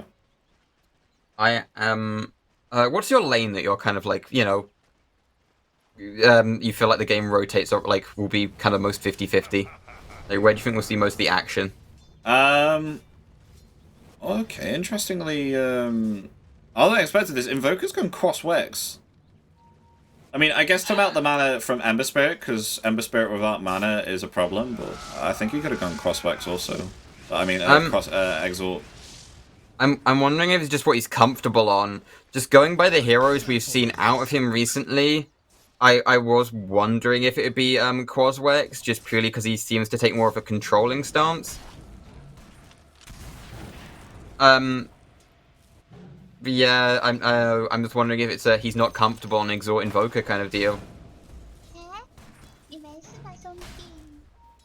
With him being cross-Wex, though, I'm going to have to say UCL, because I don't see any damage right now apart from Luna. And Luna needs some time, around about like 20 minutes, 25. He's got a ton of control, and obviously that means they can kind of use the Phoenix a bit better, like Tornado Egg means that they've got a lot less time to deal with it. But yeah, I don't know. Because they've got the Ravage, they've got the Tornadoes, and then if Luna has a bad game, they have literally got no damage. I really don't want this to be another outdraft as the kind of last few have seemed to have been. Oh, dodge the Shadow Poison. Don't tell me she just dies there. No, it's only level... Oh no! Gets it. Level 1, Shadow Poison. Does indeed find the kill. She had 5 stacks. Alright, okay, fair enough. Like, yeah, he got he held for that 5th stack and then went for it. Yeah, 5 stacks is around about like 320 damage, I think. I think it's I don't know. It's some decent number. I think it's 20 times 16 because it's 2 to the 5. Oh, but I don't know. Let's not do the maths on this. It was enough. That's all that the numbers come down to. Shredder there forces out an Icarus. Yeah. I mean, that's also just bonus damage because it does have...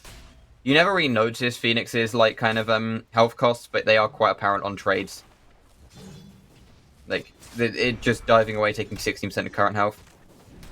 This bottom lane is going to be so aggressive, and they don't have the Faceless Void like they do last time.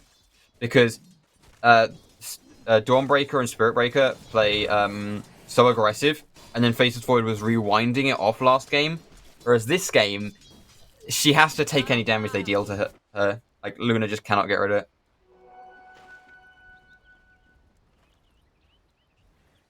And what's it? They give him Ember again. Why do they give him Ember again? Like, he did so well last game. It's just really interesting why they just like, yeah, we'll just give the Ember again and we'll just pick a Cross Invoker. Shadow Demon getting quite low there. Is the hammer available on Dawnbreaker? It's going to have to be soon. Charge Or the is charge. there. And the final physical attack will come out there. They'll get a trade-off on this lane. I feel like Dawnbreaker will get a not too far vengeance. forwards. I feel like they could have got her there. Like, Luna was so far forward with 0 mana. A little bit interesting that they kind of Dire's middle tower is under let them live. I think they can actually really utilize a cookie here with the Blade Fury. Right now, if Tidehunter gets too close, that's why Tidehunter's staying really far away right now, because they have kill potential. I mean, but him staying that far away means that he's not actually like being able to do anything otherwise. I think Snapfire could get a solo kill here on Phoenix if she's able to use Snapfire Cookie and Little Shredder instantaneously. Oh, look at this. Yeah. I think, though, it's that kind of thing of, though, do you actually want the kill here? Because right now, Phoenix can't go in. And so it's really zoning the Phoenix by not killing her. Yeah. And she's got a Blightstone. Because I believe Phoenix has 0 base armor, I think. So you take a ton of damage. Oh no, she has two. Oh, she has two. But yeah, she has none now. Oh, And there's the Snapfire Cookie. with the attack speed slow. Scatter Blast. Won't be there. May find the kill here onto Snapfire. They will. But no Blade Fury now. As the level 2 Fire Spirits. Not to deal that damage. That's the attack speed slow. Fire Spirits deal a ridiculous amount of damage on top of, I think it's minus 140 at max level attack speed. It just removes a moonshot from your opponents. As they are just... Yeah, there's the save there. From the disruption. But yeah, she's saved. But they do that again and she dies. And that's just kind of like the difference between Faceless Void and the Luna. Is just the fact that that damage is permanent. And now she has to be very careful. Yeah, as you said, they find the kill. Overlom dead. Like, Dawnbreaker early levels does not have any kind of like 100 to 0 like kind of combos you can really do. But you've got like a bunch of your combos half health someone. Just do it 2 or 3 times and that's a kill. Or do it 2 or 3 times, you put them on 1 health and now they can't go near you because they know how much damage you do. He's got an urn on mid Invoker as well. Yeah, but he's got to get that initial kill to trigger it. Exactly, I was about to say that. He needs to rotate to a lane, try and find himself a charge. Speaking of charge, Spirit Breaker charging away. Amazing segue. I didn't even mean that. Alright, okay. Yeah. Oh wow, okay, Little Shredder. Pushing away Tide. The Little Shredder build is not my favourite one, but god, is it not just a ton of early game damage? Like, it's actually carry. You lose a lot of, like, the utility of her. Oh, Overlong dead again! What is going on, Dawnbreaker doesn't have any mana, but yeah. I mean, once they get themselves a medallion on Snapfire, then I definitely think it's...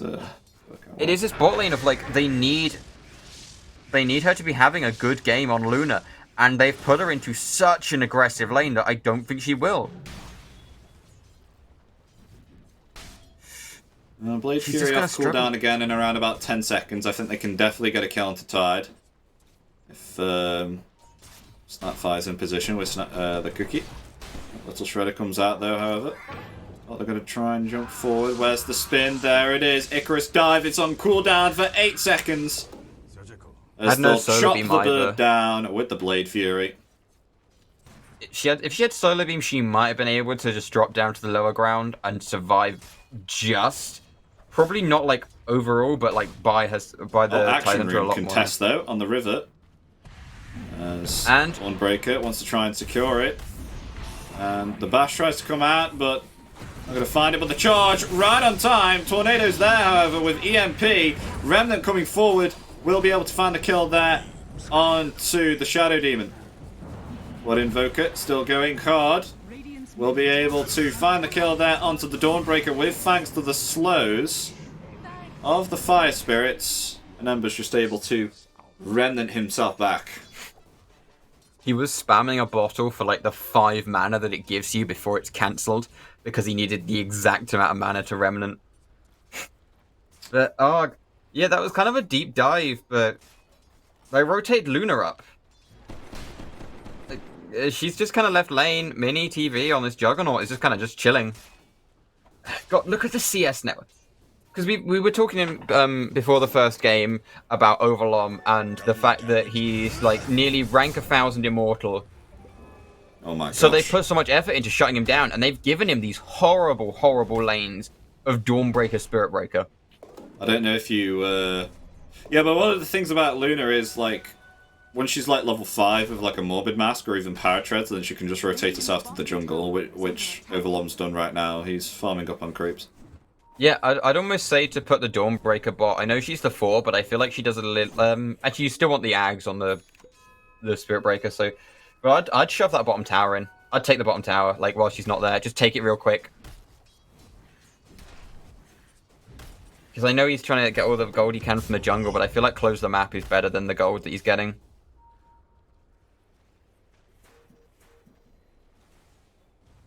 There's always smoke play coming out. It does feel very UCL still. Although, Tornado, EMP, with Cold Snap. Oh, it will melt the mana there. He managed to block most of the Ember damage Spirit. with the barrier, but didn't quite slate. Oh, they're going for Invoker. Invoker wants to try and get the action room, but now he's being ganked and initiated on by all of UCL. The charge is coming in, but the disruption will save him for some time. Where's one more physical attack? They won't get it. No vision available. He's able to ghost walk himself away. No, the hammer! Put the hammer down! The bad hammer comes in on Invoker. And Spirit Breaker managed to get the shadow. Oh yeah, he gets the shadow demon. Very nice. Yeah, but like they put down a second ward. Dawnbreaker got a glimpse of him going up north and just lobbed the hammer as far as she could, killed him with the right tip of the end of the hammer, and just brought him down. Like, and now the Pos 4 is running at the enemy carry. Yeah, and the charge is coming out as well. Luna potentially in trouble is now here come. Yeah, there we go. Mortimer's kisses. Finishing off the Luna, not able to survive. Committed. But yeah, Luna, because of the build, she doesn't have her ult leveled. She can't deal a ton of damage with it. They did lose off the Snapfire, but I feel like you take a Snapfire for yeah, Snapfire is trying to push the middle tower there and taken out. Now Juggernaut utilising the Blade Fury to try and clear up the creeps. Can he beat his record? 13 minutes is about the record Battle Fury. He's getting close. Is he just gonna... I was gonna go straight for a kill there. I thought you saw the TP. Blade Fury on cooldown as they will commit the Ravage. Is they'll find a kill there? And he gave the Titan to the bonus 75 gold. Very nice of him.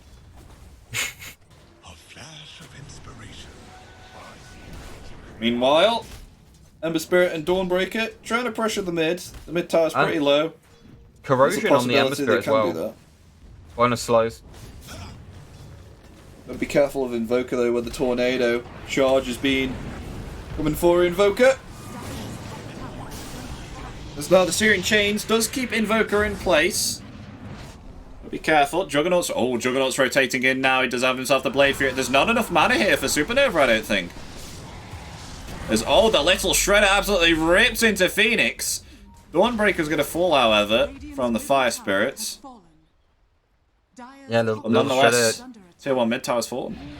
Little Shredder does so much damage, it'll kill you if you're not in egg, and it'll kill you quicker if you are in egg. I think she has Medallion now. I think that's why it did so much damage. I wouldn't be surprised with the build that she's been going. No, she does not. She has a Blightstone, that was it. Okay. Oh, she has a Blightstone, and they've got Orb of Corrosion on Ember. So with the double arm reduction. There's some action happening in the triangle, though.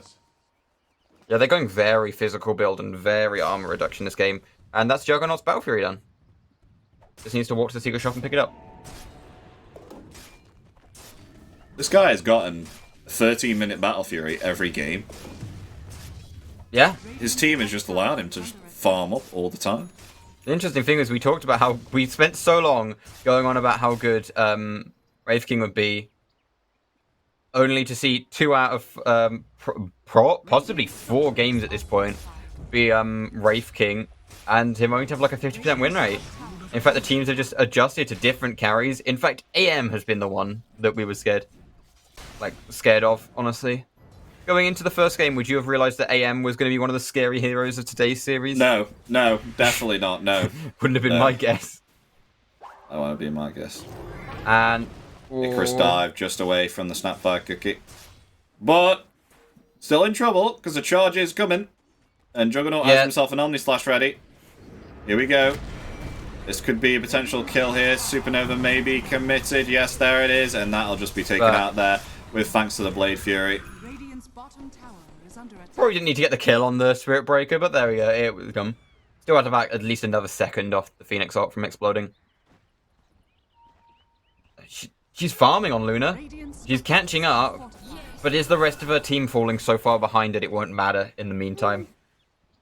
Slowly but surely. I mean, Invoker's got himself a Midas, which is concerning. Because Ember's now picking himself up a Maelstrom again. Well, he's also got a Sand Kaya queued up. Yep. Which is just going to make him harder to take out, deal more damage. I'll deal way more damage. It's such a great item for Ember Spirit. Oh, the glaive bounce kills the courier. Alright. Juggernaut has Juggernaut has not used Omni Slash yet. He hasn't. He's also running at 4 heroes right now. And they're not killing him because they know they can't. They will take the Snapfire for free though.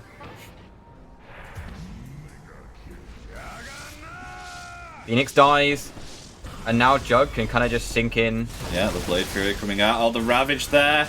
It doesn't actually connect onto Jug, so he's able to use his Omni Slash. As the heal comes down, Overlom's in trouble. There's no disruption. Where is it? It's not going to be there. Overlom is going to fall. Eclipse already used. EMP, however, coming out. Ember doesn't have himself any mana. Oh, but the Snapfire Cookie and the Little Shredder just cleans up Invoker. They lose 4 on the side of Warwick Ducks, but Phoenix coming back in, does not have himself Supernova, wanted to try and go for the Juggernaut, but Juggernaut's just going to be able to get himself out. He does have himself Blade Fury, there it is, won't be taking any damage there from the magical damage. They get out. Yeah, Ember died to the Shadow Demon. Oh! I didn't see that. When he ran out of mana, he had no, yeah, we can probably see it on the replay, because Juggernaut goes in here, Ravage misses him, they manage to bubble the Luna, which just means that Ty takes almost the entire Ravage, then Remnant forwards, he's got the double damage, ult waste on Luna after only a single Lucent Beam, and then he's got about 4 stacks here, and he's just dying he to blocks Shadow him Demon. in the trees. Oh, Yeah. dear. Oh, dear. However, Overlom dead again through Snapfire Mortimer's Kisses. Along with Tidehunter also. UCL cleaning house. Just coming out of the replay to seeing Warwick Ducks' star pupil actually gives them a lot more win prop than I feel like I would personally. I think it still believes in that Luna, but 20% more net worth, 15% more XP, and just look at the gradient on those that last minute of the game as it's steep towards UCL's favor. Oh god. As I don't really think there's much that Warwick Ducks can do here right now. They're secluded to behind their tier 2 towers. They are going to try and go out for a smoke, however. And it's just cancelled there by Invoker, just in the creeps. They don't know what Invoker does. He's into a Juggernaut.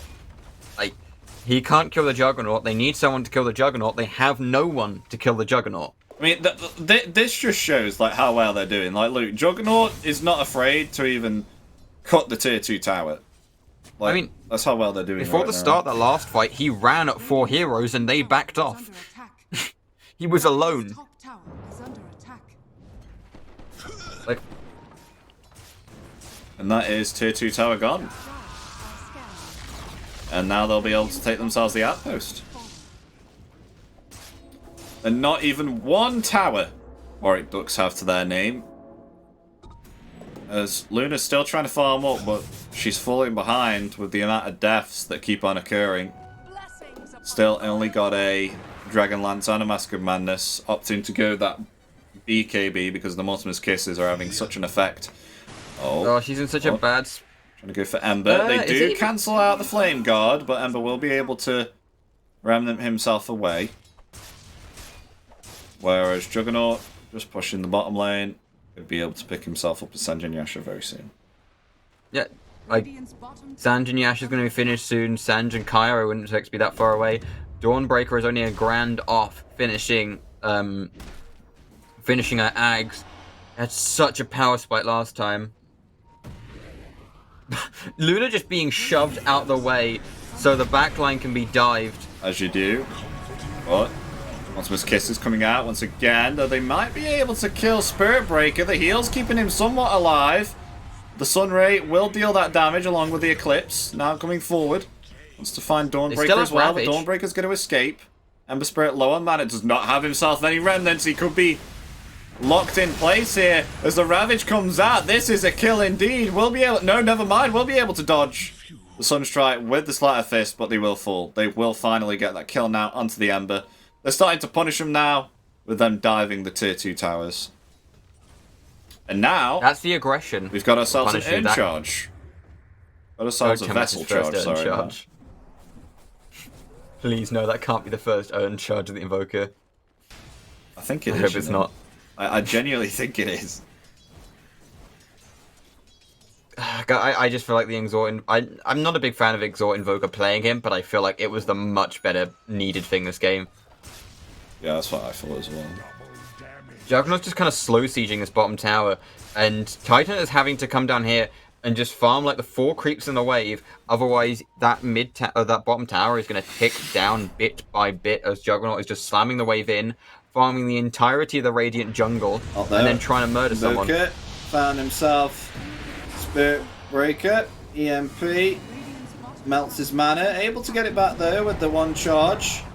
Oh, the Never Strike there onto Invoker, but safe there from the disruption. They're going to try and go for the Supernova now. Are they able to take it out? Yes, the Little Shredder comes out just in time.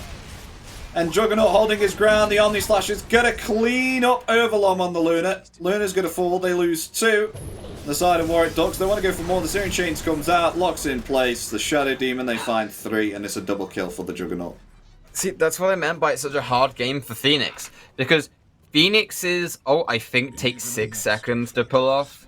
And they were only hitting you for a second and a half. But because they're Little Shredder, it doesn't matter. That's just so much damage. Once you get the 2nd level on Phoenix ult, it's a little bit more.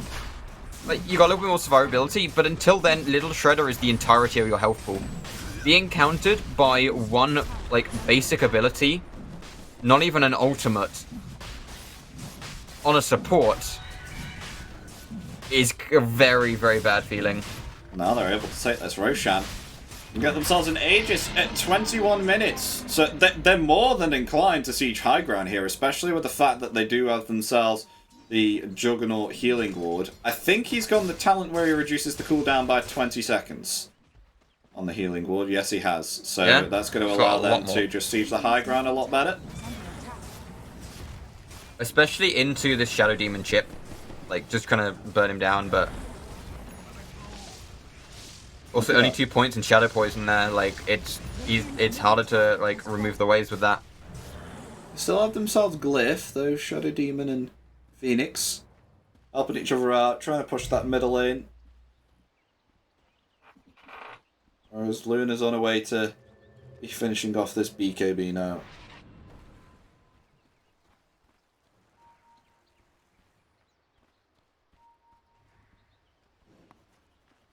I don't even...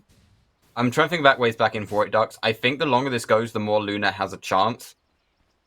But equally, that's Santakaya finished. Juggernaut's going Ags for the extra Omni Slashes, and just just a swift Omni Slash, I think, will take out both Phoenix and Shadow Demon in this game. Or at the very least, force something very defensive out of them.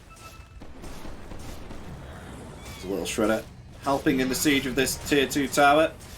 And a Solar Crest now that they've been able to obtain, but they want to try and defend this tier 2 tower as the rest of Warwick Ducks come forward, but Juggernaut's able to disengage there with the Blade Fury. The tier 2 tower still stays alive.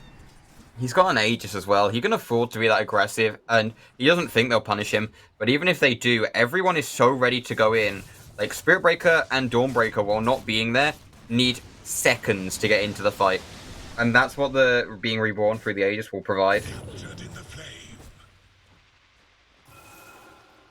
Does have a BKB on Luna, but that won't save her from Omni Slash, and she doesn't have the Manta.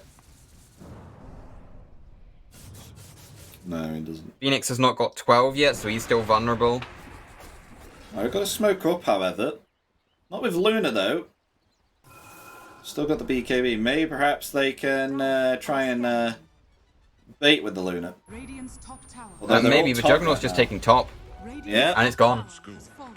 It's a top tower gone. Are they thinking of maybe perhaps sieging high ground, maybe with the Aegis? I mean, I think Jug just wants... I think they definitely can. They just got to watch out for Ravage and Supernova, because they could possibly throw it away if they miss some of their spells. So, looks like they are going to play this safely. Like, I think Jug just wants to crash the wave into tower. Oh my gosh, and they got themselves an Ags. On the Dawnbreaker now, so now they have the extra heals. Is that... What's she going next? I can't remember that. It's a Holy Locket. A Holy Locket. Oh yeah, she has the wand. I don't know why I was like, she needs a wand for that, and I just didn't see it. Yeah, that's the Holy Locket. Rune of double damage. Are you going Lotus on Tide? Oh, tornado. Picks up the Spirit Breaker. Cold Snap, and the urn is there. Do you have any follow-up to kill him as the Ice Wall comes down? But, oh, the heals. Still alive. Never shot. Strike. Maybe a kill on here onto Luna. They actually turn it around here. Spirit Breaker's been able to survive. They take down the Luna now. The Blade Fury coming out here onto the Shadow Demon, but the Demonic Purge is there. Going to slow down Juggernaut. Invoker hiding in the tree is going to be able to TP out. Where's the cancel? It's not going to be there, but there's a cancel onto the Shadow Demon. They take out 4 on the side of UCL. That was not something that I was even expecting. I don't think Warwick Ducks were either. That turnaround there from the heels of the Agnims. Spirit Breaker survived for so long. I expected that as like that's just a kind of fight that's going on. Like that's just them picking off a Spirit Breaker without a position. For them to turn that into a quad, that was amazing. That shows how far ahead they are, if nothing else. Like that's the pulse 3 who just Spirit Breaker. Who just did not die. Until the end. I mean, yeah, but he took 4 people with him. Yeah, exactly what the Posture is meant to do anyway. And one of them was the Luna. One of them was the person who needs to not die in Warwick Ducks, needs to be farming. But he's going a Desolator now. I mean, we can have a look back at this fight. Nice. I actually want to really look back at this replay. Like, look, he gets so low, like, you think he's going to lose, and then he charges back and it was like, oh, well, this is a last resort kind of thing, but oh my gosh. Luna wasn't even able to use BKB. So, if you saw that, and like, when he starts, like, going towards them, they start backing off, feeling like everyone else will finish him off. He actually takes barely any damage. I think the only damage he's taking might actually just be the Urn Tickdown as they start to move away. And then because they haven't focused him, he comes with an ult and a stun on Luna, sentencing her to death because he's just got so many disables and it doesn't matter his health, she's being perma-stunned. Atos is there, locking in place, but able to survive with thanks to the healing ward, maybe, perhaps, yes. Still alive for some time. BKB has been committed here into Overlord along with the Demonic Purge, but now in come the heals now from Dawnbreaker, and that is Luna dead. Able to turn it around, but a Ravage coming out onto 4, but it's not going to be enough because the damage is not there from Warwick Ducks, turning it back around. They find 3, they find 4, and only Phoenix remains will be able to TP out. And this really looks to be game right now. That's the 3rd fight that's gone wrong for Warwick Ducks. They actually kind of messed up the Ravage there. The stun was very stacked with the Phoenix ult. I know it's kind of like we need to get it out now, but I think I need to just throw it earlier. Juggernaut just kept fighting with an Orchid on him, got very low. Because as we look towards the replay now, they went on the Dawnbreaker. And then they go for the Rax. Back to the game. As just taking this tier 2. Only 1 buyback. It's on a Phoenix. No one else is back for 20 seconds. As just UCL dropping the first game looks absolutely dominant in these last 3 games. Last 2 games, sorry. I didn't know this. Last 3, I'm including this one. Sorry. It's been... First game was really long as well. These last 2 have been short and dominant. Yeah, they've just cleaned up house.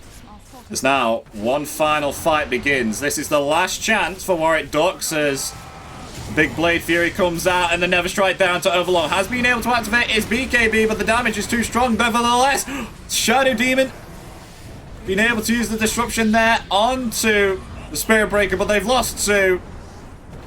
And they've been forced back into the fountain. As Ember Spirit asking for a high 5 from the fountain. And there we go. They call GG well played. Warwick Ducks actually losing the game 4. And something which we weren't predicting, UCL win the game 3-1. What do you know? What do you know? I wasn't even expecting that myself. But it just comes to show what we were speaking about at the start of the entirety of the tournament here. You know, maybe perhaps that Warwick Ducks are indeed the higher MMR players, but it all comes around to what you draft and how well you play with your team. and how comfortable you are, and if you're able to make these high-end coordination attempts with your team. And that's exactly what UCL did. They did incredibly well. I think you can agree with me there, Osmondia.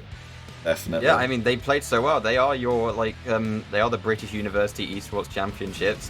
They're your finalists. They win. That's the tournament. And, we were going into this going, oh, yeah, we don't want to say it, but Warwick will win. And I think I said that I expected Warwick to win 3-1. I got the 3-1 the wrong way around, apparently. Warwick only took that first game, and UCL just really getting into their own. And like I said, you've got to make sure you aren't countering the enemy team. You've got to be playing your draft. And that's what they did. They were like, yeah, this is our draft. As we get to watch the Ember die to the Shadow Demon again. This is actually, the weird part, it's one of their few kills. And yeah, the pathing just ruined him there. Just back and forth, Shadow Poison out, Shadow Poison. And then over here, just Overlom getting caught so far out of position. So many slows, so many stuns. And just so many, global abilities. As we get to actually watch the full replay of this fight. As they don't kill Dawnbreaker, she's kept alive by the ward. BKB pretty much wasted as Juggernaut just Omni slashes around. Doesn't die here as the Phoenix Egg's in the back, but everyone's sustained by that huge Dawnbreaker ult. As Dawnbreaker herself doesn't even die right now. She keeps alive, and only just at the end she gets taken down. You can't be losing 4 to take out a position 4 like that. It really doesn't work. Especially when you're hitting all of your huge teamfight ults. Dawnbreaker Spirit Breaker has been one of the better lane combos. Anti-Mage was one of the better heroes. Ember Spirit as well. Just... I don't think I would have ended up predicting that, Dawnbreaker Spirit Breaker would have been the best combo. Or... I just don't know. I guess with the series wrapping up, we can welcome back our host, Janiro. Hello, everyone. What an absolute, I would say, shocker, because as you mentioned earlier, you did not predict that UCL was going to win. And then Epi was like, you know what? I'm just going to vote on UCL just so I can be the counter to what Asmondia is voting on. Just for the memes, really.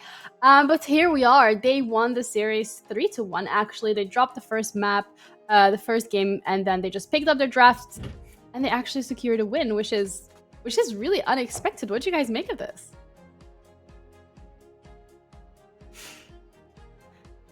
Sorry, this is really unexpected. What do you guys make of this win? As you know, UCL was definitely not the favorite coming into this game. You guys really thought Warwick was going to win. So how did that go? It was very, very surprising. With the fact that one player is in a DPC right now in the Dota Pro circuit, and the fact that they've had experience over the past of 28 since they founded themselves in 2018, UCL being able to somewhat do themselves I don't know if you'll agree with me, Ben, here, but a certain OG, how a new draft just comes out of nowhere, and a new team comes out of nowhere and just shows everyone how good they actually are, and being able to take out the previous winners. It was very unexpected. It's really unexpected. We saw this yesterday as well with CSGO. A random team just shows up. They're just the underdogs. They're not the favorites, and they just win. So I guess this weekend we're just in for quite a few surprises, if I'm being honest here. We do have it confirmed that Mini TV is going to be the one that we're going to have the interview with. So, casters, you guys are going to have a couple of minutes to maybe come up with any very specific questions that you want to ask him. Mini, hello, welcome. Hello. Congratulations on the win. Yeah, we can hear you great. How does it feel? Yeah. How does it feel, man? It feels so good, honestly. I know people will be like, it's not a big thing, but to us it really was, because Warwick, time and time again, always beat us, and it feels so good to finally beat them. they probably have the better players. Like I heard you were talking about, like Overlom. He's like, Division 2 DPC. Like, there are some really solid players, but I can't believe we actually kind of brought it out and won it then. Because, oh man, it's just relief, to be honest. It feels good. Put it simply, it feels good. It feels really good. I can feel the energy. I can feel the excitement, just the relief, really. I'm so happy for you guys. Again, congratulations. I'm going to be asking you a couple of questions here. I'm going to start off with the topic that you mentioned. You guys have lost a couple of times to Warwick in the past.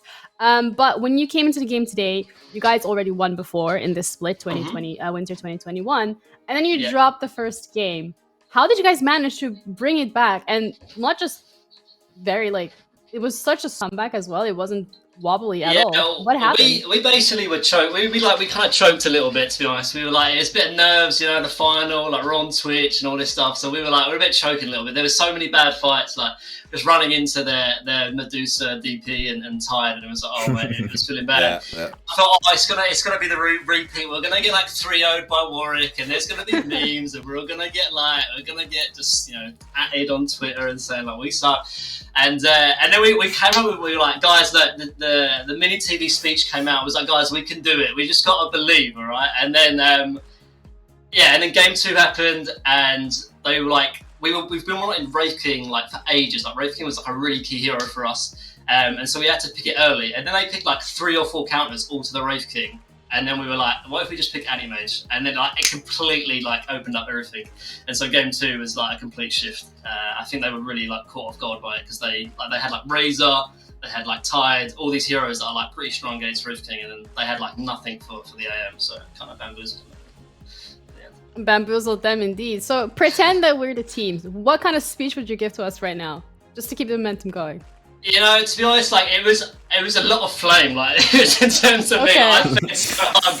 Game 1, I was feeding out my brains. They were at one point top when they had no ulties, and I was running top. I was like, go guys, go, go, go, go, go, go, and then I basically just fed, and I was getting tips. And then so after that game, I was like, guys, it was all on me. I was feeding my brains out. Game 2, run it back. But the Anti-Mage came down. I said, if we lose this Anti-Mage game, I'm going to retire from Dota because I'm the worst player ever. This is the easiest Anti-Mage game. If I lose, it's all on me, all right? So do not worry. We have game 2, and from then, we were just going to smash. So we did it. So it was all good. So can you maybe explain to us a little bit more in depth why exactly you guys decided to go for these picks in draft? Yeah, so in game 2, it was just they had so much for the Wraith King. Razor into Wraith King is pretty unpickable, and we realised that their position 4 was always playing a roamer that doesn't have a lot of lane presence. So he had Spirit Breaker, Spirit Run Game, things that doesn't really have much presence on the lane. So I knew that I was going to get farm as a carry. So I thought if we play Anti-Mage, it's going to be a fine game going forward. First, it looks like I'm getting hacked. It's just my webcam, Hacked. God. At least it didn't happen in game, because then it could have gone worse. Yeah, I think we've lost him for the moment. But hopefully get him back, because that was quite a lovely interview, really. I can really feel the energy coming off from them. They're just so excited to win. Just absolutely amazing to see. Casters, how are we feeling? You guys cast 3 games. What's going on right now? How are you feeling as Mondia after all those games? It's honestly, seeing him like that is actually been really fun, because I think we mentioned at some points in the game that we were comparing them to OG, whereas the other teams are playing very regimental, and they're just out here having fun. And yeah, that seems like how much fun they were actually having. Honestly, we can really tell that they were having fun just from his reaction. You're completely honest. And it's just so infectious. Everyone's I'm having fun right now as well. How are you feeling about this? Epi, you actually won the prediction. How does it feel? Because I think you're one of the very few people who did. I know, I can't believe it myself. I was like, oh, my brain says Warwick, but my heart's going to have to go for UCL. And somehow they... Well, not somehow, they did. Somehow. They did pull it off with their, amazing team coordination and their draft, as Minnie was saying about the fact that oh, this is a free Anti-Mage game, you know what, I'm going to pick it. And it's if I lose, I'm the worst, player in Dota. But thankfully, he did not, implement that into time, and he's confirmed not the worst Dota player, because he did win that Anti-Mage game, so props to him for doing that. But then, I think the games which were really good were the final two ones, because that one was sort of kind of say even Stevens until around about the end. But then Game 3 and Game 4 was, I think, where they really popped off. It was quite a dominant one-sided game where they actually were able to just show so much dominance in those games. It was so one-sided. It was like underneath about like 25 minutes, me and Ben were like saying, "Oh, this is GG now. There's no way they can come back from this." Like they even tried to do some fights, but they played so well at the end. Yeah, unfortunately, the fights for Warwick didn't really go in their favor, but USL, they really pulled through. So we have Mini TV back. If he wants to come back here and answer our questions. Hello. Sorry, you sure your camera bugged out, or you just didn't want to release your secrets? Warwick was trying to sabotage me, guys. Like they were trying to like dampen the party. Like Melrose was getting salty because we smacked him in the finals. Like I mean, it happens. What can you do? At the Matrix, yeah. Okay. So going back to the question here, you're gonna have to leak some tactics. So I was kind of wondering, maybe you just left because you didn't want to leak anything. But the draft honestly played an incredible key role in you guys winning these games back to back. So again, how did you guys just decide to come up with these picks? Like as you said, it was improv. Was it really? Yeah, it kind of was improv actually. So like I mean, I got a big shout out to our drafter Bonjour. So like ever since the start of NSC, like we've been trying to like figure out like the perfect formula. Like I always been playing support, I've played offlane, I've played mid, and like we just lose every single time to Warwick. And I was like, look, because I've been drafting normally, and I was like, no, I'll give it over to Bonjour. And we just realized that if they don't have their Dusa and they don't have Nyx, like they don't have too much threat. Like normally they have someone who's always playing Lycan or Beastmaster. We didn't have to worry about that this time, so that was good. And to be honest, a lot of it, we had a lot of preparation for that, but because it was sort of switched off and sort of different, like we're just going to go on the fly. Like Ban, Medusa, Nyx, we've played against them so much now that we know exactly what their heroes, that they love, like Death Prophet. It was the one game that beat us. So we just kind of ban out all their heroes. We know they have like a really hero puddle, like a really small hero pool, and like call it hero puddle, and yeah, it works out. And so... Yeah, and you guys happen to have the hero ocean, I guess. After winning, exactly. Like they banned my Weaver, they banned my Wraith King, started ban Ursa and Anti-Mage, and then they're like, bro, he can't play anything else, and I pull out the jug and like, you know. It still worked. There you go. You guys really won that first game, but as you know, Epi mentioned earlier, the second and the third game were just much more one-sided from your side and just very much dominant. How did you guys keep the momentum after the first game? Because everyone was like expecting like to go the whole way for 5 maps, but we went 3. Yeah, I think it was a little bit of like, I think we kind of outdrafted them going forward, and so when you have like a good draft, it kind of plays itself. Like we were trying to throw like just because of our play, but it ended up being like the draft was so good that they had very little options and stuff. So, but in terms of like raw momentum, I think we were just hyped. Like we've lost, when you lose to a team like literally in and out like every single season, there's like so much fire and desire to beat them. So the momentum after we win game 2, we're like, yeah, we're gonna 3-0 them like after this. With the first game, like I don't know if you even realise well, but game 1, what ended up happening, they were like late to the lobby, so they got a draft penalty. But game 1, for some reason, we got the draft penalty, and so I don't know what happened there, but it was just some random admin thing. But yeah, we were rolling the high basically after game 2. Honestly, incredible to see, incredible to have your energy here with us today. Casters, Epi, Ismandia, do you guys happen to have any specific questions you want to ask Mini TV? Yeah. What game was it now? Was it game 2 or was it game 3? The Warwick Ducks, right? I saw your draft and I was like, man, he's got like lots of lockdown here. You've got like Searing Chains, you've got like Grimstroke, like Phantom's Embrace. And then I see Warwick Ducks pick themselves Faceless Void. Did you think this is in the bag? Yeah, bro, I was like, they were crumbling, man. And then they picked Void Spirit into AM, and I was like, right, this is over, bro. They're tilted. They don't know what's going on. Like, you're right. We were a little bit worried of like going AM into Void, because obviously if he gets a good chrono, but we thought it worked the game before, and we had ways to deal with him before he got BKB. And then but then we picked Void Spirit, like we were laughing. We were like, what are they doing? Like, and it worked out for us. But yeah, we had the same thought as you, basically. Yeah, with the Void Spirit as well. We originally said that if maybe perhaps they can try and win on the lanes and Void Spirit wins his mid, then can potentially try and shut down the anti-mage if they have themselves enough nuke. True. But that didn't happen. But we have Joe on the mid lane, man. His Ember best in the UK, bro. Best UK Ember ever. Like, so I was like, there's no way he's losing this matchup. So yeah, so it felt good. Asmondia, do you happen to have any final questions?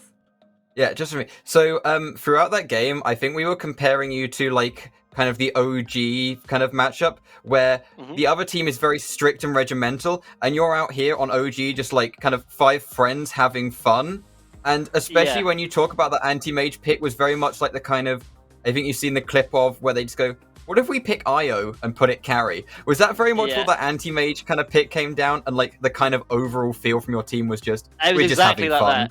It was exactly that. So Evie in our position 5 was like, guys, like, let me just play Tide, and then we're just gonna like, they're gonna be so screwed, because they had no idea. Like, we were thinking it. We're like, okay, like Razor, like all these heroes that are terrible against anti-mage but really good against Wraith King, was like, oh, we'll just put Wraith King on a lower priority, so put it off lane.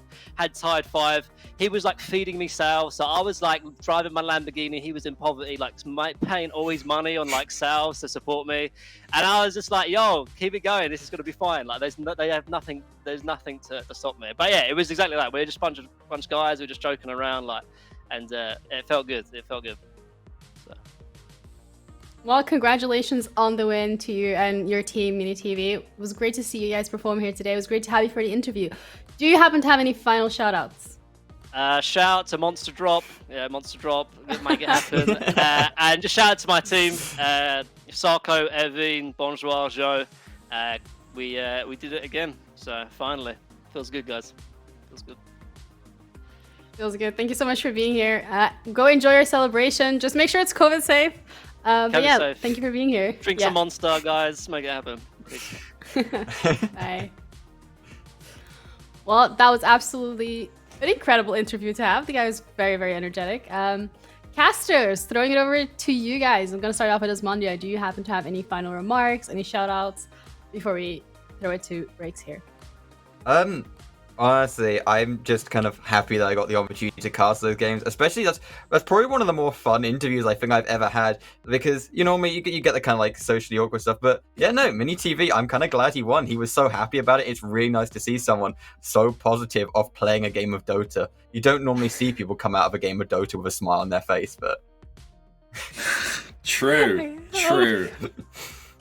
That's a good one. What about you, Effie? Do you have any final shout-outs, final remarks you'd like to say?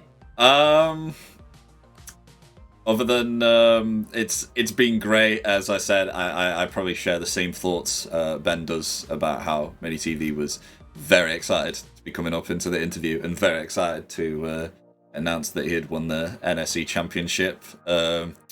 Shout out to Asmondia as well though for casting half of the time whilst my brain lagged a few places. So other than that, yeah, it was great. Loved every minute of it. Well, thank you guys so much for being here with us today. It was absolutely incredible to see you guys cast. It was a great experience, and I hope to work with you guys again in the future.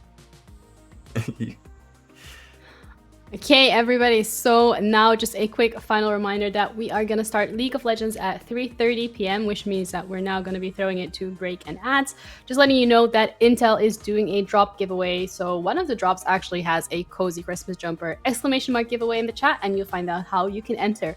Monster, as you heard, Monster Drop is also doing a giveaway, so this is going to reset after every game. You can try and win some during the League of Legends games. Just type Monster Drop in the chat as one word. Now, socks for socks, you can get some NSE branded socks as well. We're just gonna keep on giving here. Just make sure that you put some pictures up on Twitter of your viewing party. Make sure, however, that it is COVID safe. Use hashtag BUC Winter 2021, hashtag socks for socks, and you're gonna be entered into the competition. And who knows, you might have some NSE branded socks for Christmas party, which is pretty cool. Again, League of Legends this afternoon, followed by Rocket League, and tomorrow is more of the shooting action. Thank you guys so much for being here today, and we will see you guys in a bit.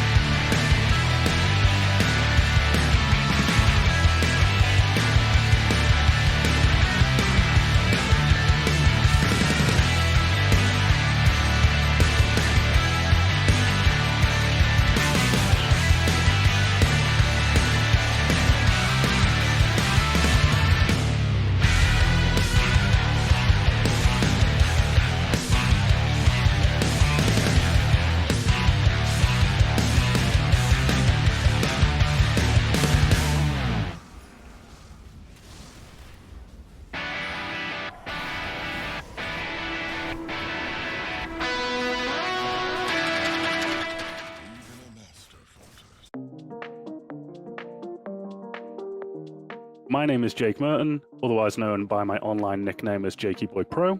I am 26 years old, and I currently work as full-time online events manager / producer for G2 Esports. Hi, my name's Kat. I'm Vice President of Warwick Esports, and I'm a second-year student at the University of Warwick. I'm Edwards. I'm the treasurer for the Southampton Video Games and Esports Society, and I also do a little bit of casting of Counter-Strike and Valorant in my spare time. I would certainly say getting involved with Epic LAN has driven my passion further. I've had many talks with all of the different staff at Epic LAN that have been really helpful in, guiding me on where I want to go. They've recognized the passion and they've really wanted to help me drive and improve, and it really has pushed me to the point as to where now I can do it full time, and I couldn't think of doing anything different at this moment in time. One of the greatest things for me about Warwick Esports is the ability to talk to so many students from other disciplines. It's very hard at university, unless you're in a society, to meet people from other departments. And I think that's the thing I love most about Warwick Esports, is that I'm able to meet those people. I'm now looking at doing a business master's purely because of my friends who were in the business school that taught me, things like writing pitch decks, how to, business management, all those things. So I'd always been interested in esports. So the moment I came to Southampton, I instantly joined the SVG server, asked how do I get verified, where do I find a Counter-Strike team? Like, I want to do this is the most amazing thing to me. And I got signed up instantly. They put me in a team with a bunch of other freshers, and I'm in that team to this day. My teammates are probably some of my closest friends. You're not always going to land in a team with people that then become your close friends. I think I really lucked out and we've really gelled well. Post-lockdown, we've been able to socialize. We actually went to Epic LAN a couple of months ago as 5, which was one of the most amazing experiences of my life. Never been to a LAN before, never done it before, but to do it with some of my closest friends and best teammates that I could ask for has been an absolute dream. Working in this community really has benefited me in ways that I would never have imagined. There was once a time where I wouldn't like to, go out of my way and talk to people, but I am a lot more confident when I'm outside in person, and just being sociable. It's much easier to be able to, sit back and have a conversation with someone more than it was 2 years ago when I wasn't working this line of work. At Warwick Esports, we're very keen on, breaking down that barrier between only being online, like that stigma of, gamers in their basement, that kind of thing. We're very keen on breaking down that barrier, and we do pub nights very frequently. We go out and we do Sports Sunday, where everyone just goes and plays football. I cheer from the side, but everyone goes and plays football. And I think those kind of things make people feel like they're part of something rather than just another username in a Discord, which I think is why we do so well. People feel part of something, so they stay.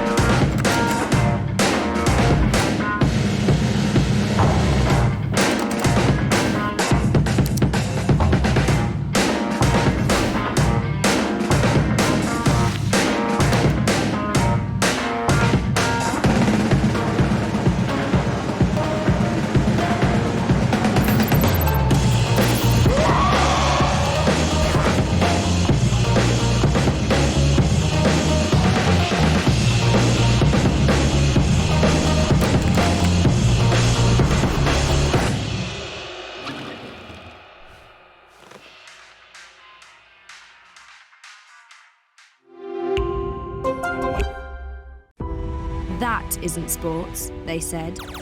When someone told you to stay in your lane, you knew the right answer. The mid. You wish competitors GLHF before the match begins, and hopefully you're dominating more often than not. Video games bring us closer, even when we're apart. And Barclays has seen this. From grassroots teams starting out to the pro circuit players, we're cheering on esports from the virtual stands. We know that gaming's many faces can truly make a positive impact.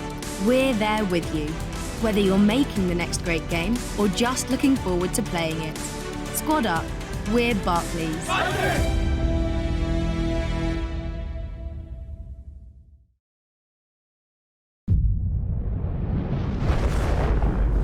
Come with us. The new generation. The next level. Sending it big. You're in for a good run. Let's go. Come with us to the track, to the trails, to the slopes, to the surf, to the fight, to the race. Look at this! To the 4 a.m. starts. Training harder, pushing further, hitting back, hard.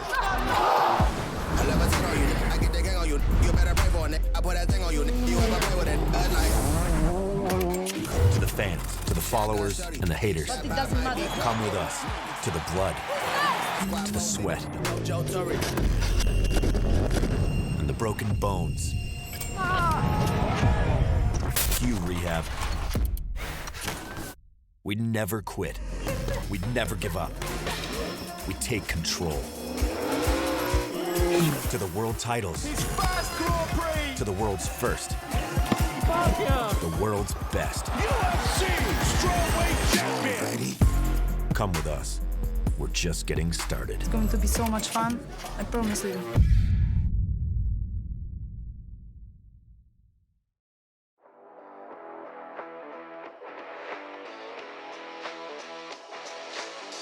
This weekend at the British University Esports Championship, we have live stage finals. We have hundreds of students here from over 20 universities. 8 weeks of online play have led to this one moment. Just everything you could want in one weekend. It's jam-packed.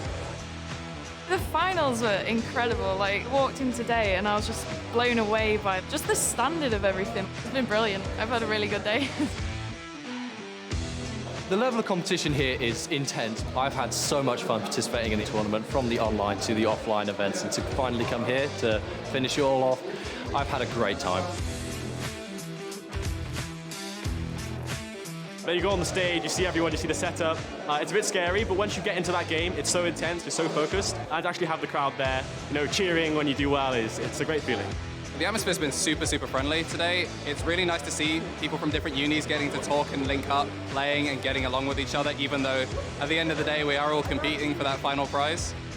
It's not only about, being really good, competing, being a pro. It's also about the social side of it. This opportunity to meet other people, have fun, and make friends. Competing in the NEC Championship has been an amazing experience. Playing against people the whole season has been amazing, but the event itself has just been top class, really. It was perfect. Glad we grinded it the whole season. We entered this tournament with not maybe a lot of experience. There's a couple of players on our team who have played at LANs before, but for the majority, none of us have had this opportunity. And obviously we come here today and we've won it, and NEC has enabled us to do that. It's just amazing.